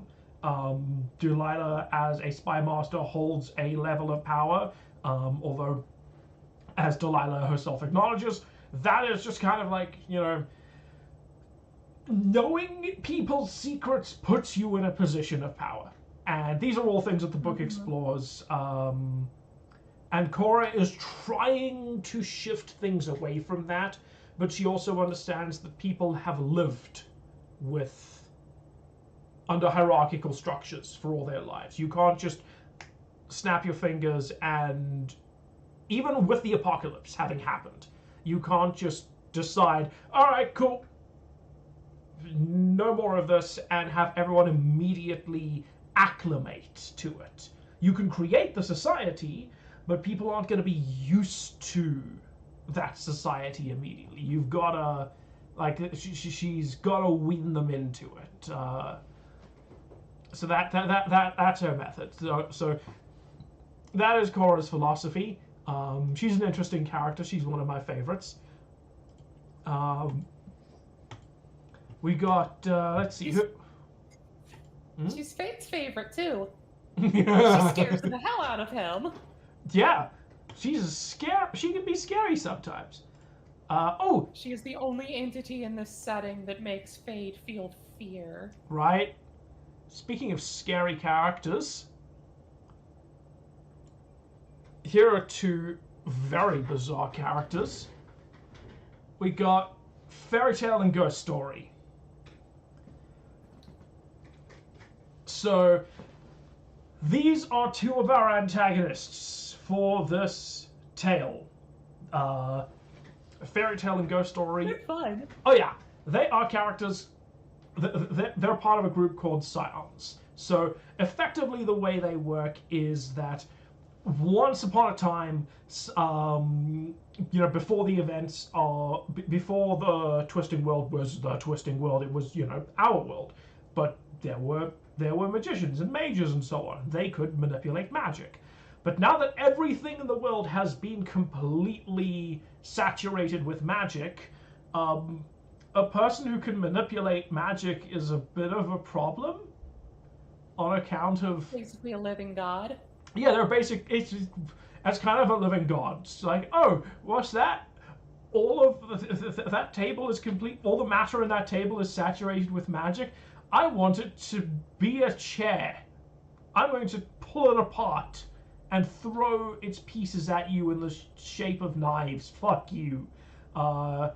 They're menacingly dangerous. So having them as antagonists is really not advisable if you are the protagonist. Pissing them off isn't helpful. So Unfortunately for Delilah, she doesn't get to choose that this time. exactly. Also, unfortunately for Jessica. Yeah, but being Jessica involves suffering. That just goes without saying. Yeah, that's very true. That's very, very true. So we've got there we go. So the little one, the little girl, that is Fairy Tale, and then the big one, it is Ghost Story, and we will meet them a little bit later in this. We will meet them a little bit later. They are danger. They are danger. They are a problem. How? Magically turbo and fuckinated. Yeah, that's accurate. That's magnificent. That's exactly it. That right there. Trying to figure out which direction to point. No. There we go. That right there. That's exactly it. Pick could take both of them. Yep. Good luck. Every monster and god and whatever that I threw at Fiji's D&D character, he just picked up his shovel and beat the shit out of them. If you got a stat block, you can bleed. Yeah, that was basically Pick's entire that was Pick's philosophy. Pick cracked skulls. Pick killed gods. There were entire for you have a stat block. There were entire fights that had to be designed around, okay, how can I keep Pick on the sidelines? How can I keep Pick from obliterating the universe? Things got much harder to do when keeping Pick on the sidelines became much harder to do when Pick got winged boots. Yeah, that would do it. And just gained the ability to fly. Yeah, that'd do it. And then also multi-classed into Echo Knight, and then I had multiple Picks to deal with, and it was just... The moment you say Echo Knight, just game over. It was, it was quite the ordeal. Tell them about the final fight! Okay, so I had given Fiji I'd given Fiji a special, I'd given everyone in the campaign a special unique ability set for all of them. Mm-hmm. And all of their abilities worked differently. They all had some sense of pros and cons. For MT had to kill people and eat their souls. Yum, yum, yum, yum, yum. Exactly. And that would give MT power-ups over the course of the game. For Scroll had two different gods. One was his god that he had sworn to as a cleric, and the other was the antagonist who was fighting with his god and generally just provoking shit. Both of them were offering Scroll a series of power-ups, but the one that Scroll's cleric had devoted himself to, all of them came with they came with no downsides in general, but were significantly weaker abilities. whereas the stronger abilities were being offered by the other god, who was the antagonist. But if Skrull ever used any of them, it would trigger new phases and new abilities and new downsides that would come back to haunt them in the final fight. And Skrull was made aware of this and stuff. So like, hey, if you use this ability, you can do all this cool shit, but it'll give the final boss a whole new phase in the final battle. Skrull never used any of that, for the record. Skrull was ardent in like, no, I will be faithful to my god. Pick. Beat the ever-loving. Why do you think I need your pathetic power? Yeah. So for Fiji, I was like, all right, cool. You get something called the Great Deeds of. You get the Great Deeds of Pick. Fiji's character was a character who did not want to be famous, who just wanted to kind of get along with life. And that tracks with Fiji's characters. So naturally, I made Fiji's character the most famous character I could. There was this bard. Yeah, there was this bard who kept going to towns just ahead of them and singing songs about Pick's great deeds. And people kept fucking talking about how cool Pick was. And every time anyone in the party rolled a nat 20, Pick would get credit for it. Ooh, like clever. it's like in the someone in a random town would be like, "Oh my god, did you hear about that time that Pick healed everyone with perfectly, despite the fact that Pick isn't even a cleric? Did you hear about that time that Pick summoned a fucking vine, despite the fact that Pick has no stats in Druid?"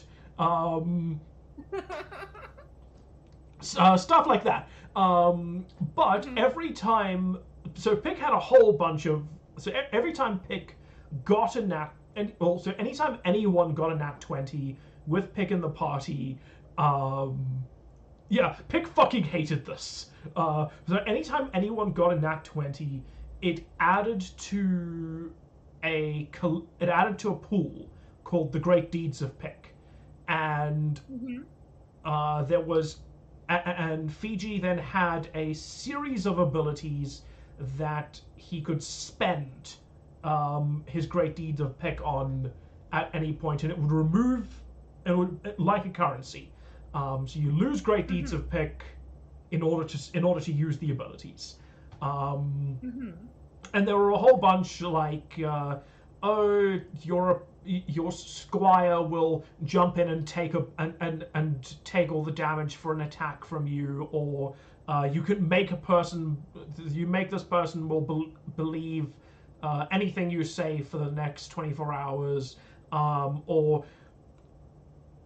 but there was a final one, and so Fiji saw the final one and was like, I'm going to ignore every single ability that you've given me and just karma farm for that last one. He started farming nat 20s just to get to the last ability, which was a coin toss. And if you got heads while doing the coin toss on an enemy, its health would be reduced by half. And he was like, cool, I see where this is going. I'm gonna wait for the final boss fight. So not only did Fiji farm for the correct amount, he did it twice. He had two times the amount of nat 20s, because then one of the, it wasn't a hard rule, it was just an unspoken rule that everyone kind of decided would be really fun, was no one showed each other their character sheets. So no one knew what the fuck Fiji's abilities were. They just knew that he was farming nat 20s. So after a while, everyone started trying to farm nat 20s. So everyone just started doing abilities with the hopes of doing rolls that would get nat 20s. And then yeah, as Fiji says, he hit heads twice on the final boss. Oh my gosh. Reduced her health from 1,000 hit points to 250 at the beginning of the first turn. Oh my gosh. And that was before he was. Magnificent. And that was before he even actually took his actions. Magnificent. It was fucking insane. And by that point, Fiji was a level 6. Like the class were all level 16. So Fiji was a level 16 fighter. So the fucking. So was Death. Yeah. So the boss fight lasted like 2 turns. Everyone was just kind of standing there like, oh, we win, I guess. I guess we won. I learned important lessons that day about power scaling.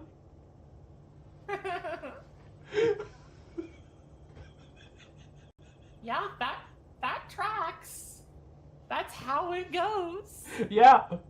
Like, it was funny. The players didn't subvert my expectations by like not doing the plan.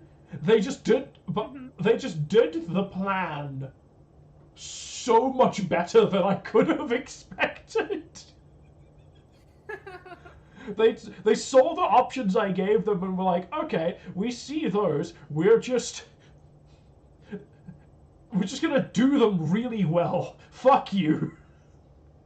We're just going to do this and dumpster the final boss. We're just gonna do this extra hard. Yeah. Oh god, yeah. Fiji just kept rolling nat 20s in one turn. It was fucking insane. That tracks. I've played with Fiji. I know what their dice luck can be. Yeah, it's ridiculous. It's dumb. The dice do not hate Fiji. Mm-hmm. Which is very entertaining. Mm-hmm. And yet very painful. I mean, it's funny. It is. It's fucking hysterical. It also hurts. As a player. Oh, you're only level 14. That was it. Yeah, see, it's hard to remember off the top of my head because it's now been a while since we finished that campaign.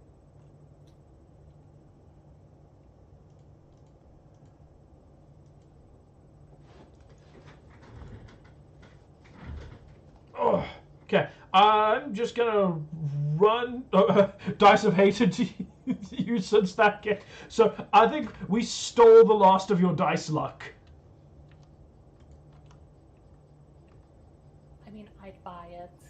Right. I'm just gonna run to the bathroom real quick. I'm gonna put a Blauhai over here first, though.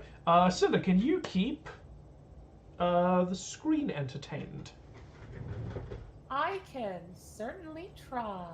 Thank you. I've been told that I can be rather entertaining at times. I've found that to be true. So, the truth of such matters is, of course, less glamorous than what is said. I say, being quite glamorous indeed. And hey, hey, Fiji, that's as good a reason as any to keep the old ones. I mean, I try to keep the old ones, but that's also because I'm autistic about it.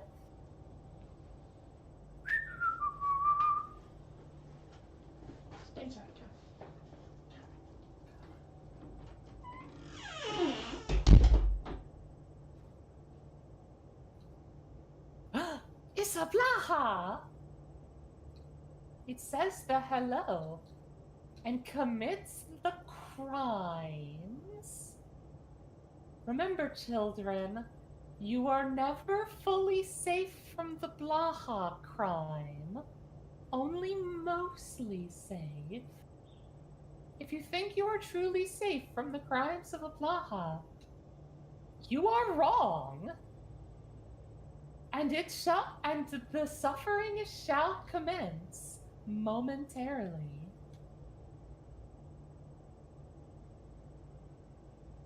But don't worry, it won't last long. Mostly because of the explosions. I hear that they enjoy landmines.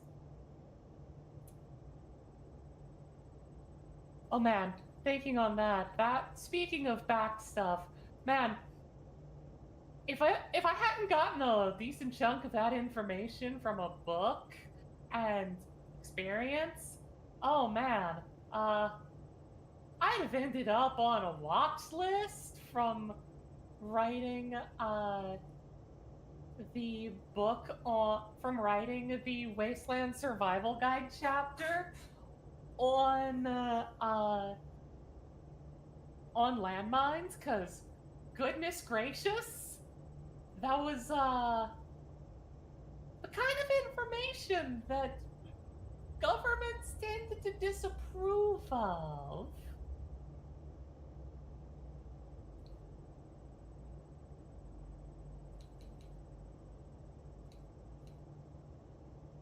I mean, I'm not complaining. It was really funny. But I certainly would have ended up on a watch list. I went into way more depth on landmines than I needed to. Mostly because I thought it would be funny. And because it was funny, and it was. Because it was all narrated by Needle Stitch in her, It was all narrated by Needle Stitch in her, derpy voice, which was hilarious. And really, I was just happy to get the chance to, be the one to make the, famous chapter happen. Because that's the thing. Why does a book on survival in the wasteland need an entire chapter on landmines? Yeah, I hear she's doing okay. You'll have to wait till Holiday gets back to go into detail, but she should be doing alright. With any luck.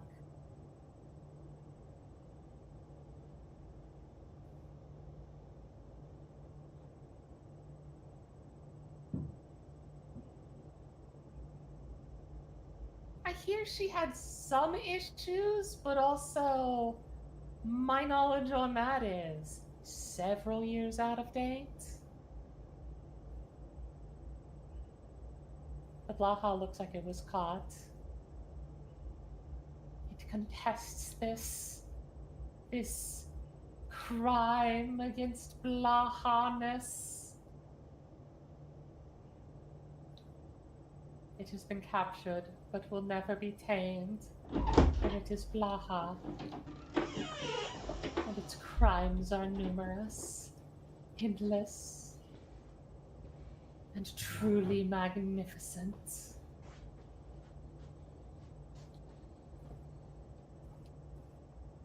You know, it's honestly not that difficult to tell the fact that I actually streamed a long time ago. I do the comedic psycho thing fairly well, I'd say. And the back! You're right. Any field could be a minefield. But I digress on the not careful enough part. I say any field could be a minefield if you try hard enough. It's all about the hustle, you know?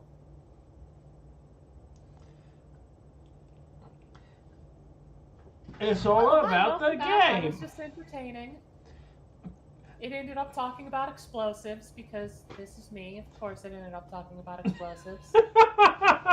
Understandable, completely understandable. Also ended up talking about Wasteland Survival Guide. Oh, good And, show.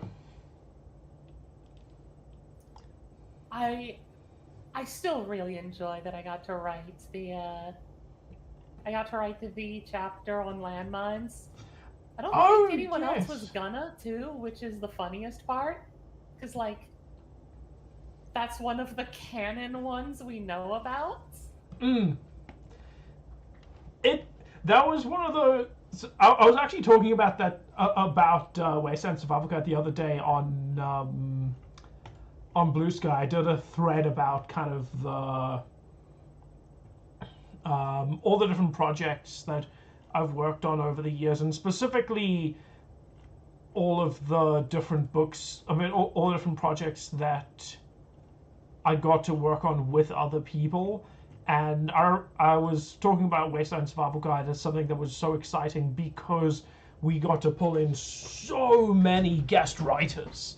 Because we had you, we had Mohan, and we had Whisper. I think we had another person like that, and that's not counting Skybolt and myself. I don't remember if Needle wrote an episode. They might have. Like so many people contributed to writing Wasteland Survival Guide. It was a really fun project. I had a lot of fun with it. I don't think I ever mentioned this before, but I actually wrote that episode while I was supposed to be at work. Peak. I was at work and just was stressed, and I happened to have my book on landmines on me, because that's a thing that you have when you go to a bank, when you work at a bank, is a U.S. Army book on landmines. I mean, just don't. And I've done a lot of work with explosives in my past. Yeah. So, like, just don't have it with you when you work at an airport. Yeah. So, like, I just decided, why not? Why not? If I hadn't been mostly going off a book, that was definitely one of those things that would have added me to some more watch lists. Oh, definitely.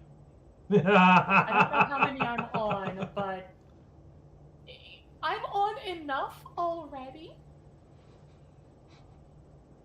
I do not need to be on too many more. Yep. Though honestly, if I keep it up, I think I get a free Sunday after I end up on a few more. You've got to hit bingo. Yeah, you know what? That's true. That's true. You can't just hit a certain amount of watch lists. You've got to hit watch list bingo.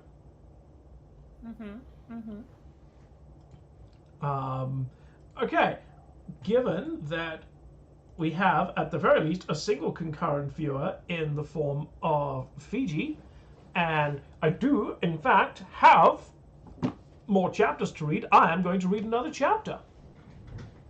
Magnificent. Because I don't think Fiji's been here for a chapter reading.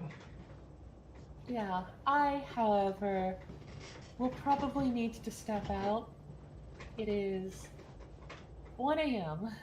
That is totally fair. You may do that. I have been awake since 6 a.m. That's a long time.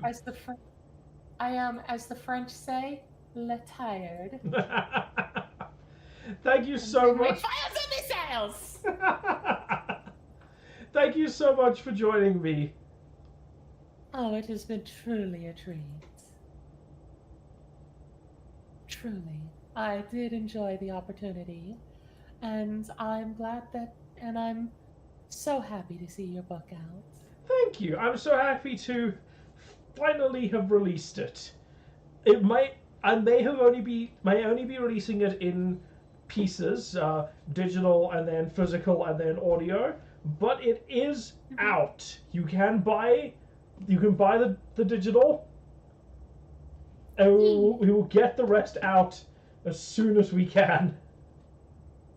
And I've already spread it around. I've already spread the links around to all of the places that have a population. Yay, populations! Huzzah! Huzzah! Thank you so much, friend. Okay. You are very welcome. Thank you very much for having me. And Diamondback. Don't worry, I'll get back at him. Because I happen to know a certain unicorn that can, well, invert his asshole. Oh my god. Don't worry, it just involves an explosion. That was vivid. I make no apologies. I had to make one really fucked up statement throughout all of this. Of course, no. I'd accept nothing less. Anywho, you both take care, and to all those listening in the future, I live in your sock drawer. You cannot escape me. I am the reason the left one is always gone. Oh! Ta! Ah. Right. In the meantime, I shall carry on with where we left off at chapter 3. Chapter 3. The Far Lake. From her bedroom window, Delilah watched the mountain beyond the Flux farm. Untouched by the farm's magical barrier, it could still change, bend, and twist. Indeed, as Delilah rested her wooden hand against the glass window and watched the mountains beyond, they were changing once more, now rising upward and coiling through the air in serpentine motions. The mountains came alive, forming eyes, opening a mouth, and smiling at the world below. Delilah beheld this great sky snake of grass and water, slithering through the air in a circular motion, testing its newly born self. The guest room was almost upsettingly normal by comparison. The concrete walls were painted over with what had once been a furious shade of red, and now resembled a cancerous pale mud, flaking and fading. A threadbare rug which had been tossed across the floor, and the bed was built from wooden pallets, adorned with a mattress as thin as her arms. "Is this the kind of stability you want?" That damned voice again. Just her. Just her. Of course not, she thought back at herself. I want stability, yes. I want control of my own life, yes, but not this kind. I want a life worth living. I want a path without... She cut herself off. Outside, the sky snake was already falling apart, twisting into something new. The grass became shards of something so small she could not make it out in the dark, and the water burned hot like fire as it exploded into silent oblivion. To fall and rise and fall and rise. I wish I had that strength. Instead, all I have ever had in its place is power and powerlessness. But these thoughts were matters for later. At last, the mental weight pressing down on the corners of Delilah's mind were fading. Jessica had disabled the flux field. All right, then. To work. Delilah settled on the bed and fixed her attention on a single chipped shard of paint on the wall in front of her. She counted up to 10 and down again to 0. Up to 10, down to 0. Up and down she repeated the count until the world snapped. In an instant, there were no longer walls around her. No longer was she sitting, and the air changed as it brushed against her skin.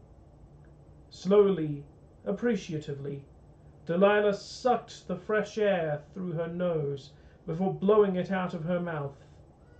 She rubbed her eyes and blinked experimentally. No longer eyes on a screen, no longer wooden skin or screens wrapped around her human body. Instinctively, Delilah looked down at her wrist.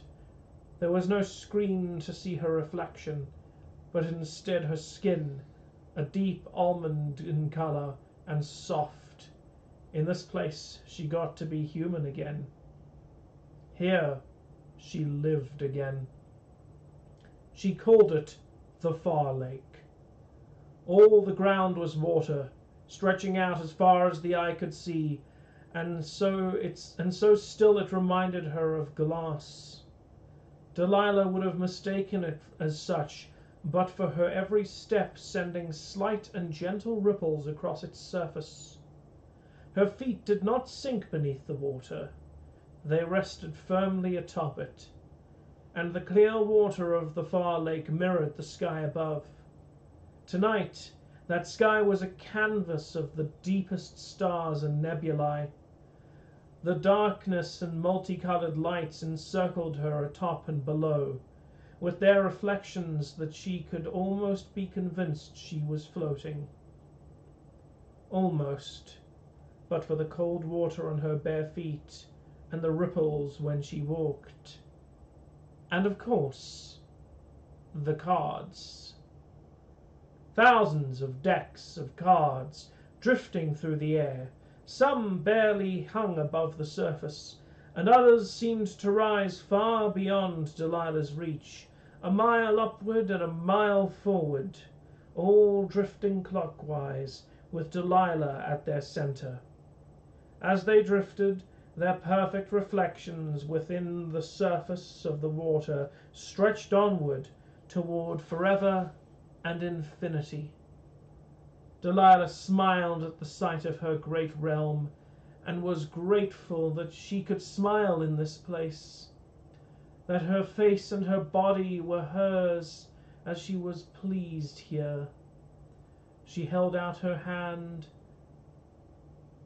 palm up, and a distant deck rushed into her grasp. She pulled the top card with practiced ease and thumbed it upward, flipping it over, and revealed the memory hidden within. The card shone, and a smooth grace melted into the night sky. A smooth grace melted the night sky into the burning orange sunset. A mountain rose upward in the distance, and the still waters of the lake beneath Delilah's feet turned to sheets of wood, which unfolded around her until they dropped off to where the newly formed skydock ended. At its end, a familiar airship blossomed from nothingness, and Delilah, a doll in a worn coat and jeans, walked down the gangplank to address the bull. Delilah, the human, stood beside a dock worker, warm and glowing, in a manner he had not when she had lived this moment in her arrival. But he would not have. He glowed like this because the deck of cards in Delilah's hands and the precious memories within were his. She slotted the card back into the deck and waved it away, allowing it to return to its gentle orbit in the air. As it joined the others, the far lake melted back into its usual bliss and serenity. Now the hard part. There was a deck of cards here for every person in range of her ability, each deck containing the lived memories of the person within. Sometimes, rarely, she'd find those memories neatly in order, though people weren't often so neat as to remember things as they'd happened.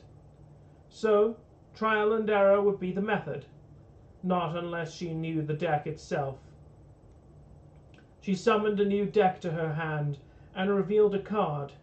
The stalks of a field grew about her, and the soil covered her feet, nestling between her toes. Nearby, a worker set his shovel into the dirt, leaning heavily on it as his friend gently poured water over the calluses on his 3 hands. Wrong person? Next deck. The splashing footsteps of a child, playing in a small pond and waving at a man in the distance. The bull. My agent says he has a daughter. This must be one of her memories, but still not the deck I need. Delilah released the deck and continued her search until finally she stood beside a mirror, in a room not all that larger than her own guest room.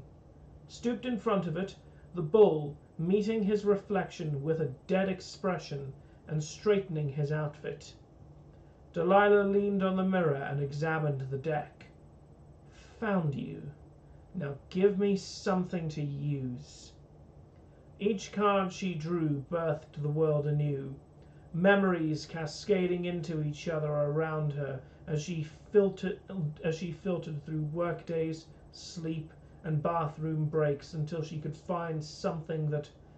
The bull, in a hospital before the change.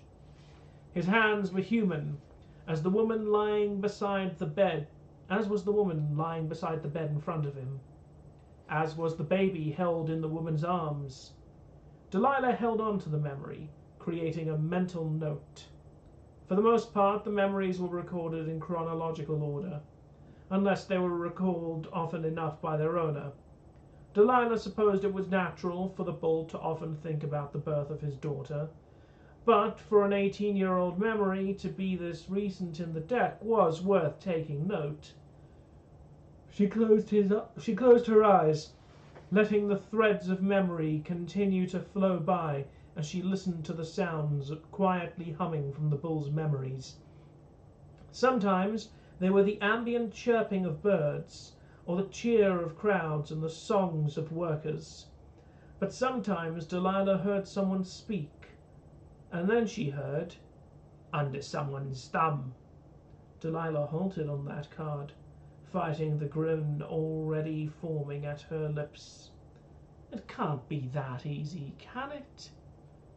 She opened her eyes, spying the bull sitting on a porch with 2 other men, overlooking another flux farm, a far larger, far more vibrant one than the bull's.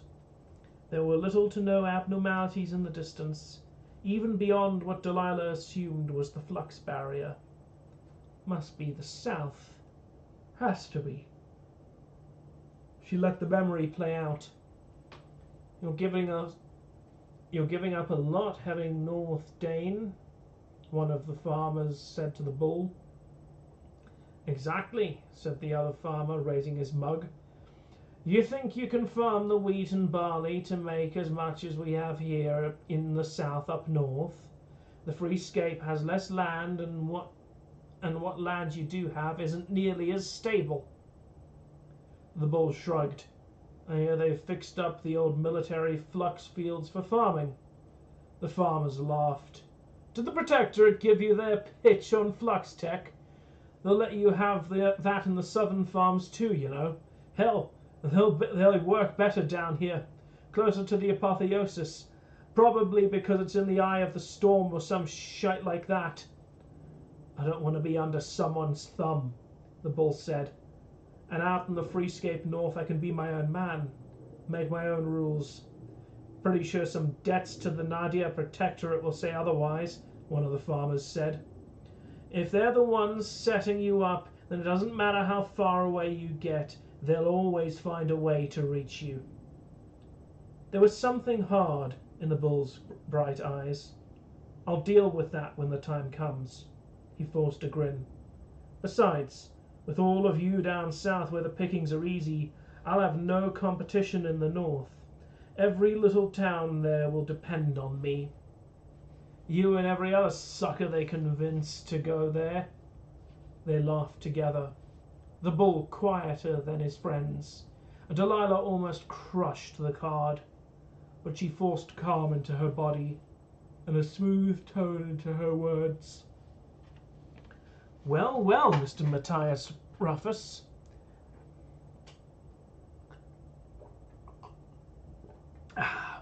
What up? Well, well, Mr. Matthias Rufus.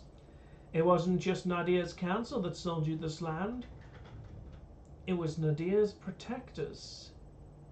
I just can't turn down a chance to see that conversation. She moved on, slipping between memories, pushing further back into the bull's life until the memory she searched for reared its head. Within that memory, Delilah saw the bull standing atop a familiar patch of unremarkable land, the land that would become the very place Delilah now found herself.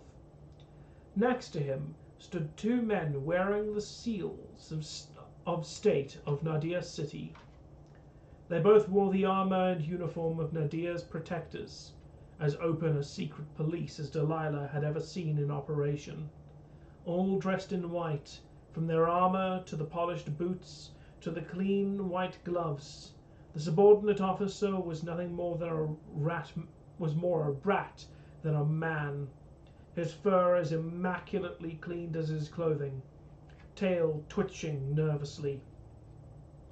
That distinguished him from his commander, the Lord Protector, whose posture grew to resemble less of a rat and more of a vulture with every moment. The older man's skin was purple and crystalline, and he had neither head nor neck, but he did have eyes, which he held up in his hands with a graceful precision that he dictated his negotiations to the bull. And when Delilah saw the older man, her screams grew out from her body, turning to static as they did, and her feet dropped an inch beneath the now lapping waters of the far lake. Damn, Delilah thought. Of all the people to handle the steel, why did it have to be him? She pulled her feet up above the waters and slowed her breathing until her screams melted back beneath the surface of her skin. Not here. Not here. I get to be human here. I get to be me. It's completely stable land, the Lord Protector said, his familiar voice, one that did not demand ownership so much as expected it, brought Delilah back to the situation at hand. Stable doesn't mean shit when it's the third of the size I need, the bull shot back, gesturing at the soil around them, and then gesturing at the land beyond it, where a forest was growing up from black desert sands. I need more land than this for the kind of farm you're looking to fund. Delilah watched the Lord Protector's reaction. The bull would not have read the meaning of the small tilt in the Lord Protector's eyes, but he didn't know the crystalline bastard like Delilah did, and Delilah saw the smug satisfaction in those eyes. We have a solution to that little problem. During the war, Gauntlet Co. designed technology that would disable any magic used within its vicinity. We have since improved on it. Even the twisting world's heightened magic can't withstand our flux generators. We can generate a flux field encompassing another 2,000 acres. A generator of that size. Not a lot of people can maintain that kind of thing, even these days. Especially not Stone Town. No one just offers the largest farm in the north free of charge, the bull grumbled, crossing his arms. What's your price? Now listen here, you shit, the rat man snapped from behind the Lord Protector. You're lucky we're even speaking to you. Take the opportunity we're offering, or sharp. The Lord Protector held up a hand, silencing the man. He turned his attention back to the bull, and Delilah could feel the warmth in his voice. Phony, yes. But convincing. It's an investment, he said. It may be some time before you're running the kind of operation that can sustain Nadia's eventual northern expansion, but we're a long way off from starting that. But if you can invest in your own future, in your family's future, we're supporting your ability to work, to build through the strength of your back. Your attitude, a self-made man with real drive, is exactly the kind of person Nadia wants to build a relationship with. Though the bull cocked a brow, the gleam in his eyes told Delilah a tale of worship and dreams. Self-made, like the first Lord Protector, like Lord Chalk.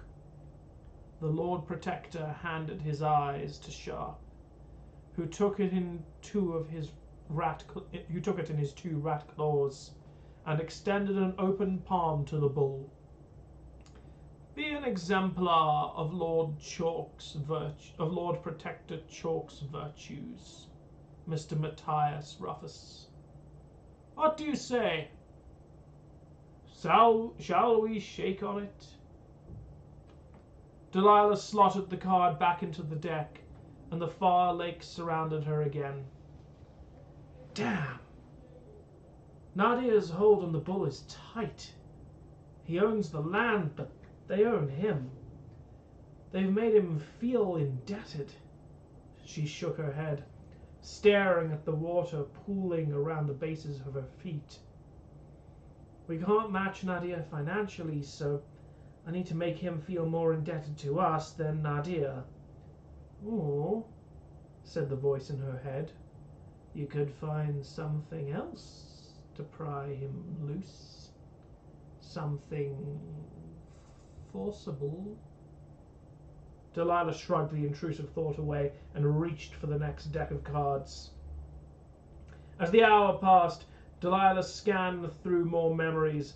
The bull and his family sitting around the dinner table, the bull overseeing the workers in the fields, mountains of paperwork, sweaty laboring in the fields alongside his workers, sitting with his daughter and listening to her talk long into the night about something he did not understand but which brightened his heart anyway.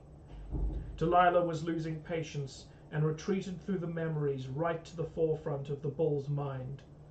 With a little focus, she found the memories he thought on most regularly.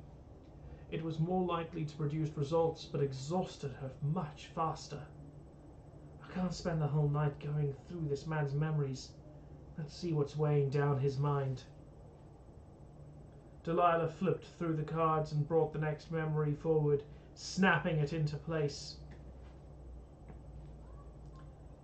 The closet barely left any room for the clothes and boxes it held.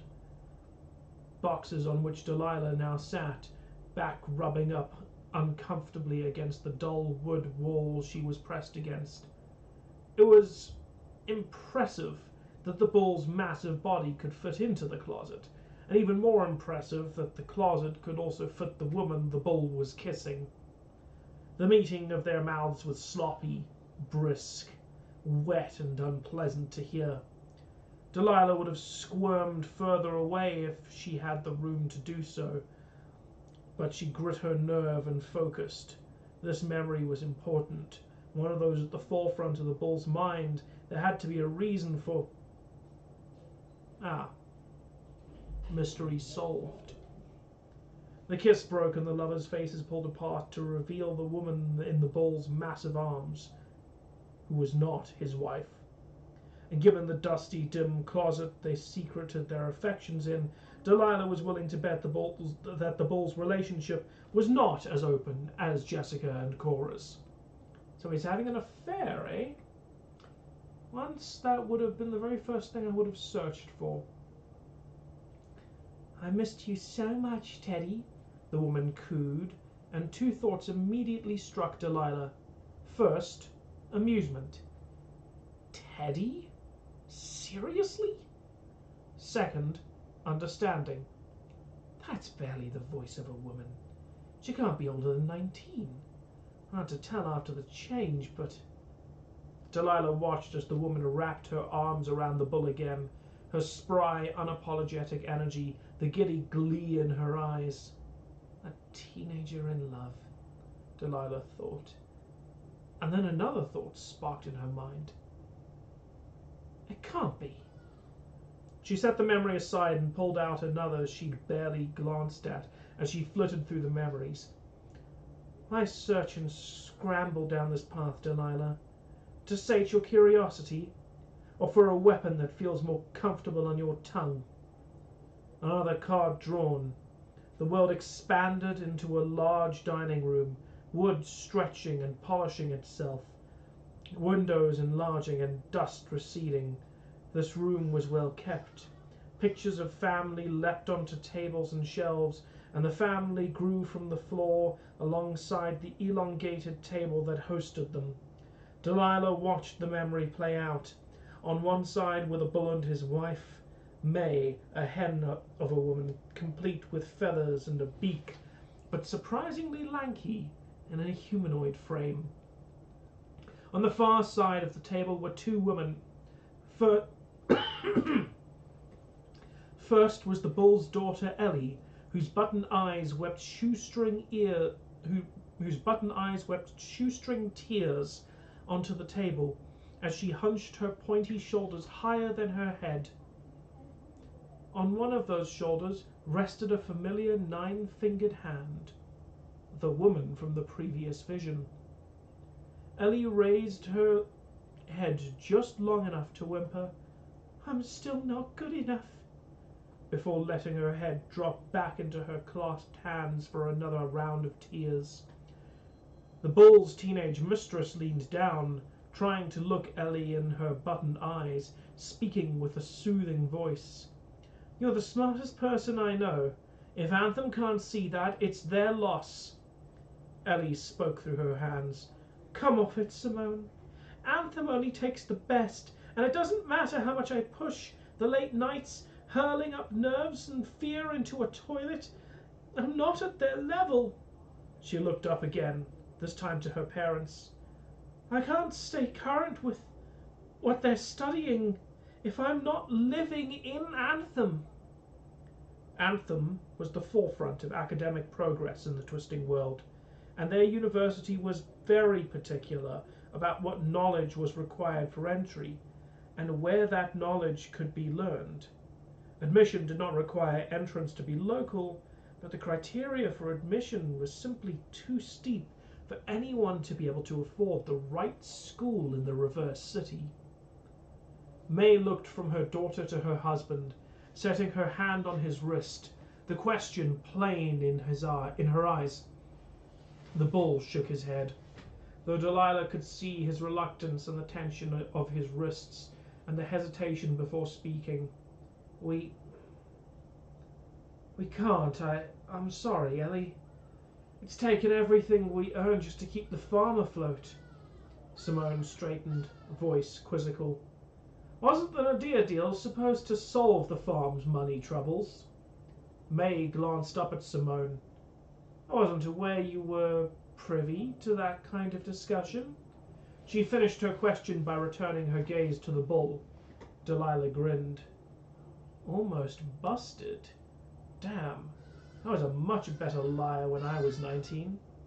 Then again, the stakes were higher for me."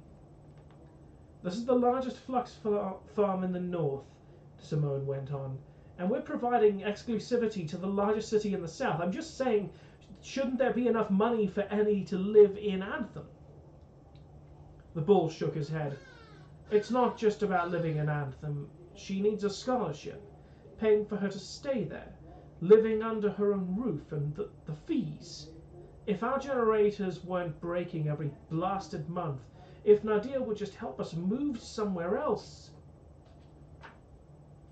"Sounds like a rotten deal," Ellie scoffed, head thumping against the table. "It's a stable deal," the bull shot back. "Might only just keep the lights on, but they'll stay on forever. and that concern is first and foremost. The silence which fell upon the room was a helpless one. Ellie was done crying, but she did shiver. Simone returned her attention to her. Simone returned her attention to her. Els, we've known each other for how long? All our lives? When have you ever missed the thing you were shooting for? This is just another hurdle, and my friend always conquers her hurdles. Ellie looked up, placing a hand over Simone's, offering up a small smile. Simone, May said, it's getting late. I'm sure your mother is waiting for you. Simone nodded, giving Ellie's hand a squeeze and strolling across the kitchen to the door. As she set her hand on the knob, she turned and stared across at the bowl, flashing a smile of her own. Good night. Delilah's eyes flicked across the room, first to May, who missed the gesture, then to the bull, who met Simone's attention with stoicism. His attention became fixed on Ellie, worry etched into his face. He rose, pushing his chair back and rounding the table, gently taking his daughter's face into his hands. How about we go check the books together? You're better with numbers than I am. Maybe we can find something we can set aside, something we can sell. We'll make a plan, kiddo. We'll keep studying. I'll help you. I used flashcards when I was your age. Delilah closed the deck, and it all fell to dust, and the familiar calm and sights of the far lake returned. Humming, Delilah thought on the bull, Ellie, and Simone. All the pieces on the board for her to move, the solution presenting itself at last. And she smiled. It was perfect. It was exactly what she needed. Delilah stared up at the boundless stars in the night sky, the world of memories fading away, her body turning once more to wood and glass. She sucked in a final breath and held that cold air for as long as she could. As she released it, her mind turned once more to the following morning and the task ahead. Delilah had everything she needed to break the bull and get him to sign her terms. And that is the end of chapter 3.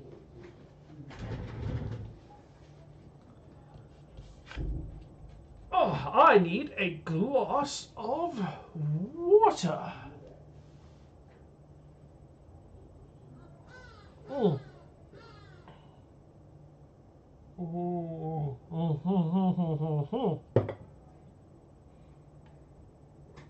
Ah, there we go.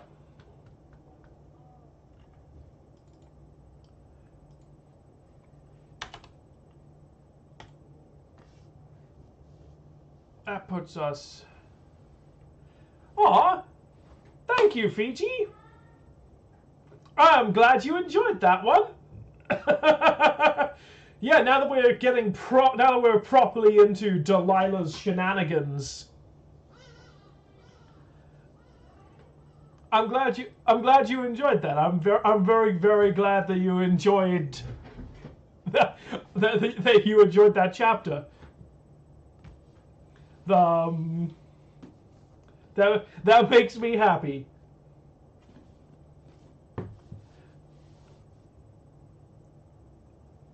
Oh.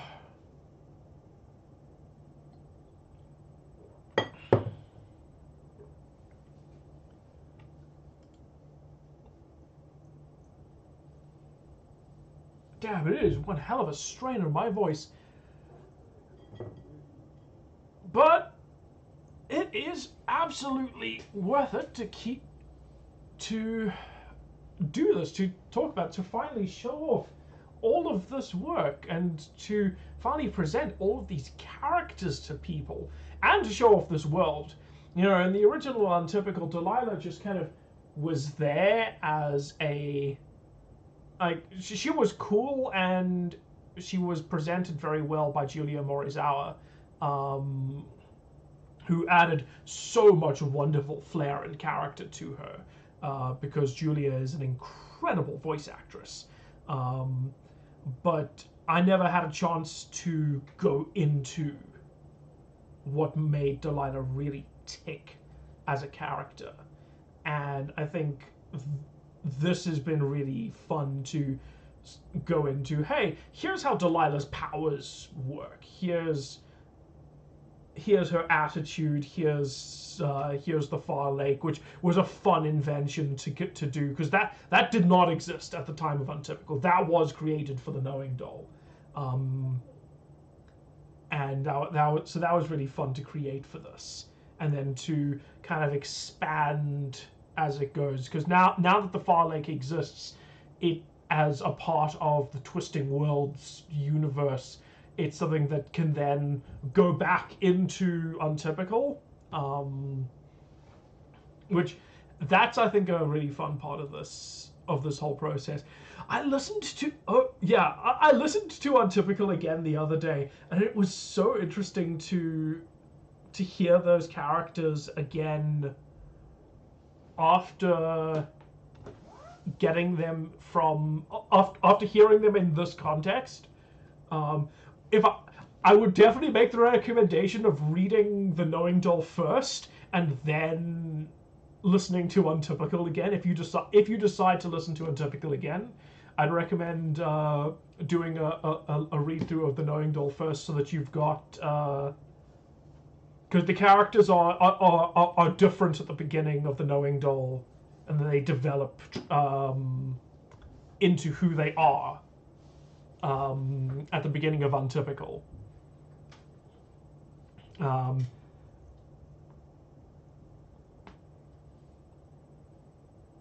No, so like with like the big notable thing is at the beginning of Untypical, everyone is kind of estranged from each other, and in The Knowing Doll, they're all together. They're all more or less a big happy family. Somewhat.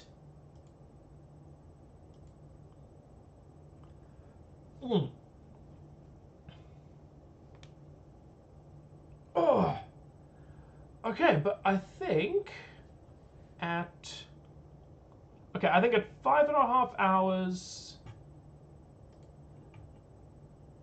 Technically, you have all bought more books for me to read, more chapters for me to read. So, I'm going to keep going until I have run out of chapters to read. I will understand if you have to go to bed. You said you had an hour left in you, and that may have been an hour to go. I did not note down the time. But I'm going to keep going until I hit chapter 6. That's where that's where everyone has paid for up to. So when I get to the end of chapter 6, which is 30 pages from now, that is the point at which I will stop, unless people buy more books. So for now, the journey continues.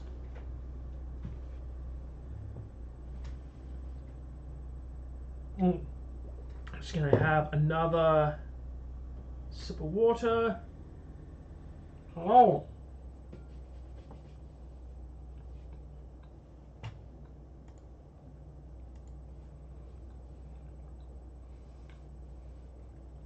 Mince pie. A very ladylike way to eat a mince pie. You know, with my mouth open.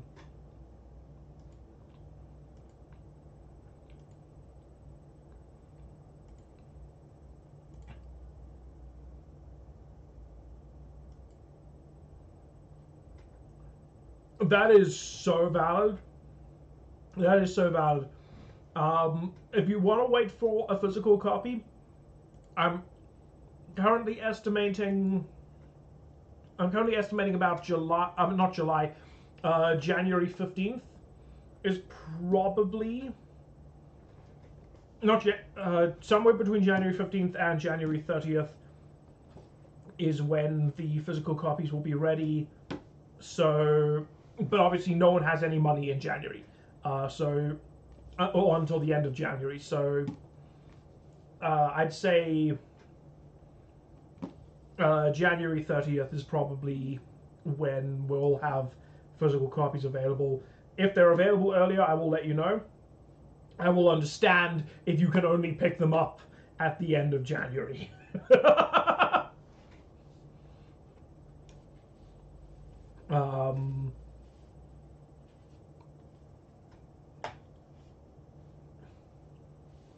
The South African physical copies will South African physical copies will be available sooner.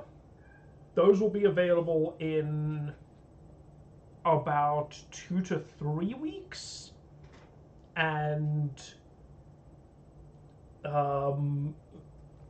but then but those are but the price on those is slightly different on account of covering shipping from South Africa. But you do get those signed. The difference is that if you order them directly from me from South Africa, it's not something I had considered until someone else had asked earlier in chat about whether or not they had asked me for a signed copy, and I realized that yeah, that is something I can definitely do, but it's not something I'd worked the pricing out for, so I can do, and I can definitely see whether or not that's something I can do, because that's also, I don't know, that should work out to be more or less the same price, and those books will be available earlier. Those books will be available around mid-December, aiming for like December 15th. So, I'll put out a big notice for that. I'm gonna try and move everyone to my to a newsletter so that I don't keep spamming the EAST Corp Discord server with stuff about my book, because to be fair, the Discord server should not be a marketing channel for my writing. It should be it should be a Discord server. But that's a conversation for another day. One more sip of water and then back to reading.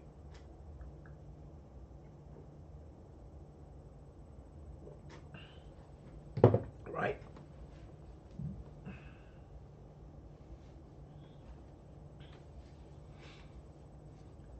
Chapter 4. Striking a Deal. Have I met you before? Asked the bull, already sunk deep into the chair that proudly marked the centerpiece of his office.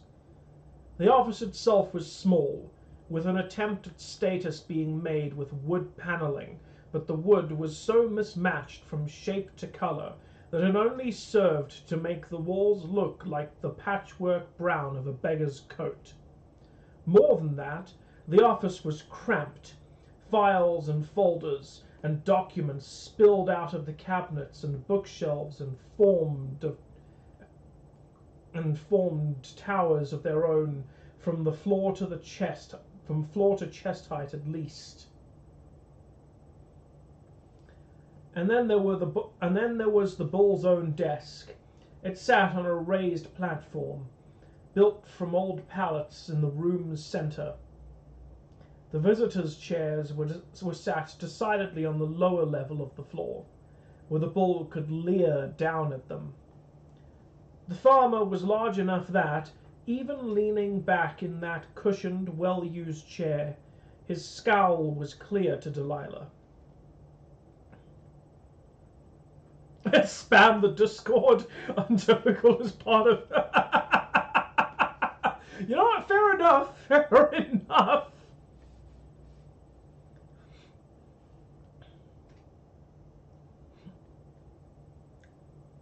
I was thinking about it last night, and then again this morning. The bull continued. And I'm pretty sure we've met before. Delilah inclined her head to the side and clasped her fingers together. I don't think so. People don't typically need to meet someone like me. Not until things reach an unpleasant place. She spoke with the smile to her tone, however, the space between her words left a clear message. They had reached an unpleasant place. This was the point where, only 2 years before, Delilah would have commenced with her threats, and she certainly had threats to make from her walk through the bull's memories, but instead she bit back those words. I am, unfortunately, trying to be better. The bull set a thin manila envelope atop a large cardboard box on the table. He tapped the envelope hard enough to almost send pages spilling out on the floor. That's what your town's offering me, said the farmer, shoving his hand into a nearby bowl of salted peanuts. That's our proposal, Delilah clarified. And this, the bull paused, somewhere in the third clench of his jaw, as he realized he could not continue speaking and stuffing his face at the same time. Delilah wondered if that meant he would Delilah wondered if that meant he would choose to give the office heir a reprieve from the smug pollution of a man holding any power at all over a woman. He continued, speaking with his mouth full, as he could manage, and prodding the box beneath the envelope. This is Nadia's proposal. He shook his head dismissively. You tell me what I should do. Delilah had some thoughts on what he should do, but they were unproductive. Instead, she waited for the bull to give her the full mercy of finally swallowing his peanuts, though when he set his rugged hands on the stained oak desk, he set them too close to the bowl for comfort. It's all part of the plan, she said in her own mind, a reassurance to prevent herself from strangling the man. After all, Delilah was not paid to do the violent thing. That was what Jessica was for. Delilah got to ensure that the bull agreed to Cora's terms. Any complications arising before that point were simply details to be overcome and outmaneuvered. And so she leaned forwards, the single bright eye on her face screen meeting the bull's. His behavior matched up perfectly with what she'd seen in his memories, as well as in the stories and rumors she'd spent the last 2 months ferreting out from friends, workers, and clients. She'd had a comprehensive dossier formed in her mind even before her waltz through his memory. So, if he thought his severity and the foulness of his attitude would be enough to drive her away, he thought wrong. Those two were mere details to be overcome. As Delilah spoke, the bull regarded her with those bright eyes, scratching at the mask that was his face. Regarding the matter of our offer, Delilah began, setting her wooden fingers on the armrests of her chair. I think you're quite intentionally leaving out the biggest difference between what the Freescape North is offering and what the Nadia Protectorate are offering. Leaving out? The bull let out a snoggy snort. Lady, that's the only reason I agreed to speak to you. Then allow me to reiterate, Delilah said, her voice remaining pleasant. But she was careful to underline every word with a tone that suggested it was her turn to speak now. Nadia want an exclusive use of your Flux Farm's output. It requires that you put your faith entirely in their protectorate, and I can tell you from experience that it's an organization which is not stable as much as it's resting on the edge of a razor-sharp knife. However, Mayor Cora, as representative of Stonetown, is far more lenient in her terms with you. We will take 60% of your trade. The other 40 may be sold however you please. We're not looking to strangle the resources out of our competition. What we're looking for is for you to join our community. A large community with you at its head. The bull said, satisfaction returning to his face. Delilah shook her head. Everyone contributes to each other, that's all. Stonetown is not at its head, but at the heart. Do you think we charge the other towns in our community for the food we send them? Of course not. She tutted gently. Because that's how we became the heart, and we have no intention of changing that. The bull leaned forward. How do you afford that? Delilah did not answer. Instead, she tapped her index finger on the table. Allow me to lay down the situation. We're 14 years past the change. For the first 5 years, civilization as we knew it was scattered, if not entirely destroyed by the effects of magic quite instantly saturating all matter and mutating, twisting every person on the planet, along with more than half the bloody resources, snorted the bull. Well, except the resources folks like me have, and grow with my own bloody hands. I'm sure the other laborers on your farm helped you more than once, Delilah said wryly. She let the silence hold for a moment, waiting for an interjection. When she was content there would not be one, she continued. Beginning in year 6, the Protectorate forms in the south, rebuilding an old city into what we now know as Nadir. Before Anthem was discovered to the far west, Nadir was the only city safe from the typical dangers of a post-apocalyptic situation. It's true that. Why the history lesson? When you made your deal with Nadir, you didn't have many options. Anthem wasn't in the mood for sharing, and Nadir could lay down any terms they wanted because they were the only fish in the sea. But the world's changed. Other communities have their hands on flux tech. Other communities are improving on it. You have options. This is one of them. Stonetown is the largest settlement in the north, one of the largest settlements outside the Protectorate in the twisting world, and we're growing larger every day. Can't grow larger without food supplies, the bull noted, which is a problem that you and your flux farms can solve. For a price.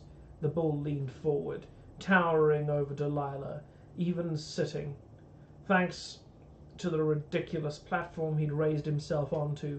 I sell to the highest bidder, and right now that's not bloody you. The bull had been responding, within a reasonable margin of error, the way Delilah had expected.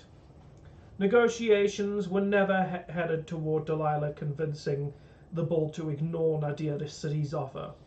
Despite the stranglehold the city would have on him, Nadir's offer had the value of a bigger number. And Delilah knew that Stonetown was never going to be able to win a battle where money was the weapon of choice.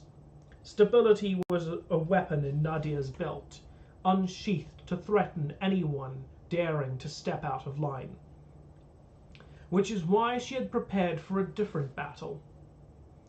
I understand why you would want so dearly to take the offer of selling to the highest bidder. After all, money is assuredly a concern for you, perhaps even more vital than you're willing to let on. The bull's features hardened, and he shifted almost imperceptibly backward. Meaning what? The ground here. It's not as stable as you initially estimated. Your flux generator keeps breaking down. You want to move somewhere else, but that's expensive, enough that you need to renegotiate your deal with Nadir. How do you think that's going to go this time? How did you Delilah did not have time to fake an answer to that question, so she cut him off. It's true we can't offer you the same kind of money Nadia can, but we can offer you enough for what you're planning.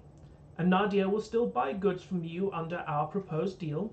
They have no choice if they want to maintain any of their northern expansion operations. Delilah laced her fingers together. And we can provide you land to relocate to. The bull had no words, only the beginnings of them as he tried to stutter a response. Delilah, judging the timing right, went for the throat. And then there is the matter of your daughter.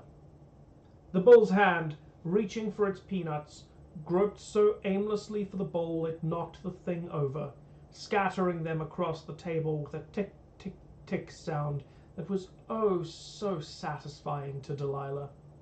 My daughter? Yes, Delilah thought. The one whose best friend you're currently sleeping with. Oh, how wonderful it would be to see your eyes snap wide to be told I know of your affair. I wonder, would your lip quiver? Would your hands tremble? You'd try to threaten me, I'm sure, but you wouldn't be able to back it up. I know your kind. I've broken versions and variations of you 12 times before. It was easy. It was fun. But I must be better. I will reserve your stupefied idiot face for my imagination instead, and offer roses rather than the sharpened dagger you so readily and clearly deserve. We can get your daughter into Anthem Academy, Delilah said, speaking with such honey in her words that the bull could certainly not guess as to the venom in her thoughts. The following silence was too catastrophic for any counter the bull had been planning. Delilah allowed it to sit, and her screens turned into a bright wave of blues and reds and whites and orange. Now she controlled the pace of the conversation. And I will grip onto it with an iron fist, dominate it, keep him still for as long as I please, for as long as I decide it is needed.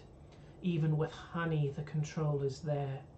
Something to be said for honey is that it does taste sweet, though oftentimes vinegar is still more fun. She leaned back, setting her legs up on the table, just as the bull had done before. She'd taken note of his earlier posture, and was sure to mirror every inch of it for her own pleasure. Anthem Academy, she sighed. One of those pesky problems that money truly cannot solve. You've offered them so much to let her in, and they've turned you down every single time. She's failed the entrance exams regardless of her hard work and determination. No tutor will take her. There are no paths in. Delilah's voice softened, a genuine commiseration finding her. She longs for something great, but where she lives, her geography, it's limiting her options. Anthem so rarely accepts outsiders into its vaunted academy. I would hate to see her having to fight 3 times as hard to make half the progress as any student living in Anthem. It must be hard on you. It must be even harder on her. Delilah removed her feet from the table and leaned forwards, her eye reappearing on her facial screen. She lowered her shoulders, softened the glow of her screens, and did the same with her voice. She allowed earnestness to take over. You do so much for her, but you can't give her this one thing. And her not having it is shredding your heart. We can give it to you. Anthem doesn't charge its students, but its entrance exams are impossibly complex. I'd never pass them. I've seen them. Another pause. And I've seen them because I have a friend in Anthem. She helps administer the exams.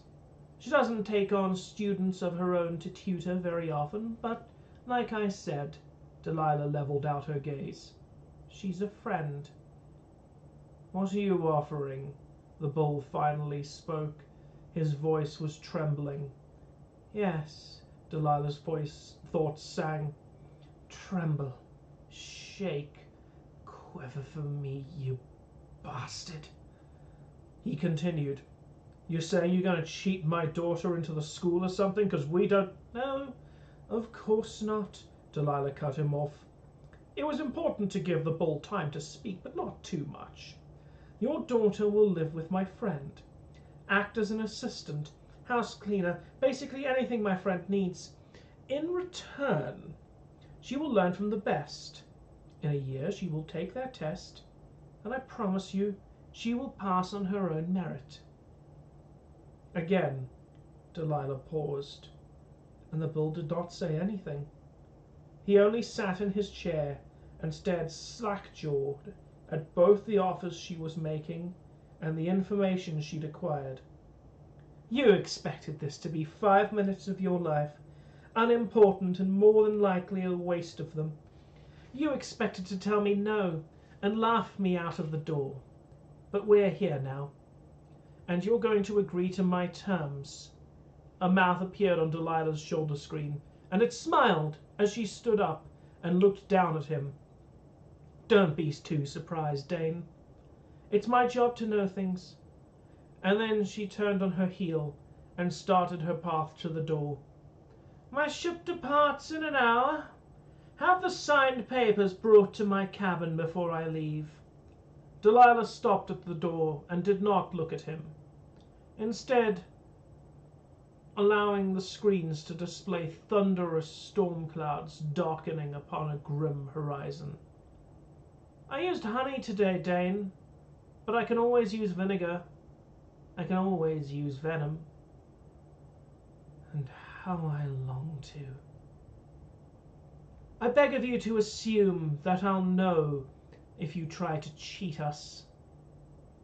She strode from the room and let the door slam behind her, unleashing an echo of her victory down the hallway and across the house. And that is Chapter 4.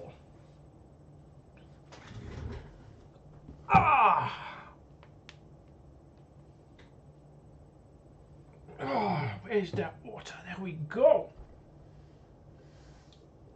Damn, this is almost my third glass of water already.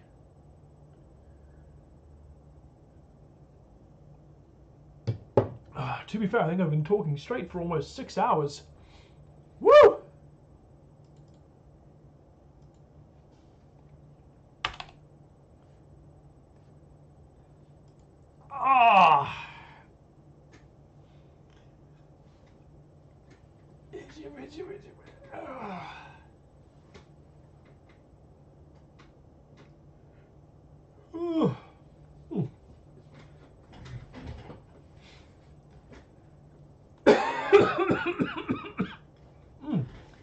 So that's a nice little mini story to begin the book. Nice little 4-chapter mini story to start us off with before the real story begins. I'm going to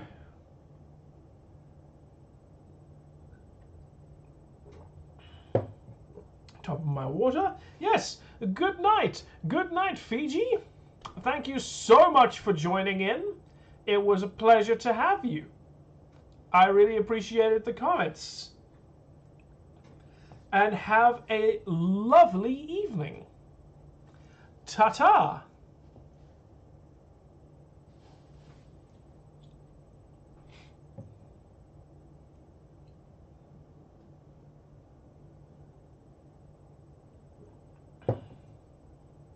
And with that, I am now going to pick up the book again, and we're going to continue onwards with Chapter 5.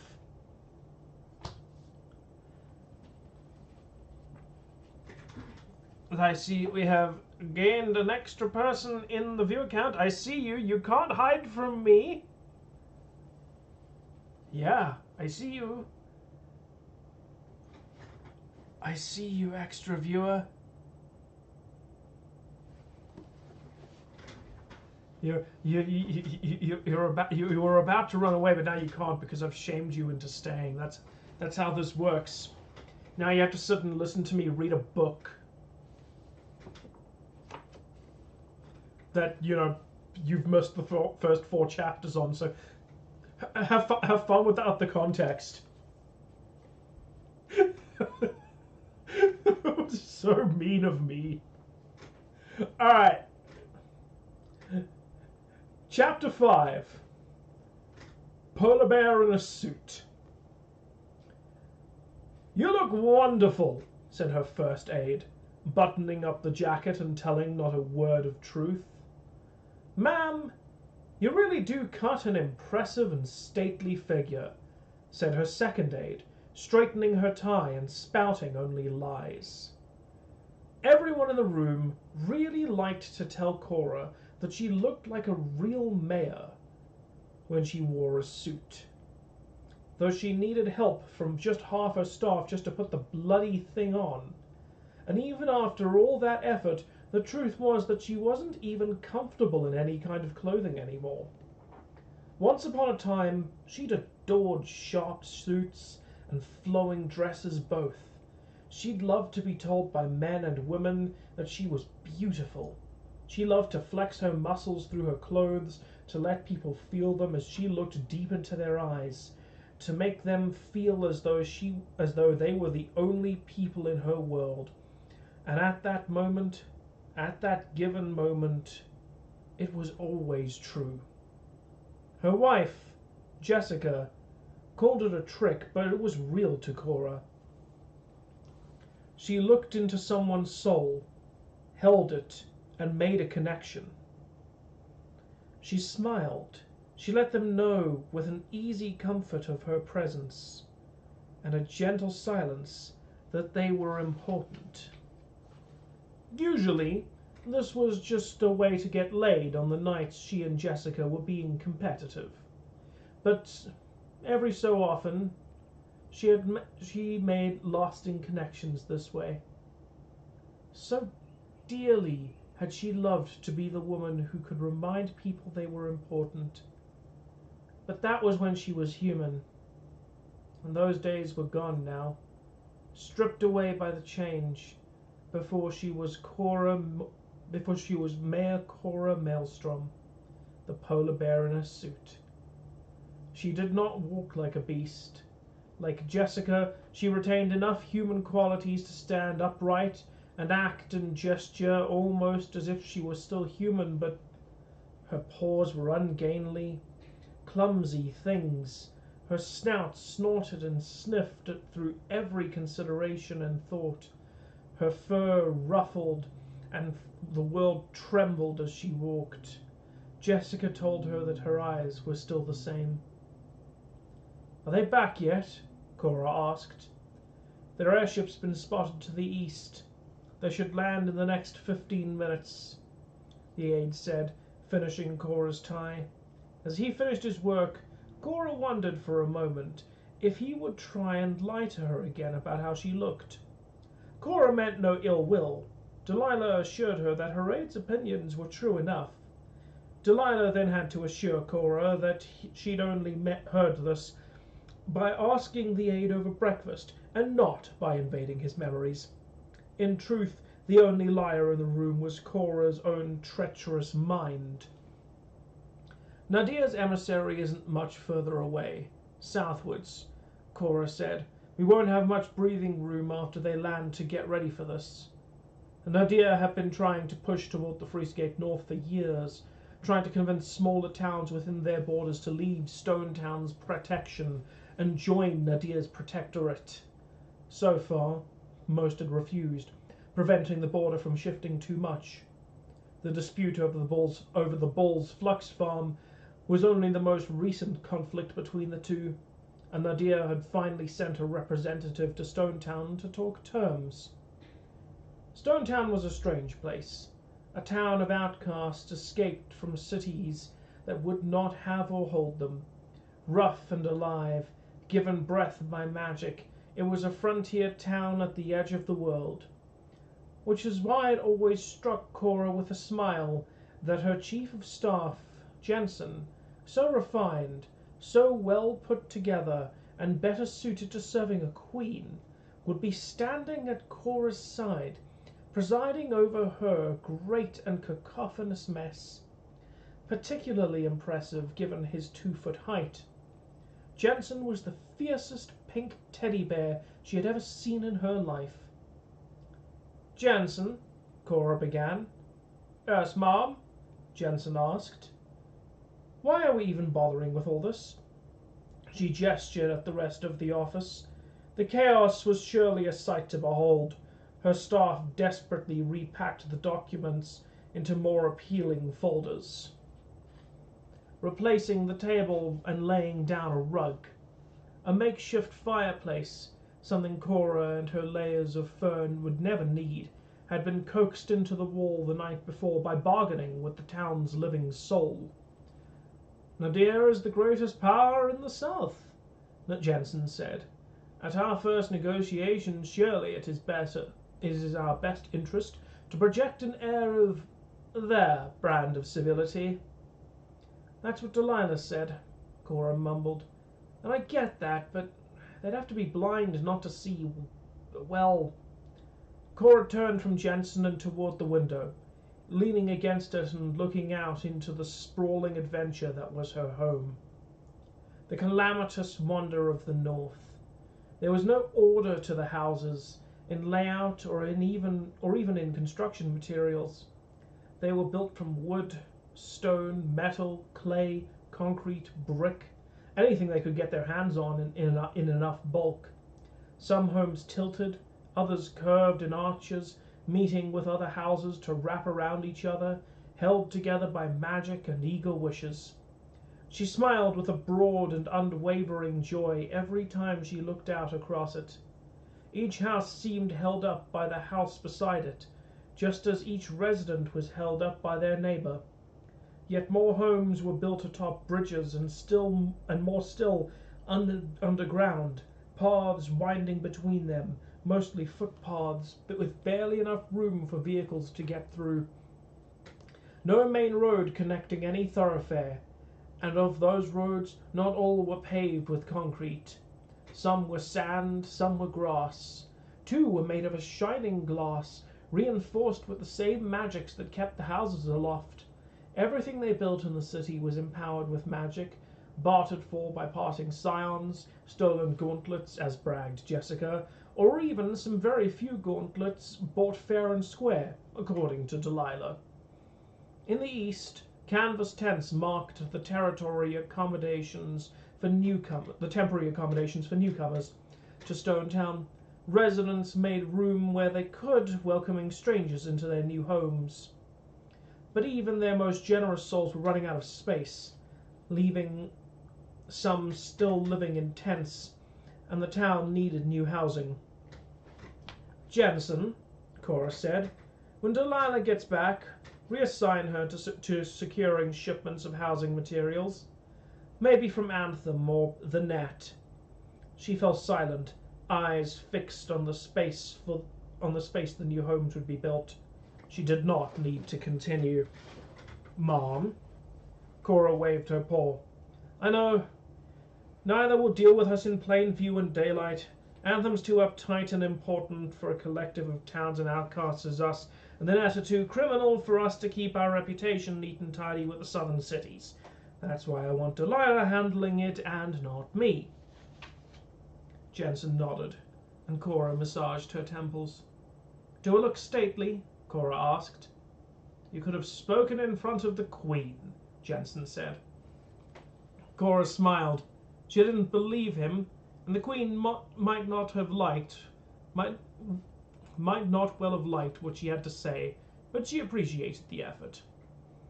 "I'm as ready as I'll ever be for this meeting, provided Delilah and Jessica get here on time. You say spotters caught sight of Nadia's ship coming from the south, right?" Any chance it's relatively small and non-threatening? Jensen shook his head. I was informed that it was quite large. Would you call it shock and awe large or dick-waving large? Jensen shuffled his teddy bear feet. Cora laughed, and the sound shook the room. You don't have to answer that, friend. Let's go and meet our guests.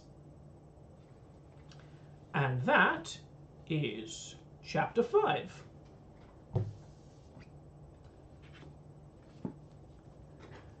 And with Chapter 5 read, that marks 6 hours into this little adventure. So we have 5 chapters read, the cut chapter read, and 4 books sold. That is absolutely magnificent. So I think that I am probably going to be wrapping this up about now. So thank you everyone who has joined the stream across the entire course of it. I see we got 1 person in here now, and we have had 61 various views across the course of the last 6 hours, which has been fantastic. I am so happy that people bought the book. If you would like to buy the book, if you're watching this in, if you're watching the VOD of this, if you are the person in here now, however, the link to buy it on itch.io is in the description. You can get it there. It is currently on a 34% sale, so it is currently available for a little bit under $4. So thank you very, very much, and I will chat to everyone later. Oh, bump the microphone. Goodbye!